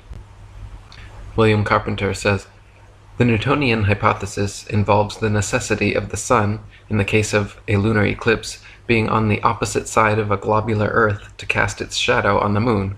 But since eclipses of the moon have taken place with both the sun and the moon above the horizon, it follows that it cannot be the shadow of the Earth that eclipses the moon, and that the theory is a blunder." Samuel Rowbotham said, "That the eclipser of the moon is a shadow at all is assumption. No proof whatever is offered. That the moon receives her light from the sun, and that therefore her surface is darkened by the Earth intercepting the sun's light, is not proved. It is not proved that the Earth moves in an orbit round the sun, and therefore by being in different positions, conjunction of sun, earth, and moon, day sometimes occur. The contrary has been clearly proved, that the moon is not eclipsed by a shadow, that she is self-luminous, and not merely a reflector of solar light, and therefore could not possibly be obscured or eclipsed by a shadow from any object whatsoever. and that the Earth is devoid of motion, either on axes or in an orbit through space. Hence, to call that an argument for the Earth's rotundity, where every necessary proposition is only assumed, and in relation to which direct and practical evidence to the contrary is abundant, is to stultify the judgment and every other reasoning faculty. And F.H. Cook wrote, "According to the globular theory, a lunar eclipse occurs when the sun, earth, and moon are in a direct line, but it is on record that since about the 15th century, over 50 eclipses have occurred while both the sun and moon have been visible above the horizon. As early as the time of Pliny, there are records of lunar eclipses happening while both the sun and moon are visible in the sky. The Greenwich Royal Observatory recorded that during the lunar eclipses of July 17, 1590, November 3, 1648, June 16, 1666, and May 26, 1668, the moon rose eclipsed while the sun was still above the horizon. McCullough's Geography recorded that on September 20th, 1717, and April 20th, 1837, the moon appeared to rise eclipsed before the sun had set. Sir Henry Holland also noted in his Recollections of Past Life the April 20th, 1837 phenomena where the moon rose eclipsed before the sun set. The Daily Telegraph recorded it happening again on January 17, 1870, then again in July of the same year, and it continues to happen during lunar eclipses to this very day. Thomas Winship wrote, "It is alleged by the learned that at a lunar eclipse the Earth casts a shadow on the moon by intercepting the light of the sun. The shadow, it is alleged, is circular, and as only a globe can cast a circular shadow, and as that shadow is cast by the Earth, of course the Earth is a globe. In fact, what better proof could any reasonable person require? Powerful reasoning, says the dupe. Let us see. I have already cited a case where sun and moon have been seen with the moon eclipsed, and as the Earth was not between, or they both could not have been seen, the shadow said to be on the moon could not possibly have been cast by the Earth. But as refraction is charged with raising the moon above the horizon, when it is said to be really beneath, and the amount of refraction made to tally with what would be required to square the matter, let us see how refraction would act in regard to a shadow. Refraction can only exist where the object and the observer are in different densities. If a shilling be put in the bottom of a glass and observed, there is no refraction. Refraction casts the image of the shilling upwards, but a shadow always downwards. If a basin be taken and put near a light, so that the shadow will shorten inwards and downwards, but if the rod is allowed to rest in the basin and water poured in, the rod will appear to be bent upwards. This places the matter beyond dispute, and proves that it is out of the range of possibility that the shadow said to be on the moon could be that of the Earth." In an attempt to explain away the inconsistencies in their theory, heliocentrists usually claim light refraction must be happening on a scale large enough to account for the phenomena. George G. Carey, in his Astronomy and Astronomical Instruments, claims that this is the reason the full moon has sometimes been seen eclipsed above the horizon before the sunset, due to a horizontal refraction of 36 or 37 minutes, generally about 33 minutes, which is equal to the diameter of the sun or moon. Even if this highly implausible reverse-engineered damage control explanation is accepted, it cannot explain how earthbound observers are supposedly able to see 12,000 miles, 180 degrees, around the globe. Thomas Winship wrote, "Even if we admit refraction, and that to the extent seemingly required to prove that when the eclipsed moon is seen above the horizon, we are still confronted with a fact which entirely annihilates every theory propounded to account for the phenomena. Taking the astronomer's own equation of 8 inches to the mile, varying inversely as the square of the distance for the curvature of the Earth, where sun and moon are both seen at a lunar eclipse, the center of the sun is said to be in a straight line with the centers of the Earth and the moon, each luminary being 90 degrees from the observer. This would give about 6,000 miles as the distance of each body from the observer. Now what is the curvature in 6,000 miles? No less than 24 million feet, or 4,545 miles. Therefore, according to the astronomer's own showing, an observer would have to get up into space 4,545 miles before he could see both the sun and moon above his horizon at a lunar eclipse. As lunar eclipses have been seen from the surface of the Earth, with sun and moon both above the horizon at the same time, it is conclusively proved that there is no curvature of the Earth, and therefore that the world is a plane and cannot by any possibility be globular. This one proof alone demolishes forever the fabric of astronomical imagination and popular credulity. One of heliocentrists' favorite supposed proofs of their ball Earth theory is the ability for ships and planes to circumnavigate, to sail or fly at right angles to the North Pole, and eventually return to their original location. Since the North Pole and Antarctica are covered in ice and guarded no-fly zones, however, no ships or planes have ever been known to circumnavigate the Earth in north-south directions, only east-west. And herein lies the rub. East or westbound circumnavigation can just as easily be performed on a flat plane as it can on a globular sphere. Just as a compass can place its center point on a flat piece of paper and trace a circle either way around the pole, so can a ship or plane circumnavigate a flat Earth. The only kind of circumnavigation which could not happen on a flat Earth is north-south bound, which is likely the very reason for the heavily enforced flight restrictions. Flight restrictions originating from none other than the United Nations, the same United Nations which haughtily uses the flat Earth map as its official logo and flag. David Wardlaw Scott says, "Circular sailing no more proves the world to be a globe than an equilateral triangle. The sailing round the world would of course take very much longer, but in principle it is exactly the same as that of the yachtsman circumnavigating the Isle of Wight. Let me give a simple illustration.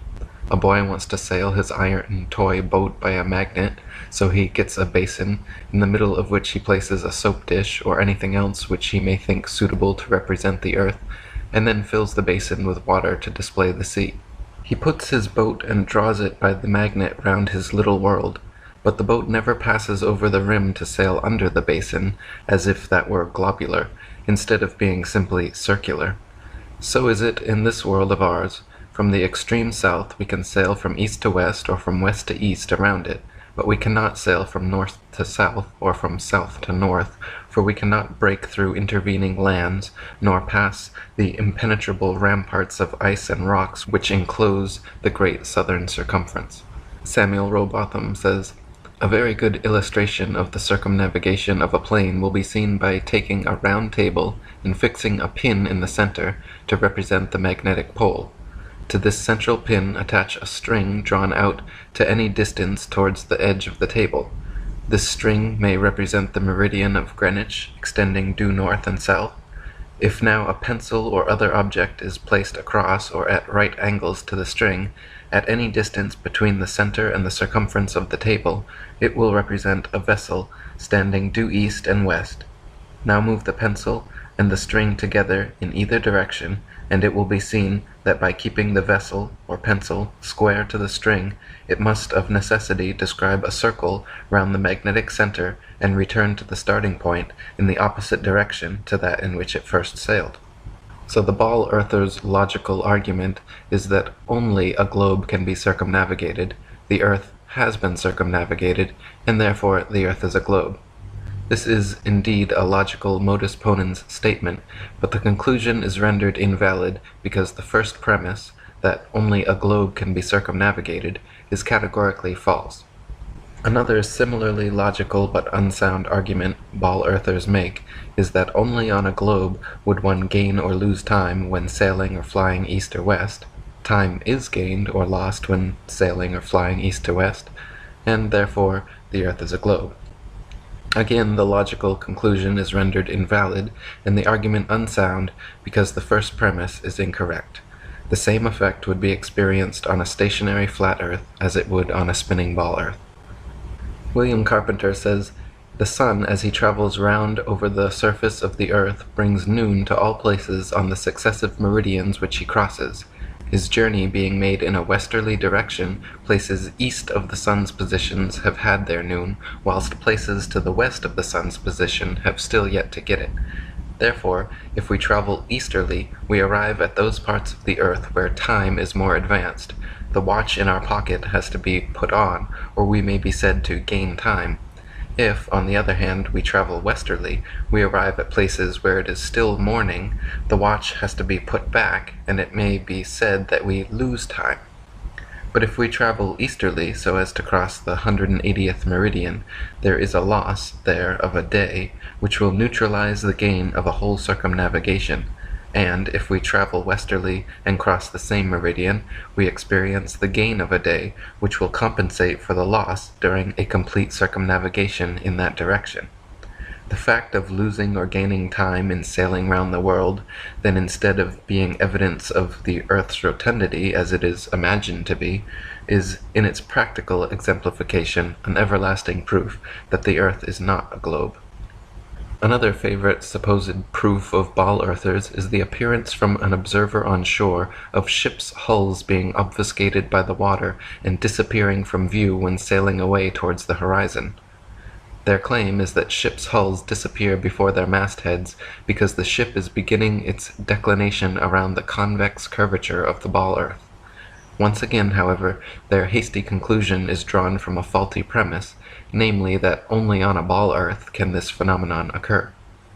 The fact of the matter is that the law of perspective on plane surfaces dictates and necessitates the exact same occurrence. For example, a girl wearing a dress walking away towards the horizon will appear to sink into the earth the farther away she walks. Her feet will disappear from view first, and the distance between the ground and the bottom of her dress will gradually diminish until, after about a half a mile, it seems like her dress is touching the ground as she walks on invisible legs. The same happens with cars speeding away, the axles gradually getting lower and the wheels vanish until it appears as if the car is gliding along its body. Such is the case on plane surfaces.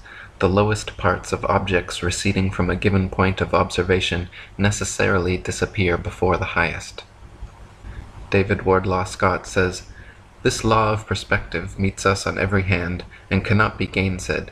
If, in a straight line, we look at a frozen lake from a certain distance, we shall observe people who appear to be skating on their knees, but if we approach sufficiently near, we shall see them performing graceful motions on their feet.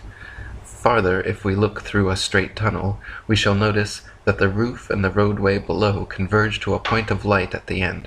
It is the same law which makes the hills sink to the horizon as the observer recedes, which explains how the ship's hull disappears in the offing. I would also remark that when the sea is undisturbed by waves, the hull can be restored to sight by the aid of a good telescope long after it has disappeared from the naked eye, thus proving that the ship had not gone down behind the watery hill of a convex globe, but is still sailing on the level of a plain sea." Not only is the disappearance of ships' hulls explained by the law of perspective, it is proven undeniably true with the aid of a good telescope. If you watch a ship sailing away into the horizon with the naked eye until its hull has completely disappeared from view under the supposed curvature of the earth, then look through a telescope, you will notice the entire ship quickly zooms back into view, hull and all, proving that the disappearance was caused by the law of perspective and not by a wall of curved water. Samuel Robotham says, "On any frozen lake or canal, notably on the Bedford Canal, in the country of Cambridge, in winter and on a clear day, skaters may be observed several miles away, seeming to glide upon limbs without feet, skates and boots quite invisible to the unaided eye, but distinctly visible through a good telescope. But even on the sea, when the water is very calm, if a vessel is observed until it is just hull down, a powerful telescope turned upon it will restore the hull to sight, from which it must be concluded that the lower part of a receding ship disappears through the influence of perspective and not from sinking behind the summit of a convex surface." Ball-earthers will often also quip that if the earth were flat, then we could see all over it. But this is, of course, ignorant and inaccurate. If you stand on the beach, a plain or prairie, you will find the horizon extends about 3 to 6 miles around you, depending on the weather and your eyesight. The range of the human eye, our field of vision, is from 110 to 1 degree, and the smallest angle under which an object can still be seen is 1/60th of 1 degree. so that when an object is 3,000 times its own diameter away from an observer, it will cease to be visible. So for example, the farthest distance at which one can see a 1-inch diameter penny is 3,000 inches, or 250 feet. Therefore, if a ship's hull is 10 feet above the water, it will disappear from the unaided eye at 3,000 times 10 feet, or 6 miles. This has nothing to do with the supposed convexity or curvature of the Earth, and everything to do with the common law of perspective. Thomas Winship says, "The horizon of an observer is distant or near according to the greatness or otherwise of his elevation above the surface of the supposed globe. If he stands 24 feet above sea level, he is said to be in the center of a circle which bounds his vision, the radius of which in any direction on a clear day is 6 miles. A local gentleman tells me that he has watched a boat race in New Zealand, seeing the boats all the way out and home, the distance being 9 miles from where he was standing on the beach. I have seen the hull of a steamer with the naked eye at an elevation of not more than 24 feet, at a distance of 12 miles, and in taking observations along the South African coast, have sometimes had an horizon of at least 20 miles at an elevation of 20 feet only. The distance of the horizon or vanishing point, where the sky appears to touch the earth and sea, is determined largely by the weather, and, when that is clear, by the power of our vision. This is proved by the fact that the telescope will increase the distance of the horizon very greatly and bring objects into view which are entirely beyond the range of vision of the unaided eye. But as no telescope can pierce a segment of water, the legitimate conclusion we are forced to arrive at is that the surface of water is level, and that therefore the shape of the world cannot be globular, and on such a flat or level surface, the greater the elevation of the observer, the longer will his range of vision be, and thus the farther he can see." Samuel Robotham says, "On the shore near Waterloo, a few miles to the north of Liverpool, a good telescope was fixed. At an elevation of 6 feet above the water, it was directed to a large steamer just leaving the River Mersey and sailing out to Dublin. Gradually the masthead of the receding vessel came nearer to the horizon, until at length, after more than 4 hours had elapsed, it disappeared. The ordinary rate of sailing of the Dublin steamers was fully 8 miles an hour, so that the vessel would be at least 32 miles distant when the masthead came to the horizon. The 6 feet of elevation of the telescope would require 3 miles to be deducted for convexity, which would leave 29 miles, the square of which, multiplied by 8 inches, gives 560 feet, deducting 80 feet for the height of the main mast, and we find that, according to the doctrine of rotundity, the masthead of the outward-bound steamer should have been 480 feet below the horizon. Many other experiments of this kind have been made upon sea-going steamers, and always with results entirely incompatible with the theory that the earth is a globe. In the mid-19th century, a Frenchman named Leon Foucault became famous for swinging pendulums and claiming their consequent motions were proof of the earth's diurnal rotation.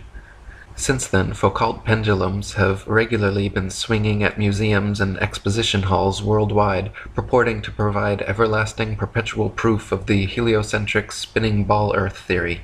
The truth is, however, unbeknownst to most of the duped public, that Foucault's pendulum is a failed experiment which proves nothing but how easy it is for pseudoscience to deceive the malleable masses.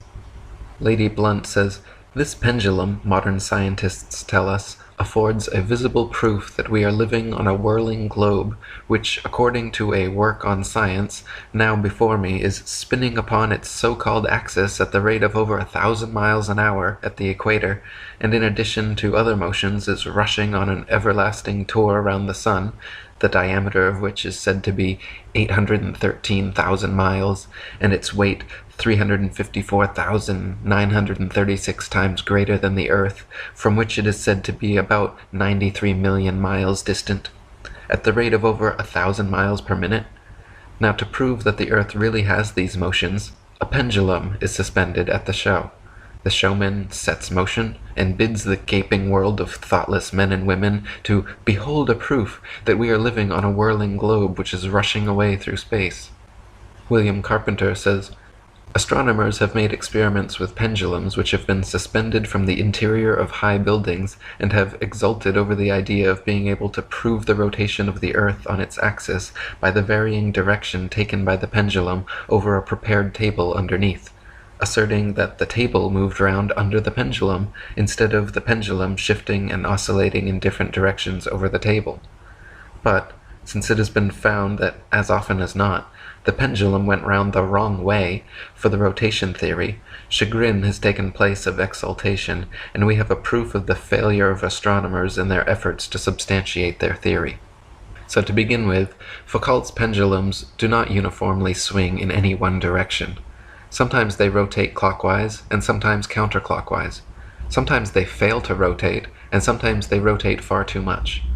Scientists who have repeated variations of the experiment have conceded time and again that, quote, it was difficult to avoid giving the pendulum some slight lateral bias at starting.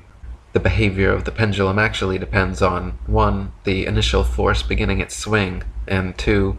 The ball and socket joint used, which most readily facilitates circular motion over any other. The supposed rotation of the Earth is completely inconsequential and irrelevant to the pendulum's swing. If the alleged constant rotation of the Earth affected pendulums in any way, then there should be no need to manually start pendulums in motion. If Earth's diurnal rotation caused the 360-degree uniform diurnal rotation of pendulums, then there should not exist a stationary pendulum anywhere on Earth. Samuel Rowbotham says, first, when a pendulum constructed according to the plan of Mr. Foucault is allowed to vibrate, its plane of vibration is often variable. Not always. The variation, when it does occur, is not uniform, is not always the same in the same place, nor always the same either in its rate or velocity or in its direction. It cannot therefore be taken as evidence, for that which is inconstant cannot be used in favor of or against any given proposition. It therefore is not evidence and proves nothing. Secondly, if the plane of vibration is observed to change, where is the connection between such change and the supposed motion of the Earth? What principle of reasoning guides the experimenter to the conclusion that it is the Earth which moves underneath the pendulum, and not the pendulum which moves over the Earth? What logical right or necessity forces one conclusion in preference to the other? Thirdly, why was not the peculiar arrangement of the point of suspension of the pendulum specially considered in regards to its possible influence upon the plane of oscillation? Was it not known, or was it overlooked, or was it in the climax of theoretical revelry ignored that a ball and socket joint is one which facilitates circular motion more readily than any other? Lady Blunt says, we believe, with all due deference to the pendulum and its proprietor, that it proves nothing but the craftiness of the inventor, and we can only describe the show and showman as deceptions. A thing so childish as this pendulum proof that it can only be described as one of the most simple and ridiculous attempts to gull the public that has ever been conceived. It has been said that the pendulum experiment proves the rotation of the Earth, but this is quite impossible, for one pendulum turns one way, and sometimes another pendulum turns in the opposite direction. Now we ask, does the Earth rotate in opposite directions at different places at one and the same time? We should like to know. Perhaps the experimenters will kindly enlighten us on this point. If the Earth had the terrible motions attributed to it, there would be some sensible effects of such motions, but we neither feel the motion, see it, nor hear it, and how people can stand watching the pendulum vibrate and think that they are seeing a proof of the motions of the Earth almost passes comprehension. They are, however, brought up to believe it, and it is thought to be scientific to believe what the astronomers teach. Also in the mid-19th century, another Frenchman named Gaspard Gustave Coriolis performed several experiments showing the effect of kinetic energy on rotating systems, which have ever since become mythologized as proof of the heliocentric theory. The Coriolis effect is often said to cause sinks and toilet bowls in the northern hemisphere to drain spinning in one direction, while in the southern hemisphere causing them to spin the opposite way, thus providing proof of the spinning ball Earth. Once again, however, just like Foucault's pendulums spinning either which way, sinks and toilets in the northern and southern hemisphere do not constantly spin in any one direction. Sinks and toilets in the very same household are often found to spin in opposite directions, depending entirely upon the shape of the basin and the angle of the water's entry, not the supposed rotation of the earth. Jennifer Horton wrote, "While the premise makes sense that the Earth's eastward spin would cause the water in a toilet bowl to spin as well, in reality the force and speed at which the water enters and leaves the receptacle is much too great to be influenced by something as minuscule as a single 360-degree turn over the span of a day. When all is said and done, the Coriolis effect plays no larger a role in toilet flushes than it does in the revolution of CDs in your stereo. The things that really determine the direction in which water leaves your toilet or sink are the shape of the bowl and the angle at which the liquid initially enters the bowl." The Coriolis effect is also said to affect bullet trajectories and weather patterns as well, supposedly causing most storms in the northern hemisphere to rotate counterclockwise and most storms in the southern hemisphere to rotate clockwise, to cause bullets from long-range guns to tend towards the right of the target in the northern hemisphere and to the left in the southern hemisphere. Again, however, the same problems remain. Not every bullet and not every storm consistently displays the behavior, and therefore cannot reasonably be used as proof of anything. What about the precision of the sight aperture, human error, and wind? What about Michelson, Morley, and Gale's proven motion of the ether's potential effect? Why does the Coriolis effect affect most storms, but not all? If some storms rotate clockwise in the north and counterclockwise in the south, how do those storms escape the Coriolis force? And if the entire Earth's spin is uniform, why should the two hemispheres be affected any differently? Coriolis's effect and Foucault's pendulum are both said to prove the Earth moves beneath our feet, but in reality only prove how easy it can be for wolves in sheep's clothing to pull the wool over our eyes. In my book, Famous Freemasons Exposed, I showed how Nicholas Copernicus, Johannes Kepler, Galileo Galilei, and Isaac Newton, the four forefathers of the globalist heliocentric doctrine, all posed for Masonic portraits, highlighting various symbols and hand signs denoting their affiliation with the Brotherhood. Galileo poses on a Masonic checkerboard floor, Kepler with the hidden hand sign, and all four of them pose with a Masonic compass and globe while flashing the Masonic M hand sign. Sir Isaac Newton was even knighted by Queen Anne at Trinity's College Masonic Masters Lodge. An inordinate number of NASA astronauts, the current propagators of the globalist heliocentric doctrine, are or were admitted Freemasons as well. John Glenn, two-time U.S. Senator and one of NASA's first astronauts, is a known Mason. Buzz Aldrin Jr., the second man to lie about walking on the moon, is an admitted ring-wearing, hand-sign-flashing 33rd degree Mason from Montclair Lodge, number 144 in New Jersey. Edgar Mitchell, another supposed moonwalker aboard Apollo 14, is an Order of Demolay Mason at Artesta Lodge, number 29 in New Mexico. James Irwin of Apollo 15, the last man to lie about walking on the moon, was a Tejon Lodge number 104 member in Colorado Springs. Don Eisel on Apollo 7 was a member of the Luther B. Turner Lodge number 732 in Ohio. Gordon Cooper aboard Mercury 9 and Gemini 5 was a Master Mason in Carbondale Lodge number 82 in Colorado. Virgil Grisham on Apollo 1 and 15, Mercury 5 and Gemini 3 was a Master Mason from Mitchell Lodge number 228 in Indiana. Walter Schirra Jr. on Apollo 7, Sigma 7, Gemini 6 and Mercury 8 was a 33rd degree Mason at Canaveral Lodge number 339 in Florida.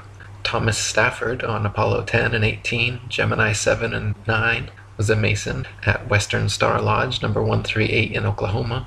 Paul Weitz on Skylab 2 and Challenger is from Lawrence Lodge number 708 in Pennsylvania. NASA astronauts Neil Armstrong, Alan Shepard, William Pogue, Vance Brand, and Anthony England all had fathers who were Freemasons too. The amount of astronauts known to be Freemasons or from Freemasonic families is astonishing. It is likely that more astronauts and people of key importance in NASA are affiliated with the Brotherhood as well, but not so open about their membership. For there to be this many Masons, members of the world's largest and oldest secret society, involved with the promotion and propagation of this globalist heliocentric doctrine from its outset to today, should raise some serious suspicion. Siegfried Kleinecht, head of NASA at the time of the Apollo space program, is now the sovereign Grand Commander of the Council of the 33rd Degree of the ancient and accepted Scottish Rite of Freemasonry of Southern jurisdiction. It was his reward for pulling it off. All of the first astronauts were Freemasons. There's a photograph in the house of the Temple in Washington, D.C., of Neil Armstrong supposedly on the moon's surface in his spacesuit holding his Masonic apron. NASA's logo is a red forked serpent's tongue overlaying the starry heavens. Serpents, and specifically their forked tongues, have long been associated with lying, deceit, cleverness, two-facedness, manipulation, and with Satan, the devil. Why would the National Aeronautics and Space Administration choose this as their official logo? The United Nations, the New World Order government headquarters, built on land donated by 33rd degree Freemason John D. Rockefeller, is represented by a logo and flag which clearly depicts a flat Earth divided into 33 sections. There are 33 official degrees of Scottish Rite Freemasonry, and the UN flag features a flat Earth divided into exactly 33 sections. Why would the United Nations founders choose a logo and flag of a flat Earth map divided into 33 sections? How is it that Siegfried Kleinecht, the head of NASA, retired and immediately became the head of the 33rd degree of Freemasonry? How is it that all the forefathers of the ball Earth theory and so many NASA astronauts are all Freemasons? The Masons' esoteric religion, the very basis of their symbols and rituals, is sun worship. From their first day in the lodge, Masonic initiates learn that Freemasonry is all about light, enlightenment, illumination, hence the Illuminati, and hence worship of the sun as the giver of light. Masonic halls are all purposely constructed to correspond with the motions of the sun. They are always situated intentionally facing east towards the sun, with the worshipful master sitting in the far east on a throne engraved with a picture of the sun. The high festival of the Masons is on Christians' St. John's Day, or the 24th of June, otherwise known as Midsummer's Day, when the sun arrives at its annual highest elevation, the summer solstice. Regarding the Masonic rite of circambulation, 33rd degree Freemasonic historian Albert Mackey says, "In Freemasonry, people always walked 3 times round the altar while singing a sacred hymn. In making this procession, great care was taken to move an imitation of the course of the sun. The rite of circumambulation undoubtedly refers to the doctrine of sun worship." Masonry is derived and is the remains of the religion of the ancient Druids, who, like the Magi of Persia and the priests of Heliopolis in Egypt, were priests of the sun. They paid great worship to this great luminary, as the great visible agent of a great invisible first cause. The Christian religion and Masonry have one and the same common origin. Both are derived from the worship of the sun. The difference between their origin is that the Christian religion is a parody on the worship of the sun, in which they put a man whom they call Christ in place of the sun, and pay him the same adoration which was originally paid to the sun. In Masonry, many of the ceremonies of the Druids are preserved in their original state, at least without any parody. With them, the sun is still the sun, and his image, in the form of the sun, is the great emblematical ornament of Masonic lodges and Masonic dresses. It is the central figure on their aprons, and they wear it also as a pendant on the breast of their lodges and in their processions. The sun, as the great visible agent of the Creator, was the invisible object of the adoration of the Druids. All their religious rites and ceremonies had reference to the apparent progress of the sun through the 12 signs of the zodiac and his influence upon the earth. The Masons adopt the same practices. The roof of their temples or lodges is ornamented with a sun, and the floor is a representation of the variegated face of the earth, either by carpeting or mosaic work. The emblematical meaning of the sun is well known to the enlightened and inquisitive Freemason, and as the real sun is situated in the center of the universe, so the emblematical sun is in the center of real Masonry. Only the scientific Freemason knows the reason why the sun is placed in the center of this beautiful hall, says Thomas Paine in his Origin of Freemasonry. The real reason the sun is placed in the center of Masonic halls is because it represents the core of their 5-century-long heliocentric deception. First, the sun worshippers took us off our ancient natural 13-month lunar calendars and replaced them with unnatural, irregular 12-month Gregorian solar calendars.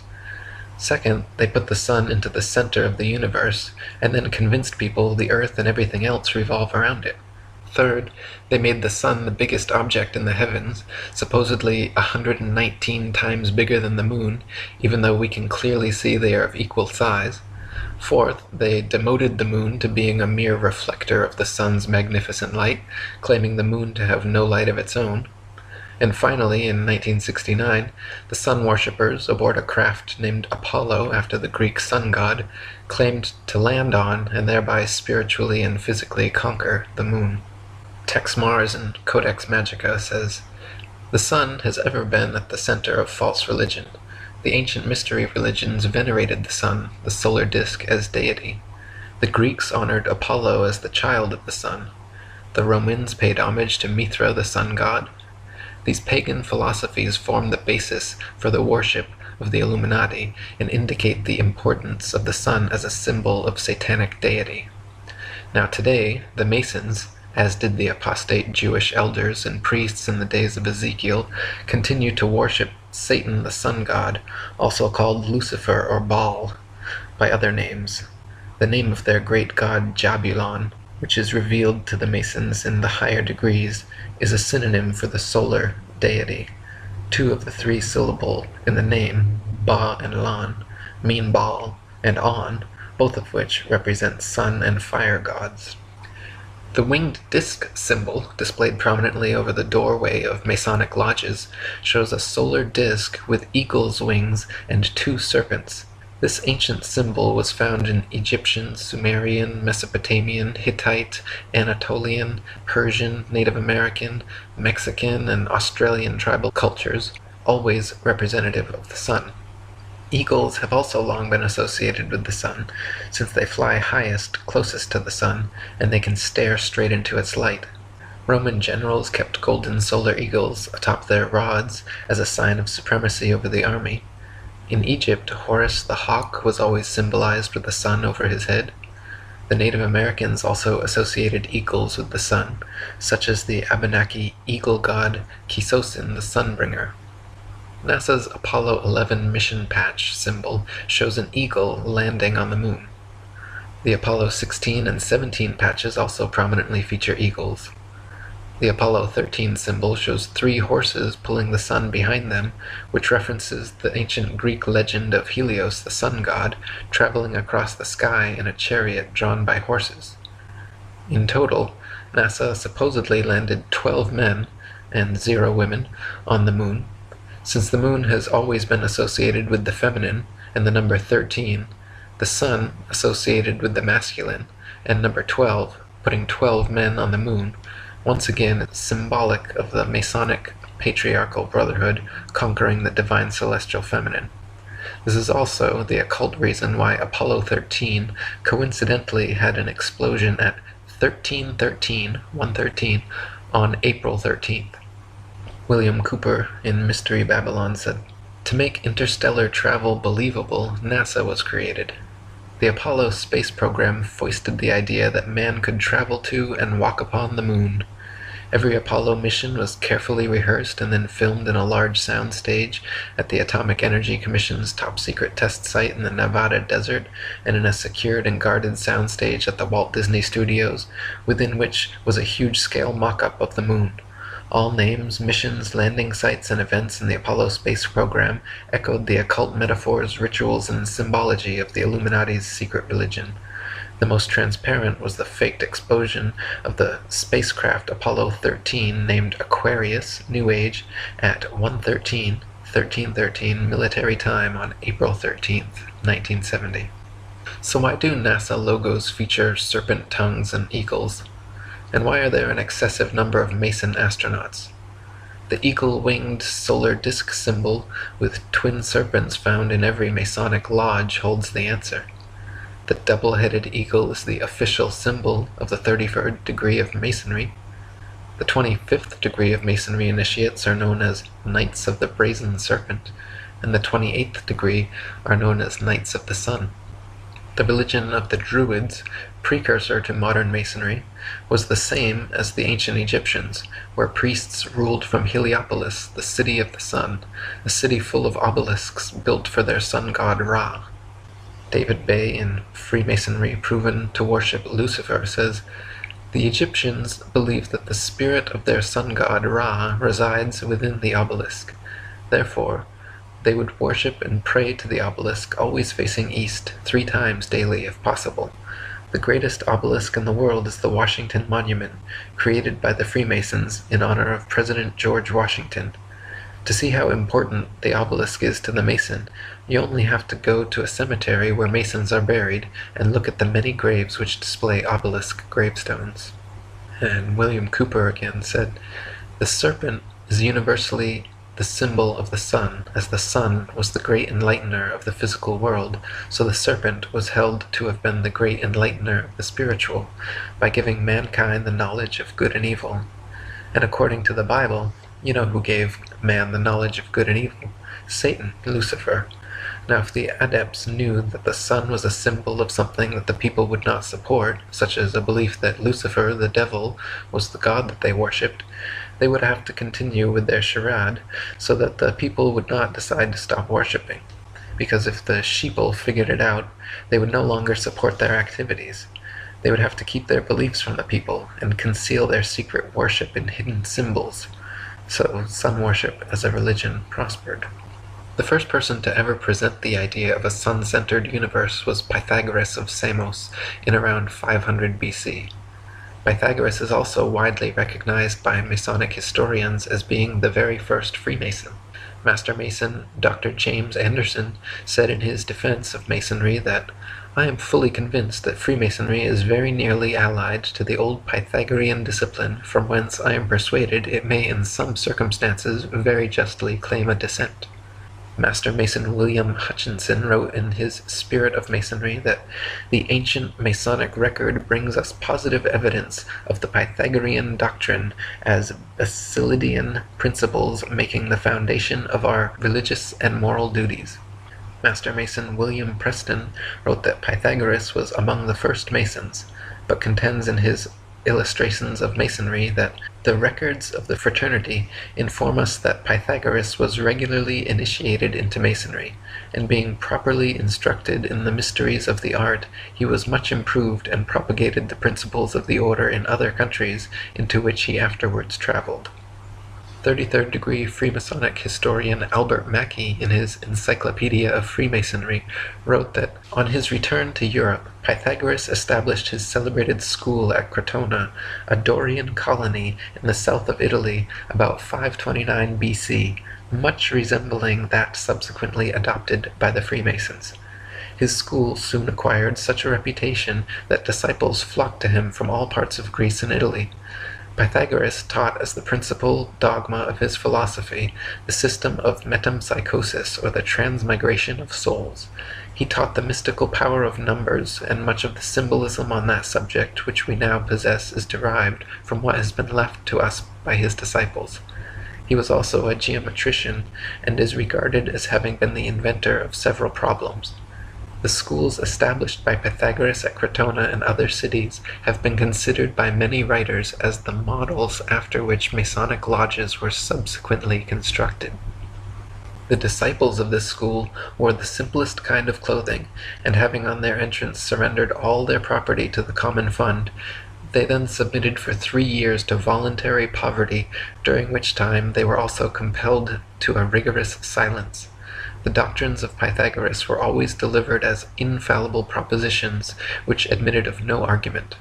Before admission to the privileges of this school, the previous life and character of the candidate were rigidly scrutinized, and in the preparatory initiation secrecy was enjoined by an oath, and he was made to submit to the severest trials of his fortitude and self-command. He who, after his admission, was alarmed at the obstacles he had to encounter, was permitted to return to the world, and the disciples, considering him as dead, performed his funeral obsequies, and erected a monument to his memory. The mode of living in the school of Crotona was like that of the modern communists. The brethren, about 600 in number, with their wives and children, resided in one large building. They arose before day to pay their devotions to the sun. The meals consisted principally of bread, honey, and water, for though the table was often covered with delicacies, no one was permitted to partake of them. It was in this secret school that Pythagoras gave his instructions on his interior doctrine and explained the hidden meaning of his symbols. There were 3 degrees. The first, or mathematic, being engaged in the study of the exact sciences, and the second, or theoretic, in the knowledge of God and the future state of man, but the third or highest degree was communicated only to a few whose intellects were capable of grasping the full fruition of the Pythagorean philosophy.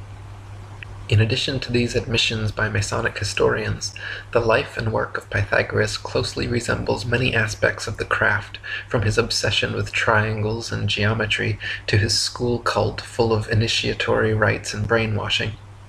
Candidates were rigidly scrutinized, just like candidates for Masonry are given the 3rd degree, i.e. forced to answer many probing personal questions, and are then either given a white ball or black ball by Masons in the lodge, just one black ball resulting in being blackballed or kicked out. If initiated, just like in Masonry, Pythagorean initiates had to swear oaths of secrecy and loyalty, then submitted to various tests, trials, and rituals. The brethren lived like communists and worshipped the sun. Over time, they progressed through a series of 3 degrees, in which only the privileged few in the highest degree learned the truth of the symbols and rituals. The many parallels of the Pythagorean school and modern Freemasonry are far too similar to ignore. Luckily for the world, Pythagoras' heliocentric model of the universe made little headway for almost 2,000 years, until another suspected Mason, Nicholas Copernicus, labored 27 years of his life to create his updated model called the Solar System, which also featured a globe Earth revolving around the sun. Born in Prussia in 1472, Copernicus studied philosophy and medicine at Swakova and became professor of mathematics at Rome. The last decades of his life he became obsessed with the ideas of Pythagoras, and when he first presented his heliocentric doctrine to the world, it was condemned as being so heretical that he was imprisoned and released only upon making a recantation of his opinions. He published his famous treatise on the revolution of the celestial spheres in 1543, the year of his death, and even then insisted on their purely hypothetical nature. Copernicus wrote, "The Pythagorean teaching was founded upon hypothesis, and it is not necessary that the hypothesis should be true or even probable. The hypothesis of the movement of the earth is only one which is useful to explain phenomena, but it should not be considered as an absolute truth." David Wardlaw Scott in Terra Firma says, "The system of the universe as taught by modern astronomers being founded entirely on theory, for the truth of which they are unable to advance one single real proof, they have entrenched themselves in a conspiracy of silence, and decline to answer any objections which may be made to their hypothesis. Copernicus himself, who revived the theory of heathen philosopher Pythagoras, and his great exponent Sir Isaac Newton, confessed that their system of a revolving earth was only a possibility and could not be proved by facts. It is only their followers who have decorated it with the name of an exact science, yea, according to them the most exact of all the sciences. Yet one astronomer royal for England once said, speaking of the motion of the whole solar system, 'The matter is left in a most delightful state of uncertainty, and I shall be very glad if anyone can help me out of it.' What a very sad position for an exact science to be in is this." Lady Blunt in The Romance of Science said, "The origin of the globular theory may be traced and shown to be pagan. It was introduced into Egypt by the Greek Pythagoras about 500 BC. He was a native of Samos and a great traveler in his early days. He traveled much in the East, and he imbibed the fallacious idea that the earth and sea together formed a whirling globe, and that the heavenly bodies were other worlds inhabited. Pythagoras returned to Europe and introduced these serious errors into his own country. Newton was no logician, and logic formed no part of his composition. nor did he profess to possess this quality, which is absolutely essential to a discerner and founder of true science. He spent his whole life in investing, formulating an elaboration which he called the solar system, building upon the mythical fallacies which Pythagoras had brought from the East in the first place, and which had been handed down by Copernicus, Kepler, and Galileo. Without testing the nature of his foundations, he accepted the whole fabrication and took Copernicus's hypotheses all for granted. Gabrielle Henriette in Heaven and Earth said, Copernicus had evolved another theory, which he also explains in his treatise on the revolution of the celestial spheres, that if a body is to revolve around another, the first one must have a spherical shape and rotate about its axis in the manner of a spinning top. Consequently, in order to make this notion fit in with the movement of the earth round the sun, which he had devised in order to explain the seasons, he suddenly decreed that the earth was round, contrary to the general opinion at the time, and then proclaimed that it had a movement of rotation about its axis. The great inconvenience in this proposition is that the rotation of the earth cannot be seen to exist, either with regard to the position of the sun or clouds during the day, or of the moon and other planets by night. On the other hand, the fact of the immobility of the earth has an immense advantage over the theory of the rotation, in that it can positively be recognized as such, and it can safely be said that if the earth cannot be seen to move, there are 100 chances in 100 that it does not do so. So trust your eyes and trust your experience. Trust your feeling, trust your intuition. Look out, see the horizon, flat. Feel for yourself. You're not moving. Just sit still.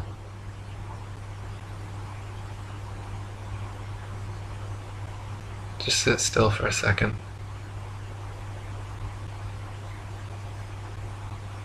You're not moving. You're not spinning around an axis at 1,000 miles per hour, rotating around the sun at 67,000 miles per hour, spiraling around the galaxy at 500,000 miles per hour, and shooting off from a Big Bang at 67 million miles per hour. You're not. You're motionless. You're just sitting there. Just sit still. What does that even mean, sit still? You think you could sit still with all those motions? Does it feel like you're moving? Feel that? Same thing you've always felt? Nothing? Ever? Nobody's ever felt movement? Nobody's ever seen the earth move? Nobody's ever seen the earth curve? Maybe you just got fooled by some Masons. Mark Twain said, "It's easier to fool people than to convince them they've been fooled." That's why it's so hard to convince you you've been fooled. You can't possibly believe that you and the rest of the world could have been lied to and deceived by these Masons. The oldest and largest secret society in the world, over 5 million members, all over the world, existing for hundreds of years. But not you, right? They couldn't fool you. Of course you're spinning around. Of course you are. That's what they told you in school. They don't lie to you in school.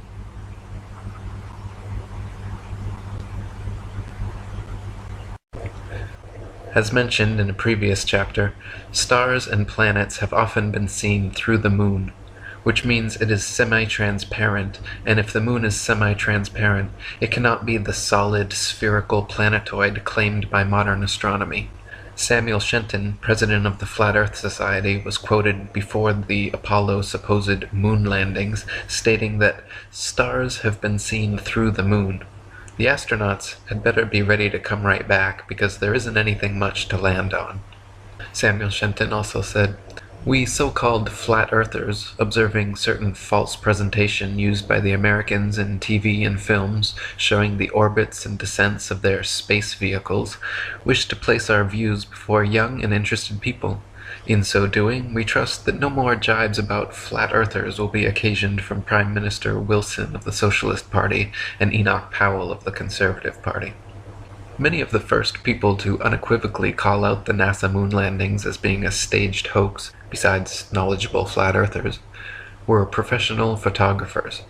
When the official NASA photographs of the moon are closely examined, it is clear that many were taken inside a studio using repetitive backgrounds, artificial lighting, wires, and cranes. Others were composite desert photographs with the backgrounds blacked out and astronauts superimposed in. Award-winning British photographer David Percy, photo analyst and historian Jack White, photographer for Nexus magazine publisher Marcus Allen, and many others have put their professional reputations on the line to expose NASA's photographic evidence. David Percy from Dark Moon, Apollo, and the Whistleblowers says, "The numerous inconsistencies clearly visible in the Apollo photographic record is quite irrefutable. Some of the many errors we evidence were due to haste and poor thinking. Others were deliberately planted by individuals we have dubbed whistleblowers, who were determined to leave evidence of the faking in which they were unwillingly involved. Probably the most emphatic of these whistles was a bottle that rolled across the moon landscape on the TV screens in Western Australia during a live transmission from the moon.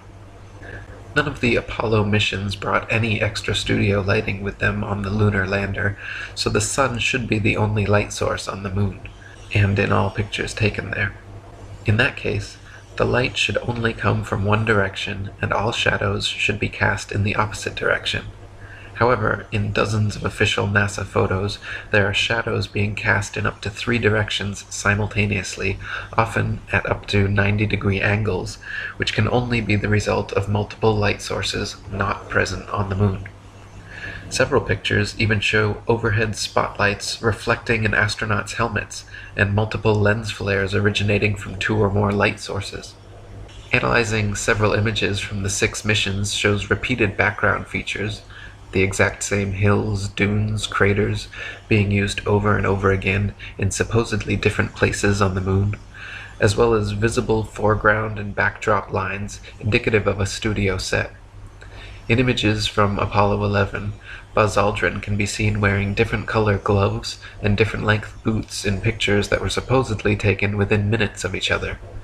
If Buzz was really in the vacuum of space in a pressurized spacesuit, he certainly would not have had time or reason to depressurize and repressurize his suit just to make such fashion adjustments. Some pictures show the lunar rover with no tracks anywhere around it. Others show rover tracks all over the foreground while it is yet to be unpacked and unloaded. A couple pictures even show what appear to be sneakers and ladies' heels tracks on the moon, in addition to astronauts' boot prints. Sam Colby, in Apollo Fake, says, "Michael J. Tuttle faked the so-called Apollo training simulation photographs using Photoshop 3 and then posted them on NASA websites as being genuine photographs taken on the moon. I regularly get email from people claiming that digital manipulation of photographs was not available back in 1969. People have been creating fake photographs ever since the camera was invented, and who is saying the pictures were faked back in 1969 anyway? People don't understand that the majority of NASA's fake moon pictures were created in the mid-90s. The proof lies in the fact that most do not appear in any books or magazines prior to 1990. 95% of NASA's fake moon pictures on their websites were never seen prior to the launch of the internet. They had to produce a considerable number of fake moon pictures for all 6 missions, otherwise the public would want to know why there were so few. Not all of NASA's fake Apollo pictures have been altered with Photoshop. The main Apollo 11 picture of Buzz Aldrin, as well as press-released pictures from Apollo 12 and Apollo 14 showing astronauts holding the flag, All of these press release pictures were taken in the fake moonscape at Langley Research Center and did not require any alteration to pass off as a moon photograph. Another glaring mistake is that none of NASA's images or videos show stars in the background as they should, just complete blackness, likely because exact star maps as they should appear from the moon would be quite difficult to fake. The testimony of different astronauts on different missions in their autobiographies and interviews just muddies the waters even more, some of them bragging about the astonishingly brilliant light of the stars, and others saying they don't remember seeing a single star while on the moon. Such inconsistencies and the fact that none of NASA's moon pictures feature stars or planets in their appropriate positions should raise a red flag that these astronauts were not on the moon. Many pictures of the sun on the moon are clearly spotlights and not the sun, including AS 1466-9306, AS 1246-6765, and AS 1140-5935. NASA image AS 1249-7278 clearly shows several studio lighting lens flares caused by multiple overhead lights. Image AS 1469-9089 shows studio lighting reflecting off a black background. Image AS 17-151-23201 shows a shadow on the ceiling of space as the lunar lander lifts off. Images AS 16-118-18894, AS 17-134-20471, AS 1144-6581, and AS 1144-6642 show crude computer retouching to hide cables and background problems and add the round Earth, but NASA claims they're original photographs. AS 1466-9306 shows shadows of reticule crosshairs suspended in air over a print underneath, proving it to be doctored and not an original, as claimed. Image AS 1140-5922 of the lunar lander supposedly on the moon shows a pathetic 1969 attempt at creating high-tech looking equipment using what appears to be construction paper, gold foil, scotch tape, and metal shower rods. The idea that the piece of junk shown in this official NASA photograph flew to the moon and back is so ludicrous it's laughable. AS 17-148-22756 also clearly shows, when enlarged, that the Apollo 17 command module was almost completely held together by scotch tape. In AS 16-113-18339, there is a rock with the letter C clearly engraved into it, as well as another C drawn into the dirt next to it. This is characteristic of fake stage rocks on a stage setup, where the set designer demarcates prop positions, and not something we should see on the moon.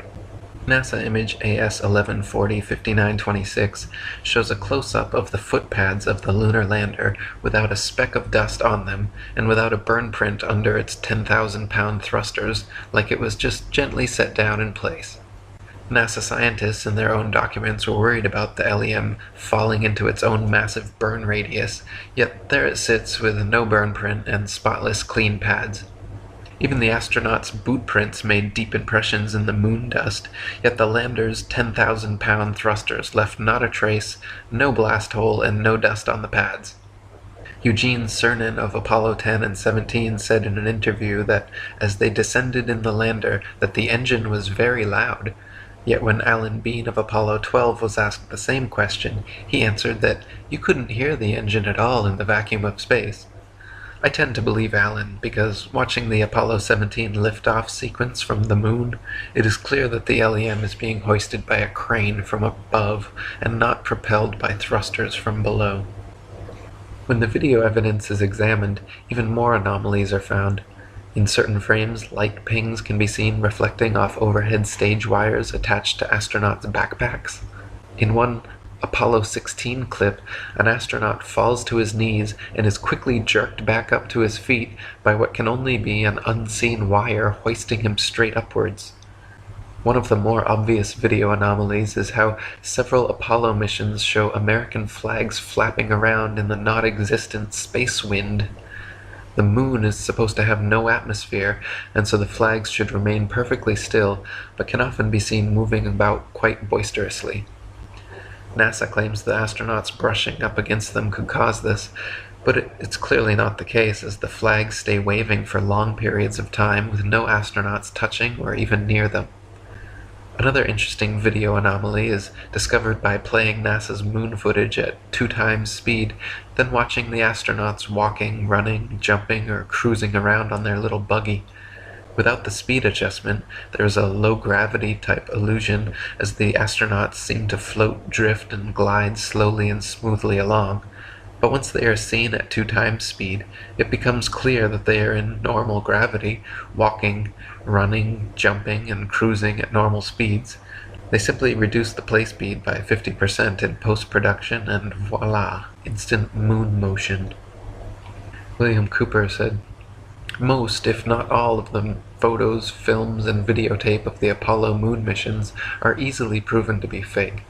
Anyone with the slightest knowledge of photography, lighting, and physics can easily prove that NASA faked the visual records of the Apollo space program. They are so obviously fake that when the discrepancies are pointed out to unsuspecting viewers, an audible gasp has been heard. Some have actually gone into a mild state of shock. Some people break down and cry. I've even seen others become so angry that they have ripped the offending photos to shreds while screaming incoherently."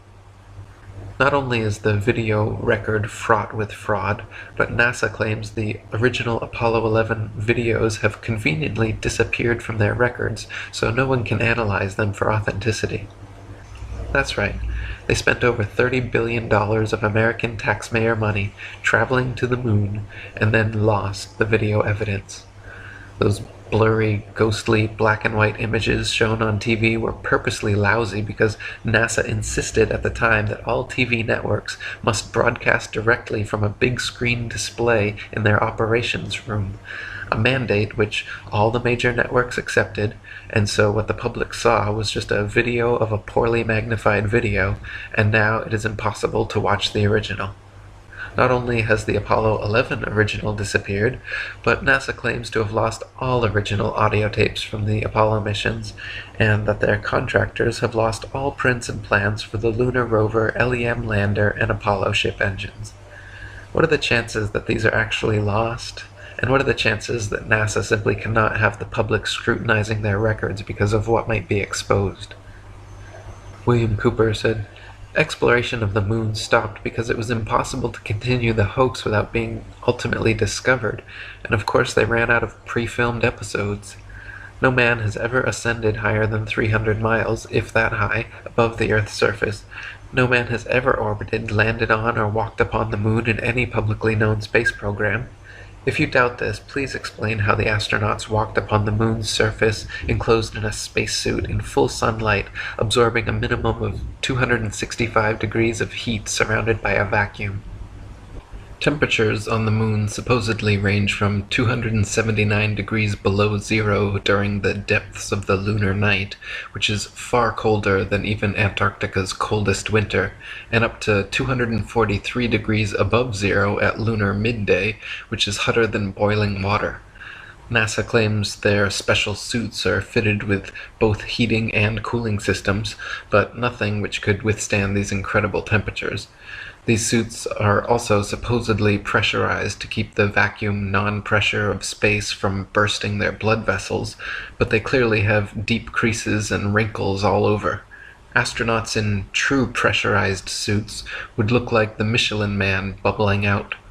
Also, the amount of radiation in space, especially through the Van Allen belt, is far too intense for them to be spacewalking in such flimsy suits. One Russian study found that the amount of radiation present on the moon would require astronauts to be clothed in 4 feet of lead in order to avoid instant death. John Malden, a NASA physicist, said they would need at least 2 meters of thick shielding around them at all times, yet there they are, bouncing around the moon in their 2-inch thin suits. Another solid proof of NASA living up to its forked serpent tongue logo are the many supposed moon rocks given to museums the world over by Neil Armstrong and Buzz Aldrin. Shortly after Apollo 11, private investigator Paul Jacobs reported asking the U.S. Department of Geology head whether he had examined the moon rocks and if he could verify their authenticity. To which the geologist simply laughed and insinuated that people high in the U.S. government knew all about the cover-up. More recently, in 2009, curators at Amsterdam's Rijksmuseum investigated their moon rock, personally given to them by Armstrong and Aldrin in 1969, only to find that it was actually a worthless piece of petrified wood. Bill Kaysing, another moon hoax researcher, worked at Rocketdyne, where NASA Saturn V rocket engines were built, and became exposed to documents pertaining to the Mercury, Gemini, Atlas, and Apollo NASA programs, which proved trickery was afoot. Kaysing said of the documents that one does not need an engineering or science degree to determine that a hoax was being perpetrated. He wrote a book about his findings called "We Never Went to the Moon, America's $30 billion Swindle." In it, he exposes how NASA staged both the Apollo 1 fire and Challenger accident, deliberately murdering the astronauts on board to silence them. Before the first Apollo mission ever even cleared the launch pad, 11 NASA astronauts died in highly suspicious accidents. Gus Grissom, Roger Chaffee, and Ed White were all cremated together in an Apollo capsule fire during a completely unnecessary and dangerous test where they were strapped down and locked into a 100% oxygen chamber which incinerated the three of them to death in seconds. 7 other astronauts, Ted Freeman, Charles Bassett, Elliot See., Russell Rogers, Clifton Williams, Michael Adams, and Robert Lawrence, died in 6 separate airplane crashes, and Ed Givens in a car crash. 8 of these deaths were in 1967 alone. So many astronauts coincidentally dying under such circumstances is highly unlikely and lends credence to the idea that these were intentional hits by the Masons trying to find the right people to sell their hoax. One of the most outspoken of the fallen astronauts was Gus Grissom. By 1967, Grissom had become increasingly irritated and vocally negative about NASA's chances of ever landing on the moon. He stated the odds were pretty slim and famously hung a lemon on the Apollo capsule after it repeatedly failed safety testing procedures. Grissom threatened to go public with his complaints about the LEM and even told his wife Betty, "If there ever is a serious accident in the space program, it's likely to be me." Right after his murder, government agents raided Grissom's house before anyone had been informed about the fire or his death. They removed all his personal papers and his diary, never to be returned. In 2001, investigative journalist and award-winning filmmaker Bart Sibrel produced the excellent documentary A Funny Thing Happened on the Way to the Moon. When requesting footage for his movie, Sibrel was sent, either by mistake or by a well-meaning whistleblower, an official raw-slated NASA clip from the Apollo 11 mission showing a young Buzz Aldrin, Neil Armstrong, and Michael Collins for almost an hour using transparencies and camera tricks to fake shots of a round Earth. They communicate over audio with control in Houston about how to accurately stage the shot, and someone keeps prompting them on how to effectively manipulate the camera to achieve the desired effect. First, they blacked out all the windows, except for a downward-facing circular one, which they aimed the camera towards from several feet away. This created the illusion of a ball-shaped Earth surrounded by the blackness of space, when in fact it was simply a round window in their dark cabin. Neil Armstrong claimed at this point to be 130,000 miles from Earth, halfway to the moon, but when camera tricks were finished, the viewer could see for themselves the astronauts were not more than 100 miles above the Earth's surface, likely flying in a high-altitude plane. Interviews with Apollo astronauts and asked them to swear on the Bible that they walked on the moon. In reaction to Sibrel's accusations, many of the astronauts indeed went wild. John Young of Apollo 10 and 16 threatened to knock him in the head, then ran away into a nearby closing elevator. Ed Mitchell of Apollo 14 literally kicked him out the door and threatened to shoot him. Buzz Aldrin punched him square in the face. The documentary is a fascinating psychological study, watching the astronauts repeatedly squirm and quickly escalate to threats and violence. They behave more like pathological liars than honorable cosmonauts. Many of them have battled depression and alcoholism since returning from the moon as well. Buzz Aldrin was once asked at a NASA banquet what it felt like to first step onto the lunar surface. He staggered to his feet speechless, then left crying uncontrollably.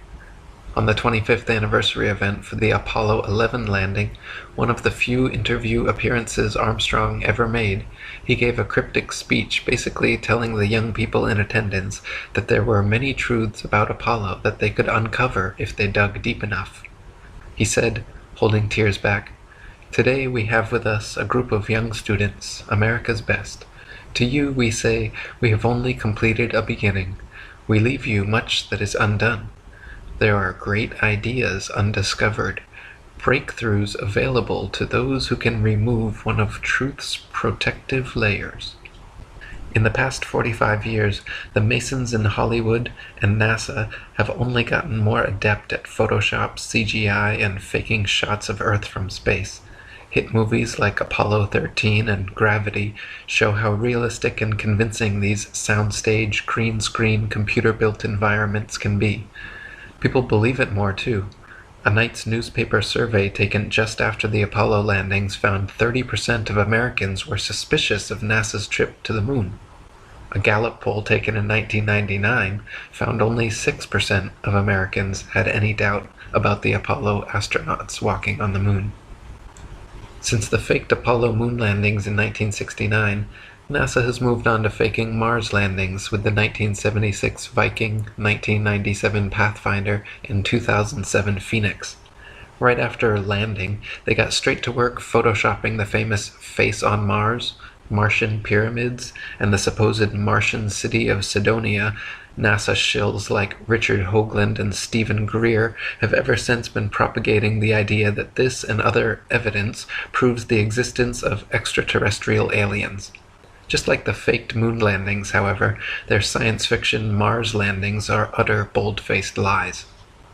To begin with, the planets, formerly known as wandering stars, are not terrestrial, Earth-like habitations capable of landing anything on. The sun, moon, and stars are all simply luminaries, celestial lights relatively close to Earth, not something tangible and solid that humans could ever walk on. Gabrielle Henriette in Heaven and Earth says, "The planets are not solid, opaque masses of matter, as is believed. They are simply immaterial, luminous, and transparent disks." Even assuming Mars was an actual spherical desert planet, as NASA claims, it is impossible for them to have safely landed the probes based on their own trials and statistics.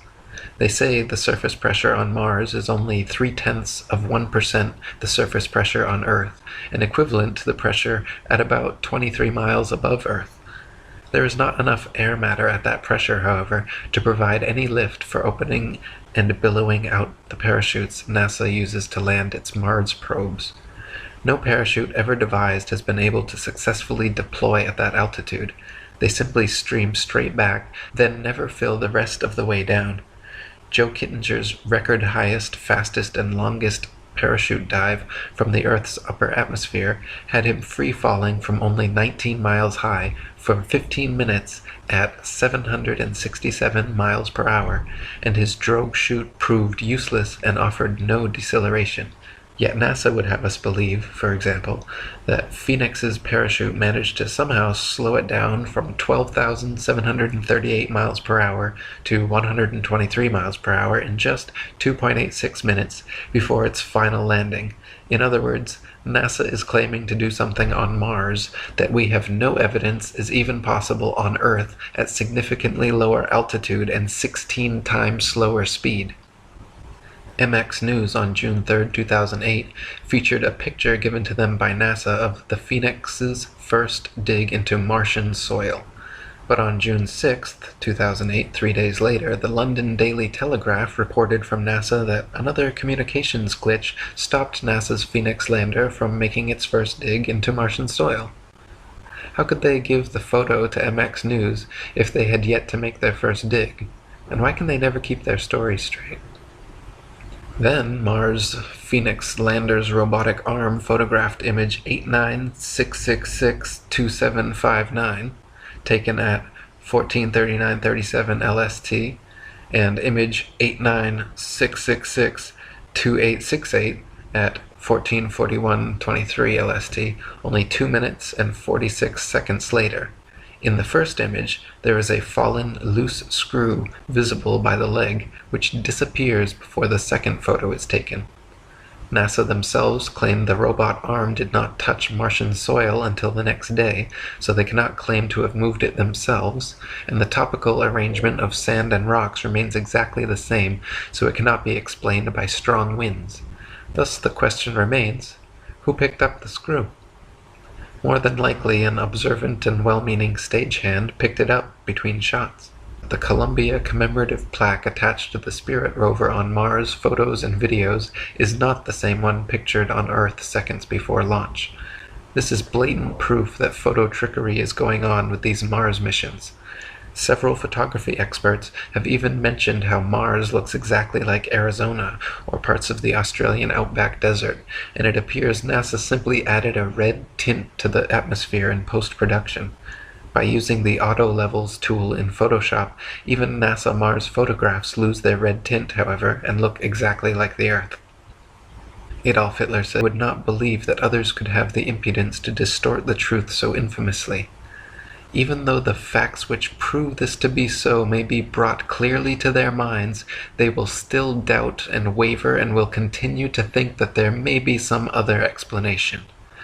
For the grossly impudent lie always leaves traces behind it, even after it has been nailed down, a fact which is known to all expert liars in this world, and to all who conspire together in the art of lying.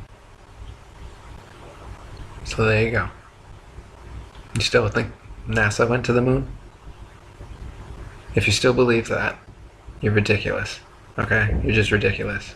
If you sat through this whole thing, you watched the video evidence, you saw all the pictures, you heard all the proof, fake moon rocks, faces and pyramids on Mars, the astronauts punching people, 11 accidental astronaut deaths, all the photo anomalies.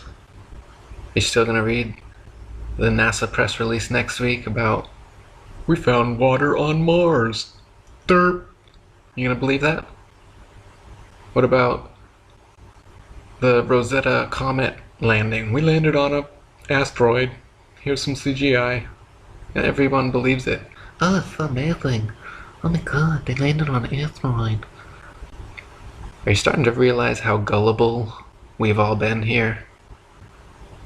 Look at the videos and pictures they show you of the planets. Find me one real image of Jupiter or Saturn or Mars from NASA. Look at them. Those are not photographs. There's no photographs. NASA doesn't do photographs. NASA does Photoshop. There's no telescopes flying around out there taking pictures of shit.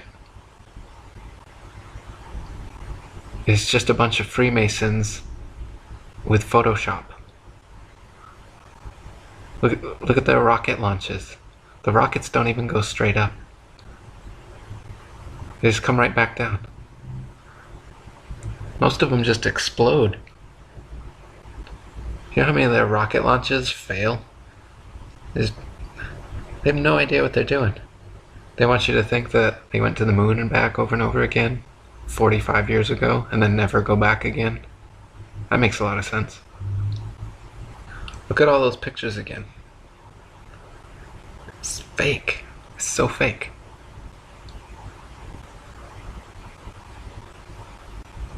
Just admit it to yourself.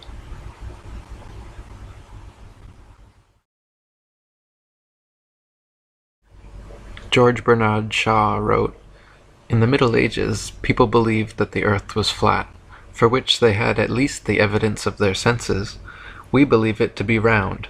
not because as many as 1% of us could give the physical reasons for so quaint a belief, but because modern science has convinced us that nothing that is obvious is true, and that everything that is magical, improbable, extraordinary, gigantic, microscopic, heartless, or outrageous is scientific.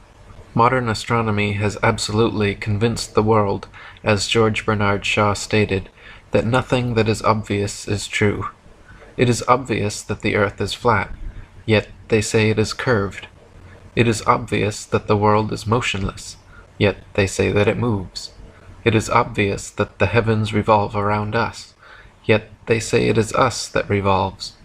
It is obvious that the stars are stars, yet they say the stars are suns.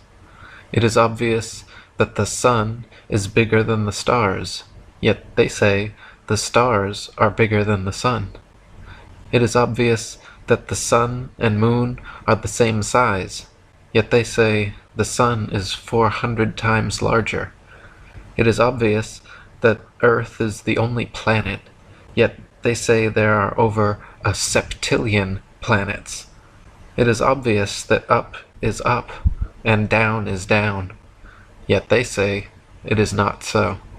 David Wardlaw Scott said, "With the modern astronomer, there is theoretically neither up nor down, though his experience belies his assertion every time he looks up to the heavens or down to the ground. Such aberration of intellect is really to be pitied." William Carpenter wrote, "Astronomer Denison Olmsted, in describing a diagram which is supposed to represent the earth as a globe, with a figure of a man sticking out at each side and one hanging head downwards, says, 'We should dwell on this point until it appears to us as truly up in the direction given to these figures as it does with regard to a figure which he has placed on the top.' Now, a system of philosophy which requires us to do something which is really the going out of our minds by dwelling on an absurdity until we think it is a fact, cannot be a system based on God's truth, which never requires anything of the kind. Since, then, the popular theoretical astronomy of the day requires this, it is evident that it is the wrong thing, and that this conclusion furnishes us with a proof that the earth is not a globe." S. G. Fowler wrote, "The physical properties of a physical globe would create insurmountable difficulties for the being called man, for man is a two-legged, smooth-footed, clawless-toed, and heavily built creature. Picture him on the outside of a sphere in our popular 34 degrees south latitude. He has his boots on, and his head is depressed in space 34 degrees to his feet. Consider him magnetized through his boots to the center of the globe, where the big magnet is located. Picture him looking down into the gaseous void, with his eyes gouging out of their sockets, and his heart in his mouth, and his prayer that his hobnailed boots will not lose their magnetism. No wonder the world's got brain-addled. The reader has been hoaxed by the stupidest manifest hoax ever perpetrated. It should be obvious that up truly is up, and down truly is down, that flat truly is flat, and still truly is still. It should be obvious the universe was intelligently designed by an intelligent designer, purposefully created by a purposeful creator. Yet modern science and astronomy, through centuries of deception and manipulation, have obfuscated the obvious and left people blinded to the simple truth. E. Eschini wrote, "The one thing the fable of the revolving earth has done, it has shown the terrible power of a lie. A lie has the power to make a man a mental slave, so that he dares not back the evidence of his own senses, to deny the plain and obvious movement of the sun he sees before him. When he feels himself standing on an earth utterly devoid of motion, at the suggestion of someone else, he is prepared to accept that he is spinning furiously around. When he sees a bird flying and gaining over the ground, he is prepared to believe that the ground is really traveling a great number of times faster than the bird. Finally, in order to uphold the imagination of a madman, he is prepared to accuse his maker of forming him a sensiferous lie. The truth is that the earth is not a planet. It is a plane. Other than the heights and depths of mountains and valleys, the earth has no curvature or convexity, and is for all intents and purposes flat. Just as it appears, the sun, moon, and stars, fixed and wandering, all revolve around the flat earth, which is the stationary, immovable center of the universe. The magnetic North Pole is the center of the earth and the universe. Polaris, the North Pole star, remains always significantly situated atop the dome of the heavens, while the sun, moon, and stars revolve in circular cycles around us. The truth is that all standing water is always flat, the horizon is always flat, and all canals, tunnels, and railways are built without regard for the supposed curvature or convexity of the earth. The light from lighthouses can be seen at incredible distances, only possible on a flat surface.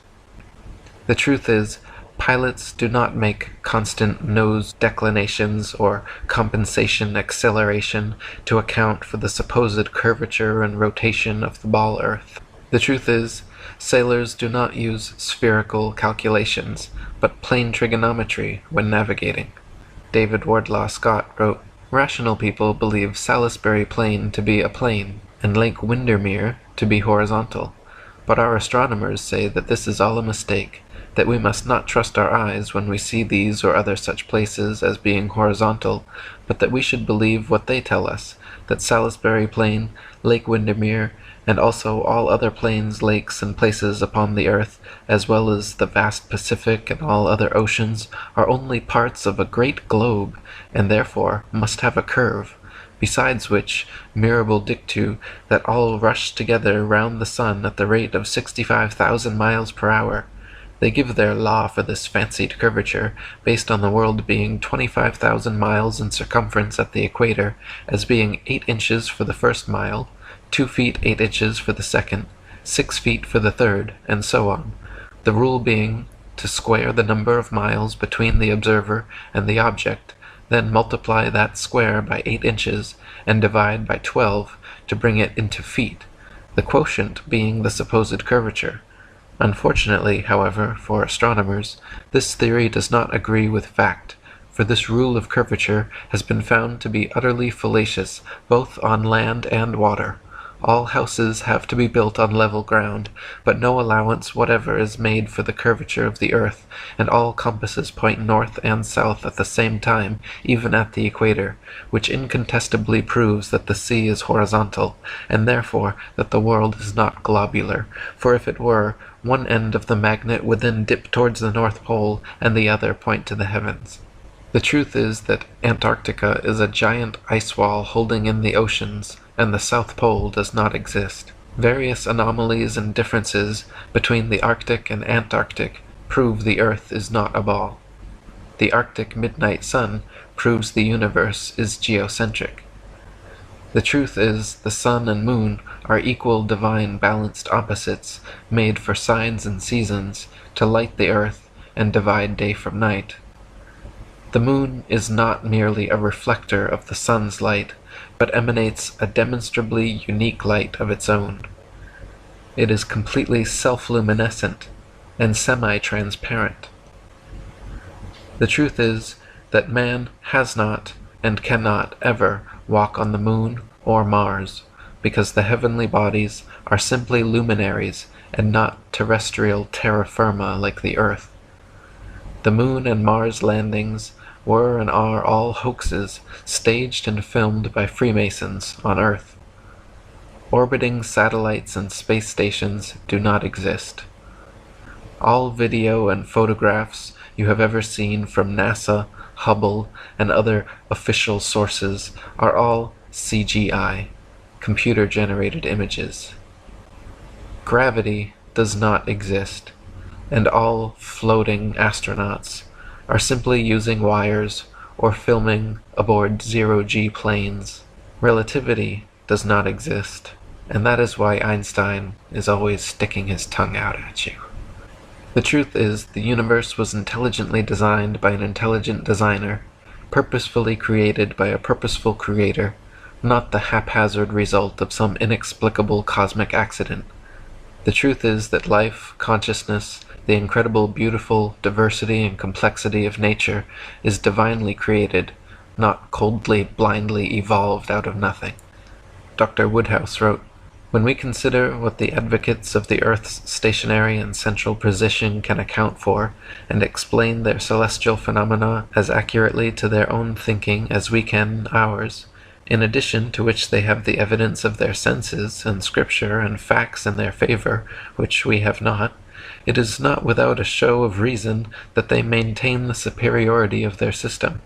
However perfect our theory may appear in our own estimation, and however simply and satisfactorily the Newtonian hypothesis may seem to us to account for all the celestial phenomena, yet we are here compelled to admit the astonishing truth, if our premises be disputed and our facts challenged, the whole range of astronomy does not contain one proof of its own accuracy.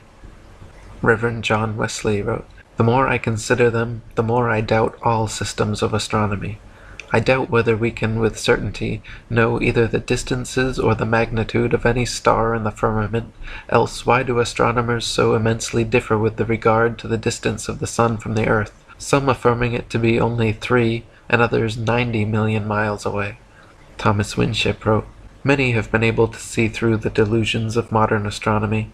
Letters from various parts testify that in some cases men and women have begun to make use of their brain power, which had been stunted and dwarfed by acceptation, without the slightest proof of the unscientific, unreasonable, unnatural, and infidel teachings of men foisted upon a credulous public in the name of science.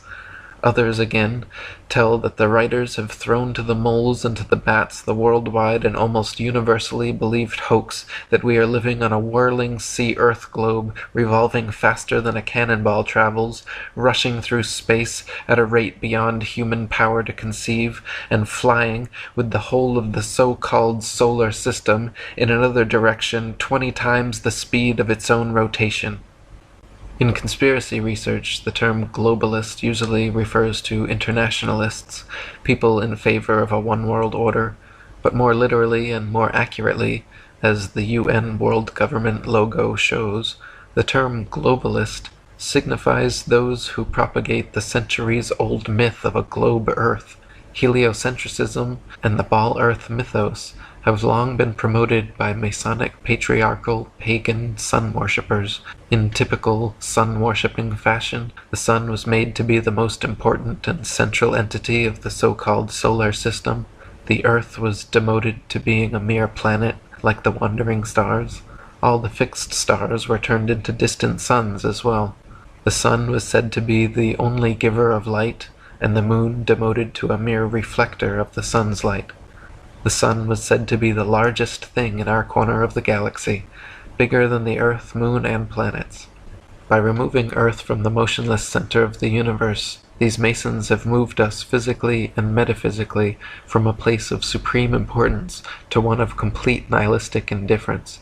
If the Earth is the center of the universe, then the ideas of God, creation, and a purpose for human existence are resplendent. But if the Earth is just one of billions of planets revolving around billions of stars and billions of galaxies, then the ideas of God, creation, and a specific purpose for Earth and human existence become highly implausible. By surreptitiously indoctrinating us into their scientific materialist sun worship, not only do we lose faith in anything beyond the material, we gain absolute faith in materiality, superficiality, status, selfishness, hedonism, and consumerism. If there is no God and everyone is just an accident, then all that really matters is me, me, me. They have turned Madonna, the Mother of God, into a material girl living in a material world. Their rich, powerful corporations with slick sun cult logos sell us idols to worship, slowly taking over the world while we tacitly believe their science, vote for their politicians, buy their products, listen to their music, watch their movies, sacrificing our souls at the altar of materialism. David Wardlaw Scott wrote, "Such discrepancies remind me of the confusion which attended those who in olden days attempted to build the Tower of Babel, when their language was confounded and their labor brought to naught.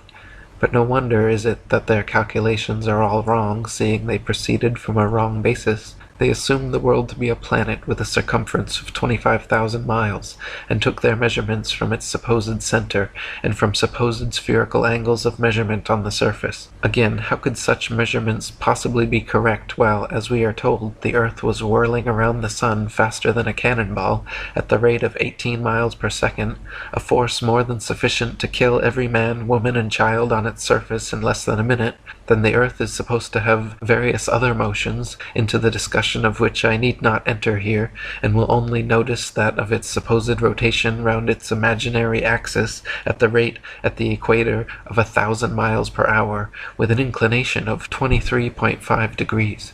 E. Eschini wrote, Ptolemy had made it appear that the sun and stars revolved around a stationary Earth, but Copernicus advanced the theory that it was the Earth which revolved around a stationary sun, while the stars were fixed, and either of these entirely opposite theories gives an equally satisfactory explanation of the appearance of the sun by day and the stars by night. Copernicus did not produce any newly discovered fact to prove that Ptolemy was wrong, neither did he offer any proof that he himself was right, but worked out his system to show that he could account for all the appearances of the heavens quite as well as the Egyptians had done, though working on an entirely different hypothesis, and offered his new heliocentric theory as an alternative. Ptolemy shows very ingeniously that the Earth must be at the center of the celestial sphere. He proves that unless this were the case, each star would not move with the absolute uniformity which does characterize it. He shows also that the Earth could not be animated by any movement of transition. The Earth, argued Ptolemy, lies at the center of the celestial sphere. If the Earth were to be endowed with movement, it would not lie always at this point. It must therefore shift to some other part of the sphere. The movements of the stars, however, preclude this, and therefore the Earth must be as devoid of any movement of translation as it is of rotation. The Ptolemaic geocentric system prevailed for over 1,400 years, and even thousands of years before Ptolemy, flat Earth geocentrism was the widely accepted truth. The modern ball-Earth heliocentrism, popularized by the likes of Copernicus, Kepler, Galileo, Newton, Einstein, and NASA, however, is a comparatively recent belief system that has been foisted upon an unsuspecting world for 500 years. Ptolemy never imagined the scientific magicians of the future would be so brazen, nor the public so gullible, as to accept that we see no parallax change in the stars after hundreds of millions of miles of supposed orbital motion, simply because all those stars are trillions upon trillions of miles further distant at a sufficient enough scale for no change in relative parallax to occur. How convenient! Yet another fact of modern astronomy which defies our common sense and experience. Lady Blunt wrote, They expect us to believe that the earth and sea together comprise a flying globe, which they speak of as a solid orb, supposed by astronomers to have been originally shot off the sun in a soft plastic mass, which as the temperature decreased, gradually solidified. Yet not one single fact or proof can they produce for this far-fetched idea, and in spite of the fact that the whirling globe theory was, even according to the open confessions of its founders, set forth to the world in the first instance as a mere supposition, it is now presented as unquestionable truth.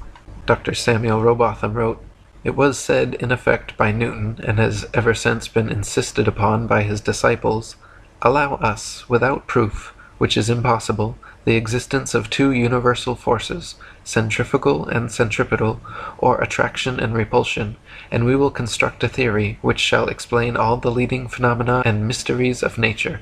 An apple falling from a tree, or a stone rolling downwards, and a pail of water tied to a string and set in motion, were assumed to be types of the relations existing among all the bodies in the universe.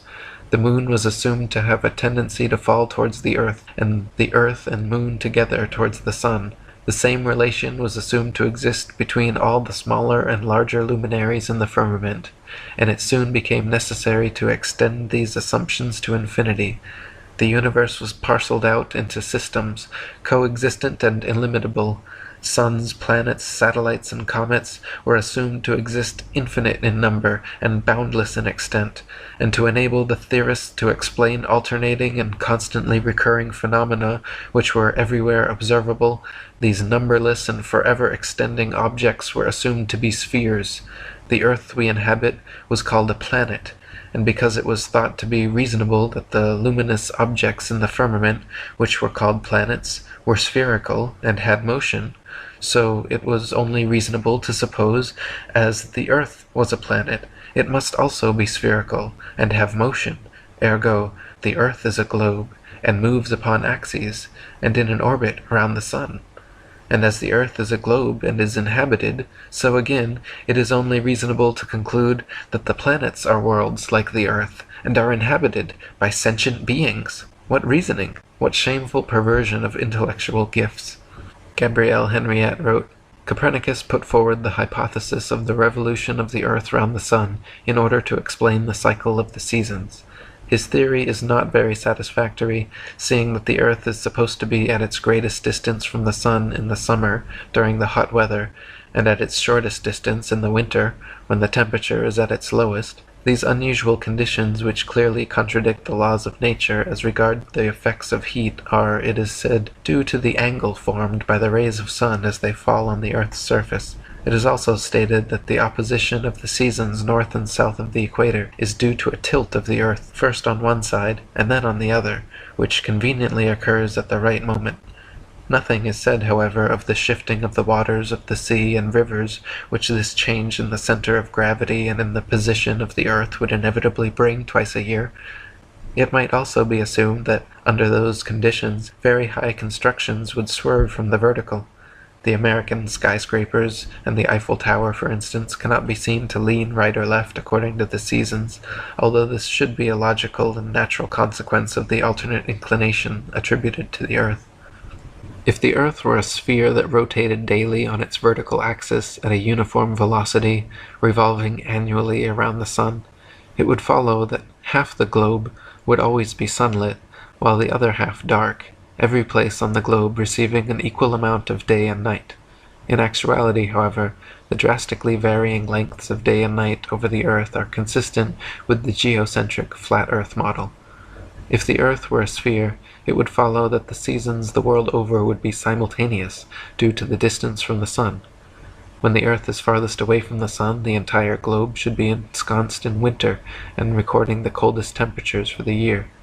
When the earth is closest to the sun, the entire globe should be summery and recording the warmest temperatures for the year. In actuality, however, this is not the case. The frozen depths of Antarctica remain forever frigidly foreboding, while just a few thousand miles away it is tropical summer. How is it that the heat from the sun could supposedly come from an eyebrow-raising 93 million miles away to simultaneously burn the skin of beach bums in Hawaii while leaving Antarctic explorers frozen in their boots just a few thousand miles away? Dr. Samuel Robotham wrote, It is geometrically demonstrable that all the visible luminaries in the firmament are within a distance of a few thousand miles from the earth, not more than the space which stretches between the North Pole and the Cape of Good Hope. And the principle of measurement, that of plane triangulation, with invariably and accurately measured baseline, which demonstrates this important fact, is one which no mathematician claiming to be a master in the science will for a moment deny. All these luminaries, then, and the sun itself, being so near to us, cannot be other than very small as compared with the earth we inhabit. They are all in motion over the earth, which is alone immovable, and therefore they cannot be anything more than secondary and subservient structures, continually ministering to this fixed world and its inhabitants. This is a plain, simple, and in every respect demonstrable philosophy, agreeing with the evidence of our senses, borne out by every fairly instituted experiment, and never requiring a violation of those principles of investigation which the human mind has ever recognized and depended upon in its everyday life. The modern or Newtonian astronomy has none of these characteristics. The whole system taken together constitutes a most monstrous absurdity.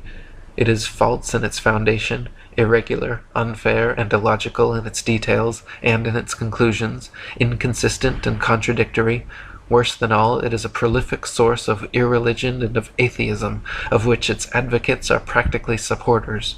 By defending a system which is directly opposed to that which is taught in connection with the Jewish and Christian religion, they lead the more critical and daring intellects to question and deride the cosmogony and general philosophy contained in the sacred books. Because the Newtonian theory is held to be true, they are led to reject the scriptures altogether, to ignore the worship, and doubt and deny the existence of a creator and supreme ruler of the world. The facts and experiments already advanced render it undeniable that the surface of all the waters of the earth is horizontal, and that however irregular the upper outline of the land itself may be, the whole mass, land and water together, constitutes an immense non-moving circular plane.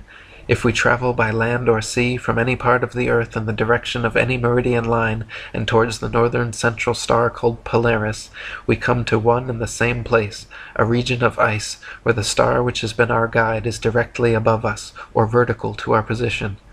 This region is really the center of the earth, and recent observations seem to prove that it is a vast central tidal sea, nearly 1,000 miles in diameter, and surrounded by a great wall or barrier of ice 80 to 100 miles in breadth. If from this central region we trace the outline of the lands which project or radiate from it, and the surface of which is above the water, we find that the present form of the earth or dry land, as distinguished from the waters of the great deep, is an irregular mass of capes, bays, and islands, terminating in great bluffs or headlands, projecting principally towards the south, or at least in a direction away from the great northern center. If now we sail with our backs continually to this central star Polaris, or the center of the earth's surface, we shall arrive at another region of ice. Upon whatever meridian we sail, keeping the northern center behind us, we are checked in our progress by vast and lofty cliffs of ice. If we turn to the right or to the left of our meridian, these icy barriers beset us during the whole of our passage. Hence we have found that there is a great ebbing and flowing sea at the earth's center with a boundary wall of ice, that springing or projecting from this icy wall, irregular masses of land stretch out towards the south, where a desolate waste of turbulent waters surrounds the continents, and is itself engirdled by vast belts and packs of ice, bounded by immense frozen barriers, the lateral depth and extent of which are utterly unknown. How far the ice extends, how it terminates, and what exists beyond it, are questions to which no present human experience can reply. All we at present know is that snow and hail, howling winds, and indescribable storms and hurricanes prevail, and that in every direction human ingress is barred by unsealed escarpments of perpetual ice, extending farther than eye or telescope can penetrate, and becoming lost in gloom and darkness. What remains unknown at this time are the extent of the Antarctic ice wall, how far can one travel southwards atop the ice? Is it just water, snow, ice, and darkness forever? Or is there some limit, like the glass wall in the Truman Show? Is there a limit to space? Is the universe infinite, or, as the Bible claims, contained within a physical firmament, the vault of heaven? What exists beneath the mighty deep? Is it just deeper and darker water, going downward forever? Or is there some limit? Dr. Samuel Robotham wrote, "If the earth is a distinct structure standing in and upon the waters of the great deep, it follows that unless it can be shown that something else sustains the waters, that the depth is fathomless. As there is no evidence whatever of anything existing underneath the great deep, and as in many parts of the Atlantic and Pacific Oceans no bottom has been found by the most scientific and efficient means which human ingenuity could invent, we are forced to the conclusion that the depth is boundless." Gabrielle Henriette wrote, "From the earliest times it has been believed and said that the heavens were not an empty space, but a solid surface. The Chaldeans and Egyptians regarded the sky as the massive cover of the world, and in India and Persia it was thought to be a metallic lid, flat or convex, or even pyramidal. Up to the 17th century, the earth was always regarded as the center of an empty sphere with solid walls, and on this account it was always represented with a cover. This indispensable complement, however, was eliminated upon the advent of the theory of gravitation. For convenience sake, as a solid dome limiting the space round the Earth would have rendered impossible the extravagant motions of the planets, which were sent revolving in the air at phenomenal distances. Thus, from this time, the fact universally accepted for thousands of years that the sky is a firm surface completely disappeared. Nevertheless, the possible existence of a solid vault over the earth is a question of great importance in view of the tremendous consequences which would result from this fact, if it happened to be true. There is no doubt that the general reaction is one of incredulity, but, on the other hand, it can be considered that it is not without reason that the ancients believed in the existence of the material vault of heaven, nor without reason either that this notion should have been consistently handed down through the ages since the earliest times up to the 17th century in all parts of the world. The planets are not solid, opaque masses of matter, as is believed. They are simply immaterial, luminous, and transparent disks, and in view of these circumstances, it is plain that the craters, asperities, mountains, and valleys which were thought to exist on the surface of these imaginary masses are the topographic features of the solid vault of the sky, which are illuminated and thrown into relief by the luminous and transparent disks which we call planets. It is also to be realized that the lens of the telescope creates an appearance of convexity which, standing out in relief, conveys the impression of a spherical mass, but this convexity effect is merely an optical illusion. Flat earthers historically have been subject to not only intense ridicule and ostracism, but many have even been threatened and assaulted for espousing their beliefs. I have personally been threatened by Freemasons on multiple occasions for my work exposing their conspiracies, hoaxes, and manipulations. International Flat Earth Research Society President Charles K. Johnson claimed a man from NASA attempted to murder him and later had a massive suspicious fire that burned his house down, the result of arson, which destroyed his entire Flat Earth library, all records and contacts of Flat Earth Society members. The most renowned flat earther in modern times, Dr. Samuel Robotham, also had his fair share of violent opposition. He stated that, "For the long period of 31 years, I have labored single-handedly to bring this important subject before the world, both on the lecture platform and in local journals, and traveling from place to place, never resting longer than a few months in one locality, but like a scientific, philosophic gypsy, breaking up his tent and pitching it here and there and everywhere, in order to draw this great question to the attention of all classes and degrees of intelligence, and as matter of course, I have had to bear every possible form of opposition, the bitterest denunciations, often amounting to threats of violence and personal danger, the foulest misrepresentations, the most reckless calumny, and the wildest and most desperate efforts to stay my career and counteract my teachings. It has become a duty, paramount and imperative, to meet them in open, avowed, and unyielding rebellion, to declare that their unopposed reign of error and confusion is over, and that henceforth, like a falling dynasty, they must shrink and disappear, leaving the throne and the kingdom to those awakening intellects whose numbers are constantly increasing and whose march is rapid and irresistible. The soldiers of truth and reason have drawn the sword, and ere another generation has been educated, will have forced the usurper to abdicate." Goethe wrote, "It may be boldly asked, where can the man be found possessing the extraordinary gifts of Newton, who could suffer himself to be deluded by such a hocus-pocus if he had not in the first instance wilfully deceived himself? Only those who know the strength of self-deception and the extent to which it sometimes trenches on dishonesty are in a condition to explain the conduct of Newton and of Newton's school. To support his unnatural theory, Newton heaps fiction upon fiction, seeking to dazzle where he cannot convince. In whatever way or manner may have occurred this business, I must still say that I curse this modern theory of cosmogony, and hope that perchance there may appear, in due time, some young scientist of genius who will pick up the courage enough to upset this universally disseminated delirium of lunatics." David Wardlaw Scott wrote, I could easily cite other good authorities to similar effect, but I think enough have been already given to show that the absurdities of modern astronomy have not been palmed upon the world without a strong protest from thoughtful minds, and I sincerely trust that the following pages may prove useful to some honest thinkers, not only in exposing the fallacies of this chimerical science, but in showing the true position of the world as proved by facts in nature.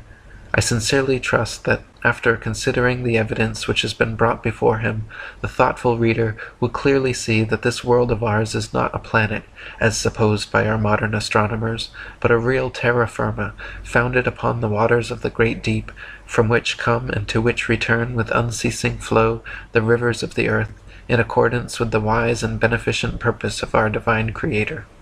Dr. Samuel Robotham wrote, "Thus we see that this Newtonian philosophy is devoid of consistency.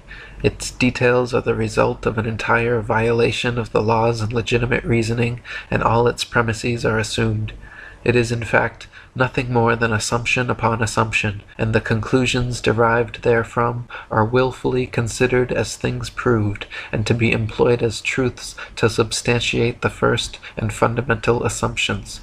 Such a juggle and jumble of fancies and falsehoods, extended and intensified as in theoretical astronomy, is calculated to make the unprejudiced inquirer revolt with horror from the terrible conjuration which has been practiced upon him, to sternly resolve and to resist its further progress, to endeavor to overthrow the entire edifice, and to bury in its ruins the false honors which have been associated with its fabricators, and which still attach to its devotees.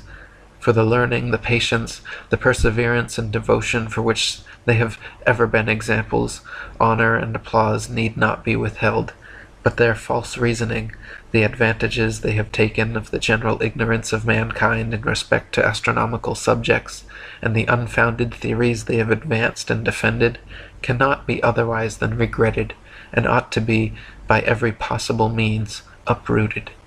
The globe earth lie, or what I have titled the Flat Earth Conspiracy, is in my humble opinion the greatest deception in human history, and most important taboo issue which desperately needs to be exposed. If people knew the extent to which they have been lied to and brainwashed from birth, there would be a veritable revolution in critical thinking, personal sovereignty, and belief in God by morning. The New World Order globalists, or Satan's prophesied one-world government Masonic minions, are everywhere, spreading their scientific disinformation, deceiving the very elect, and herding the sheeple to their slaughter. Please help spread the word to your friends, family, neighbors, and co-workers. Direct them to atlanteanconspiracy.com and ifers.ace.st, and send them copies of this book to help awaken them and support my lifelong efforts to bring truth, freedom, peace, and love to the flat earth.